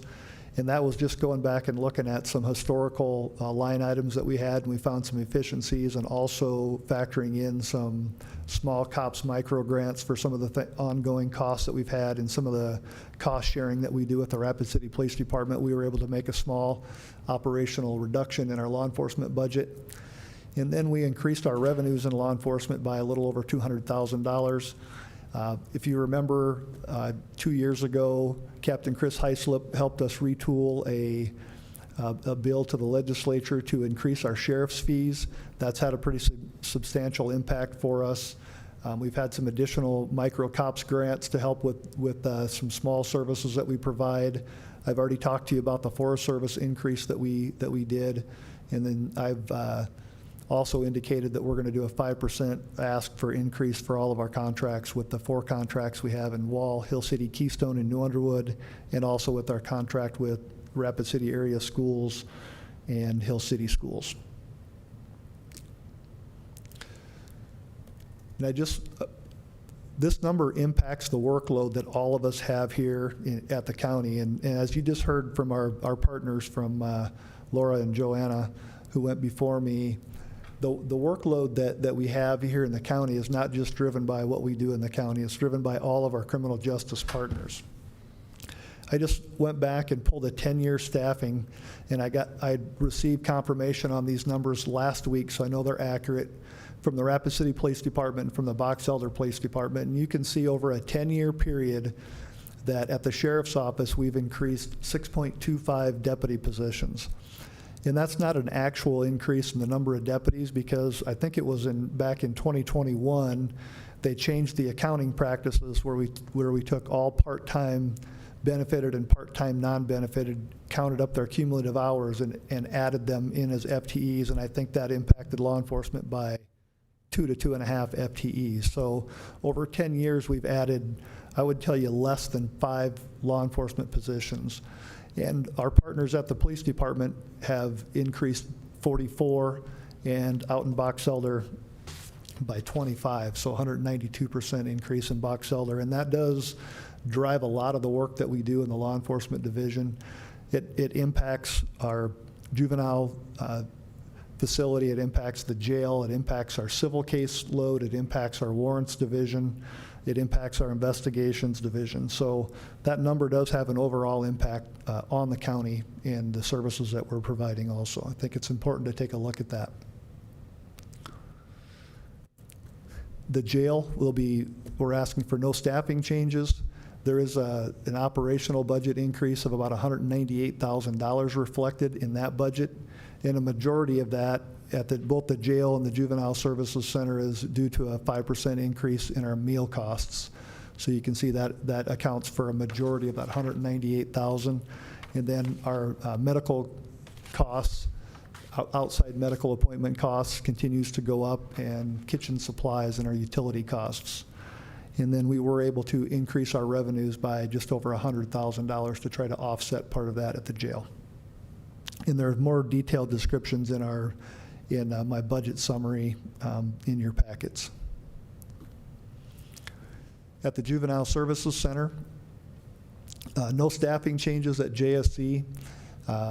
Operational increase of about $76,000. If you add all of the numbers up below that, you'll see it comes to about double that, but we were able to offset some of those costs in other line items. But a majority of the increase in that budget is due to a security system upgrade that we need. We did an audit of our security system last year through Black Creek, which is our security provider at the jail and the Juvenile Services Center. And we have about $220,000 worth of upgrades that we need to do to our servers and our camera system out there. And so I budgeted $100,000 for next year. If we have any money left in our operations budget, we'll try to piece some of that off this year, and then we'll evaluate what we're able to get through next year to see if we have to budget the remainder of that in 2028, or if we're able to get caught up. But those are that system, we last updated that system in 2018, and when we did, to save cost, we used a lot of our current infrastructure. So we have a lot of our camera system and our control panels are very outdated in that building out there. And then we were able to increase our revenues at the Juvenile Center by about $128,000. I talked to Commissioner Rosknecht about this at our last joint committee meeting out at the Juvenile Services Center. But if you look back at our overtime in the Juvenile Services Center the last 2 years, in 2025 we're running about 41 average. Our total secure number at the juvenile centers is about 41 beds. Last year we ran that at about 47, and this year we're running over 40. So we've been running the back part of that facility on overtime at about 300 days last year and a little bit more than 300 days the year before. So it's about $250,000 worth of overtime. I've been working with our state partners through the Department of Corrections. They're housing about 7 juvenile detainees a day outside of South Dakota right now at some are lower cost, but some are higher cost, but they would like to get some of those individuals brought back into South Dakota. We do have the capacity. We're currently running that back part of that facility open a majority of the year on overtime right now. Our federal partners with the Bureau of Prisons are also looking for more beds. We're having to turn down some of those detainees right now. Each Bureau of Prison detainee that comes into our facility creates about $191,000 of revenue a year. We would be able to negotiate the rate with the Department of Corrections to bring some of those individuals back in, and also the U.S. Marshal Service would like 1 to 2 additional beds, and we're currently renegotiating that rate with the Marshal Service right now to get that closer to our Bureau of Prison rate, which is $525 a day. So if we were able to increase some of these partnerships, I didn't have this ready for you yet, but before the next meeting, I'll put a proposal together to bring back in front of you. And I believe it's going to be to add approximately 6 staff so we can open that back part of that facility, not on overtime. And our contracts with the Department of Corrections and our federal partners will more than pay for 100% of what the staffing cost would be, and probably anywhere from $100,000 to $300,000 extra revenue for Pennington County. So I'll bring that back to you at the next meeting, but I just wanted to mention that to you today.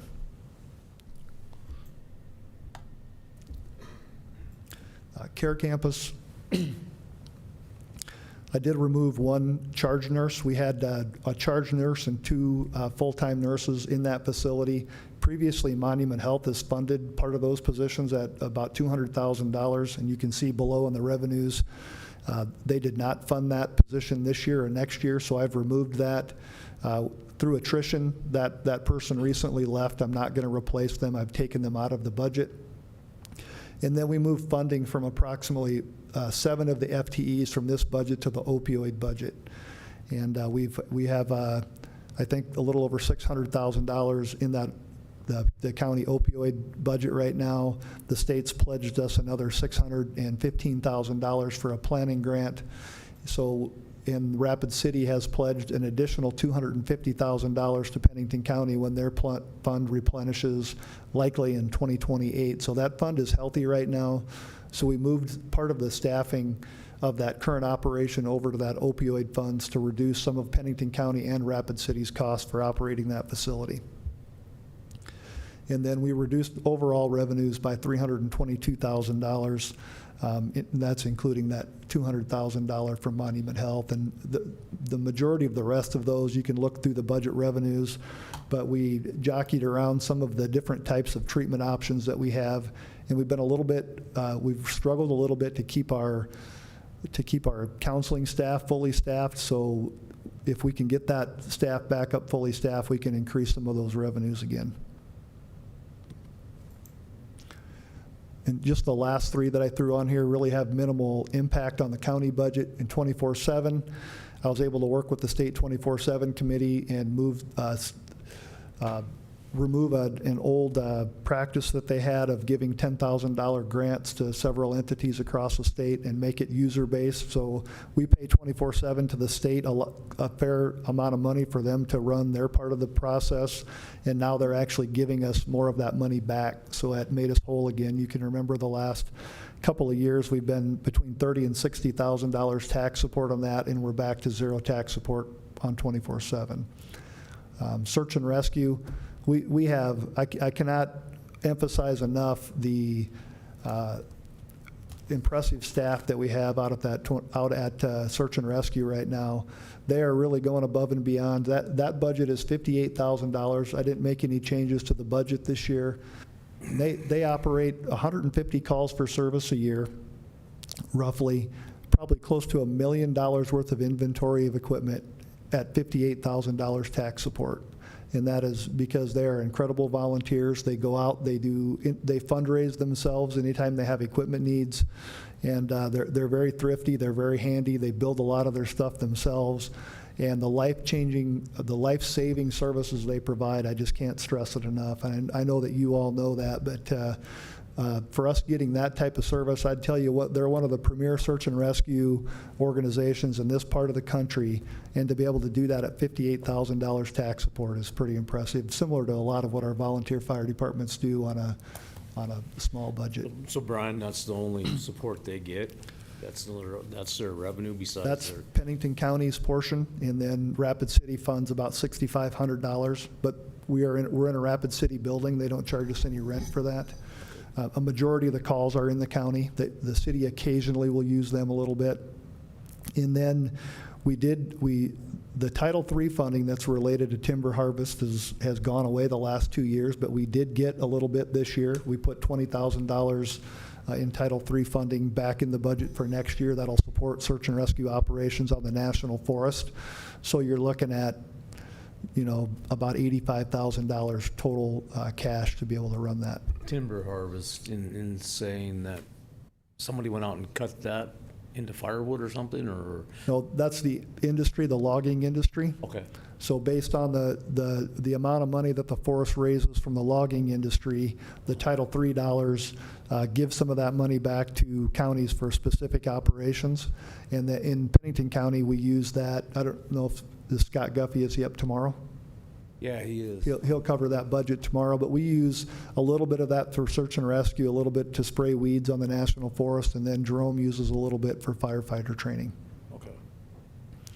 And then I've been working with our congressional delegates and the Western State Sheriff's Association that I belong to through the course of this last year. I feel strongly that the federal government should find a more sustainable funding source for search and rescue operations than tying it to timber harvest, because when the timber harvest goes down, they continue to market the Black Hills National Forest as a tourist destination. They open up more and more Forest Service trails and roads out there. And we handle all of their calls for service. They provide no search and rescue operations for that. And I do think that there has been a bill in the past that was up at Congress for consideration to fund that. It's died out a little bit, but I did talk to both Representative Johnson and who I believe likely will be, or maybe our next representative, Marty Jackley, about reviving that a little bit. And the Western State Sheriff's Association has several different delegates from our western states that are on board with trying to revive that, so we can get a more sustainable funding source. Because if we could, even if we could get that funding up to $40,000 or $50,000 here in Pennington County, we're not asking for millions of dollars. It'd make a substantial They difference charge for us. fees, right, to use like Correct. fees and all that stuff, right? And the rules are all goofy, right? I mean, they have 3 major lakes in Pennington County, but they bought a boat for their law enforcement, but it doesn't have a motor on it. So between us and Game Fish and Parks, we provide the boater safety and then all emergency response on any of the waterways. So there's a lot of room for improvement for what our federal partners do for us here, having Pennington County close to 40% federal land that we don't receive taxes on. So we've been hard at that process. So. And then the opioid budget, and I previously talked about, we moved the 7 FTEs from the Care Campus budget over there, and then I talked through kind of where the other funds are at for that budget. Any questions on the budget stuff before I run through our statistics quick? No, you're fine. What do you have, about 2 more hours? No, like 3 minutes. I'm not going to spend a lot of time on this because we put all of our statistics out quarterly, so you guys have seen all of these, but I just put this up there. This is an overall crime data just to show, I mean, our population continues to go up, but the incredible work that our staff do, along with our partners in the criminal justice system, our other law enforcement partners, the state's attorney's office, the courts, working together. We've made some really substantial changes, I believe, in the last couple of years that have helped us continue to drive our violent crime rates down in Pennington County. You can see our homicide rate went up just a little bit overall last year. This year, we're sitting at 4 homicides total in Pennington County, including Box Elder and Rapid City. Our Pennington County crime data continues to trend down in a majority of categories. And again, I 100% attribute this to the work that the men and women on the streets are doing. Our investigations unit, their clear rate is super high right now. They're doing top-notch work. And then again, all of our partners through the criminal justice system working together.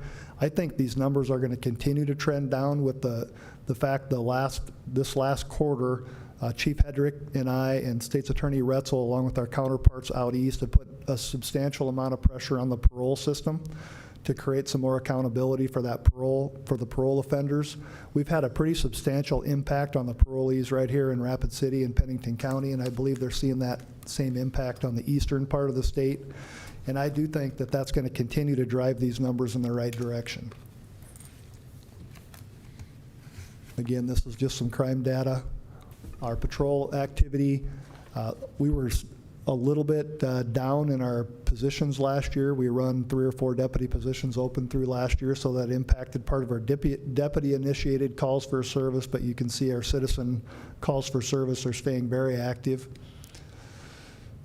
These are just our patrol statistics, and you guys will have this information, so I'm not going to go through each one of these. You can look back at it if you'd like to.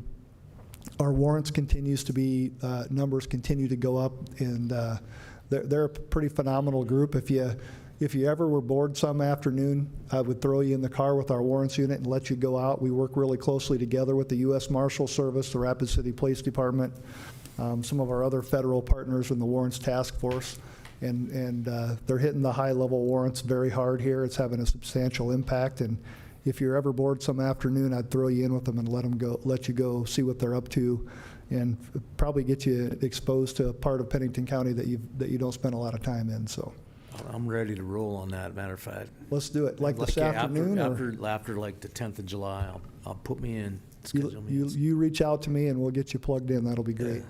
Did you find his tent? Yeah, I want someone to find my tent. You haven't seen that on Facebook? I had a joke that I was gonna tell you about your tent, but it's not very appropriate, so I'll Yeah, I save it for a think- different time, but. I mean, I have not found your tent, but how do I that's lose crazy. it is the first question I get, so, but somebody rolled it up, put it in the back of their truck and decided they needed it more than I They did. probably don't even know what they have. They don't have any idea what it is, except for that, If I knew anything, I'd be after the reward you put out, though. I would have showed up at your house with it, I promise. the tent, somebody's tent, does this work? No. You can see our transports went down just a little bit, but our medical transports went up. They are very time-consuming for us. We've had some really sick individuals in custody in the jail this last year. It had a big impact on our overtime and also on our transport division. Our coroner calls have stayed pretty steady. We are looking at retooling a little bit with what we're doing with our coroner's office right now. We're going to try to move some positions around internally to try to create some more consistency with that and take some of the strain of the deputy coroner work off of patrol so they can get back to the more proactive law enforcement activities that we need them to be doing. So our leadership team is working on some proposals for that now. I'm excited for Do you that. actually do the autopsies? We don't perform the autopsies, but we do go to all of them. I was gonna say, Yep. God, Yep. oh man, all right. And then our Unified Narcotics Enforcement Team, they've been hitting it out of the park too. They just do phenomenal work. As you can see, the number of arrests for fentanyl are up, pharmaceuticals are up, heroin are up, crack cocaine are up. And they are hitting high-level distributors from the cartel all the way across our country right now. They're involved in some pretty major operations, and they're making a dent in what we have going on here locally and making people think twice when they're running drugs either through or to Rapid City and Pennington County. I'm really proud of their work. Jail intakes, I mean, obviously we've talked a lot this last couple of years about the jail. We've been running, I would tell you, at about 105 to 108% capacity in the jail. I just moved 20 U.S. Marshals out last week. If we have to keep those 20 Marshals out, that's about $850,000 of revenue lost for Pennington County. But our local numbers are increasing, and part of what I talked about through increasing accountability in the criminal justice system equates to making sure that we have adequate jail space and adequate prison space. And with the fact the men's prison's a couple years from being done and the women's prison's a couple of months from opening here, all of those inmates have backed up across the state into our county jails. It's having a pretty major impact. The state has created some very unique contracts over this last month to help alleviate some of that, so they're trying to be responsive the best they can, but it is really hard to do the work we do without adequate jail space. I would tell you that this last couple of weeks, they've opened up a couple of major grant opportunities, and I'll be back in front of you talking about these soon. One of them is a $3 billion Department of Justice grant that was released this week, and it specifically is related to housing federal inmates, having capacity and infrastructure to house federal inmates, and it keys in on your partnership. We have a super strong partnership with ICE here, with our U.S. Marshal Service, and Bureau of Prisons on the juvenile side. And I think we're well positioned to get potentially a substantial amount of money towards this jail remodel project. Jennifer Curl Williams is working diligently on putting the initial pieces of that together. And I hope to sometime within the next 2 meetings have some preliminary information back in front of the commission to try to get some direction on that. And then also, there's a Department of Justice grant that was released 2 weeks ago, a $300 million grant called Making Communities Great Again. And it's a collaborative partnership of entities within the community working together to lower the crime rate, which is exactly what we've been working on together. So I talked to the Rapid City Police Department representative that's working on the initial stages of the grant. I think there's going to be some funding available for the jail project, for some care campus funding, for funding that could offset some of our costs of what we're doing with our warrants task force work, and possibly some prosecutor work. So we'll be looking heavily at those. We'll include State's Attorney Retzel in those conversations the next 2 weeks, and I hope to bring something back that would be substantial and let us do some of the things we need to do, without having to do a large bond initiative. So just some of the things we've been working on in our spare time. Yeah, okay, your spare time. Just some more jail statistics. The community work program, the numbers are down just a little bit in that because we've replaced a lot of what they were doing with the Ignite program, and I don't have the Ignite numbers here in front of me today. Our manager's been out with some family things going on the last few weeks, so I weren't able to get her numbers put into here. But I can tell you that Ignite program's been pretty substantial. The judges are using it heavily. We're running 6 to 10 individuals a day. We're actually bringing them out of the secure jail. We're doing a couple of days of work for the county, a couple of days of work for the city. With the tragedy that we had at the fairgrounds, we've doubled what we were doing out there. You know, they've lost roughly half their security staff in a 2-week period. And we've been giving them 2 full days a week out there to try to keep things running for the fairgrounds, and that's been a really good partnership for us out there. And the city's using us heavily in some areas there. So we're having a positive impact for tax support for the city and county on that. But the outcomes that we're seeing, and Alex Purcell in Human Services has been tracking this for us, we're seeing really good outcomes with the participants that are going through that program right now. We're working on life skills and job skills every Wednesday. If you ever want an opportunity to come in and talk to some inmates that are trying to make better choices out in the community when they're released, you can come in. We can slate you in to visit with these folks on Wednesday. I think you'd have a big impact on them. And I'm really proud of that program, and I'm hoping we can find a way to expand that with the progress that we're seeing on that. You said you're doing that on Wednesdays? They work on Monday, Tuesday, Thursday, Friday, and then on Wednesdays we bring them in and we do life skills and job skills training all day on Wednesday for them. And the last thing I'll cover is just the juvenile secure and alternatives budgets. You can see we've been running very full out there at 41. If you could do the math across the bottom, you'll see we've been running over that capacity the last few years.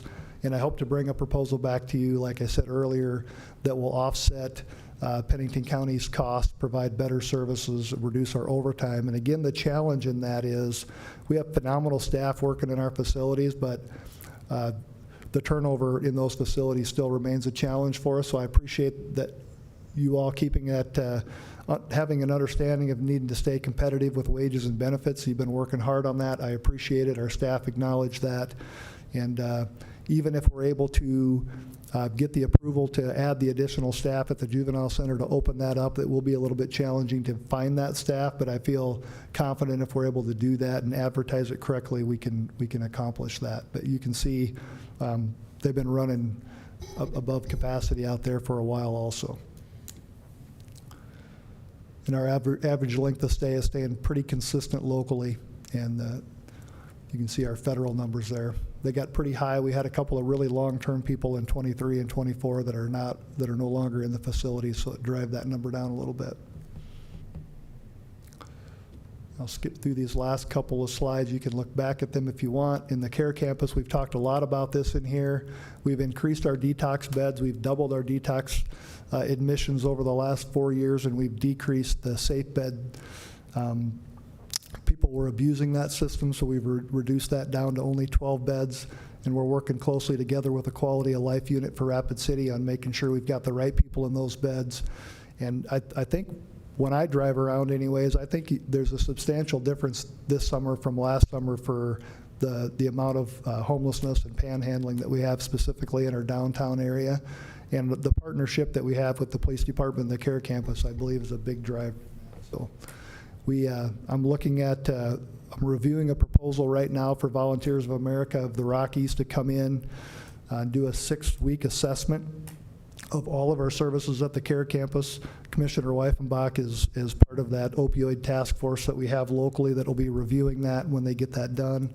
And my hope is we're able to create some new partnerships and possibly transition some of the work away from the city and county and get some other entities willing to come in here and do that work, which we haven't had those types of partnerships for 40 years here in Pennington County. So I'm excited for what that could bring back to our area here.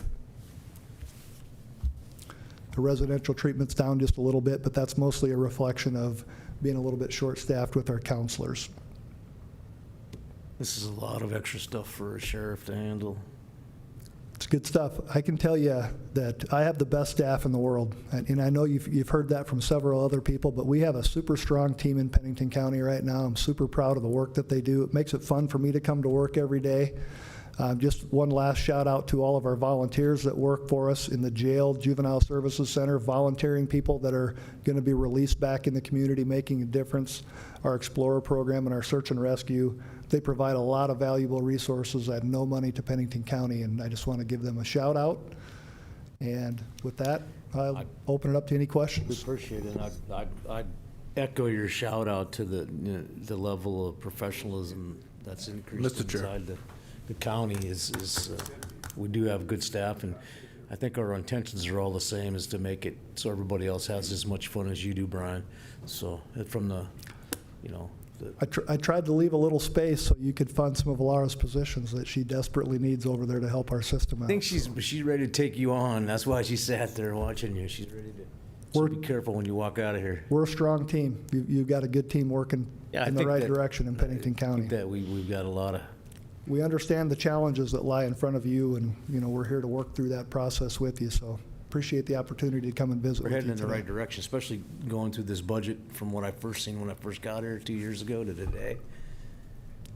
It's amazing. So, and any that's chance new to everybody. that you'd be ready to give Jordan direction on the 96%? So that's the number you'll be looking at going forward. On the 96%, I would say, yeah, at the next meeting. I mean, July 7th, I think we can chat about it, but I'm curious as to how the departments are performing right now, and then how we closed out. And I know it's not, but how we closed out, which goes back to Commissioner Drew's question. How did we finish in 2025 overall as a county? And then plugging that in, because the conversation we need to have, which I'll have it on the agenda for July 7th. And part of our discussion about how do we fill the stopgap for emergency ambulance services in the county. Yep. So that number alone is, if we're to do the unincorporated areas, is about, it's no wonder Wood doesn't want to do their own thing, so they want to be involved. So anyway, we're looking at about $800,000.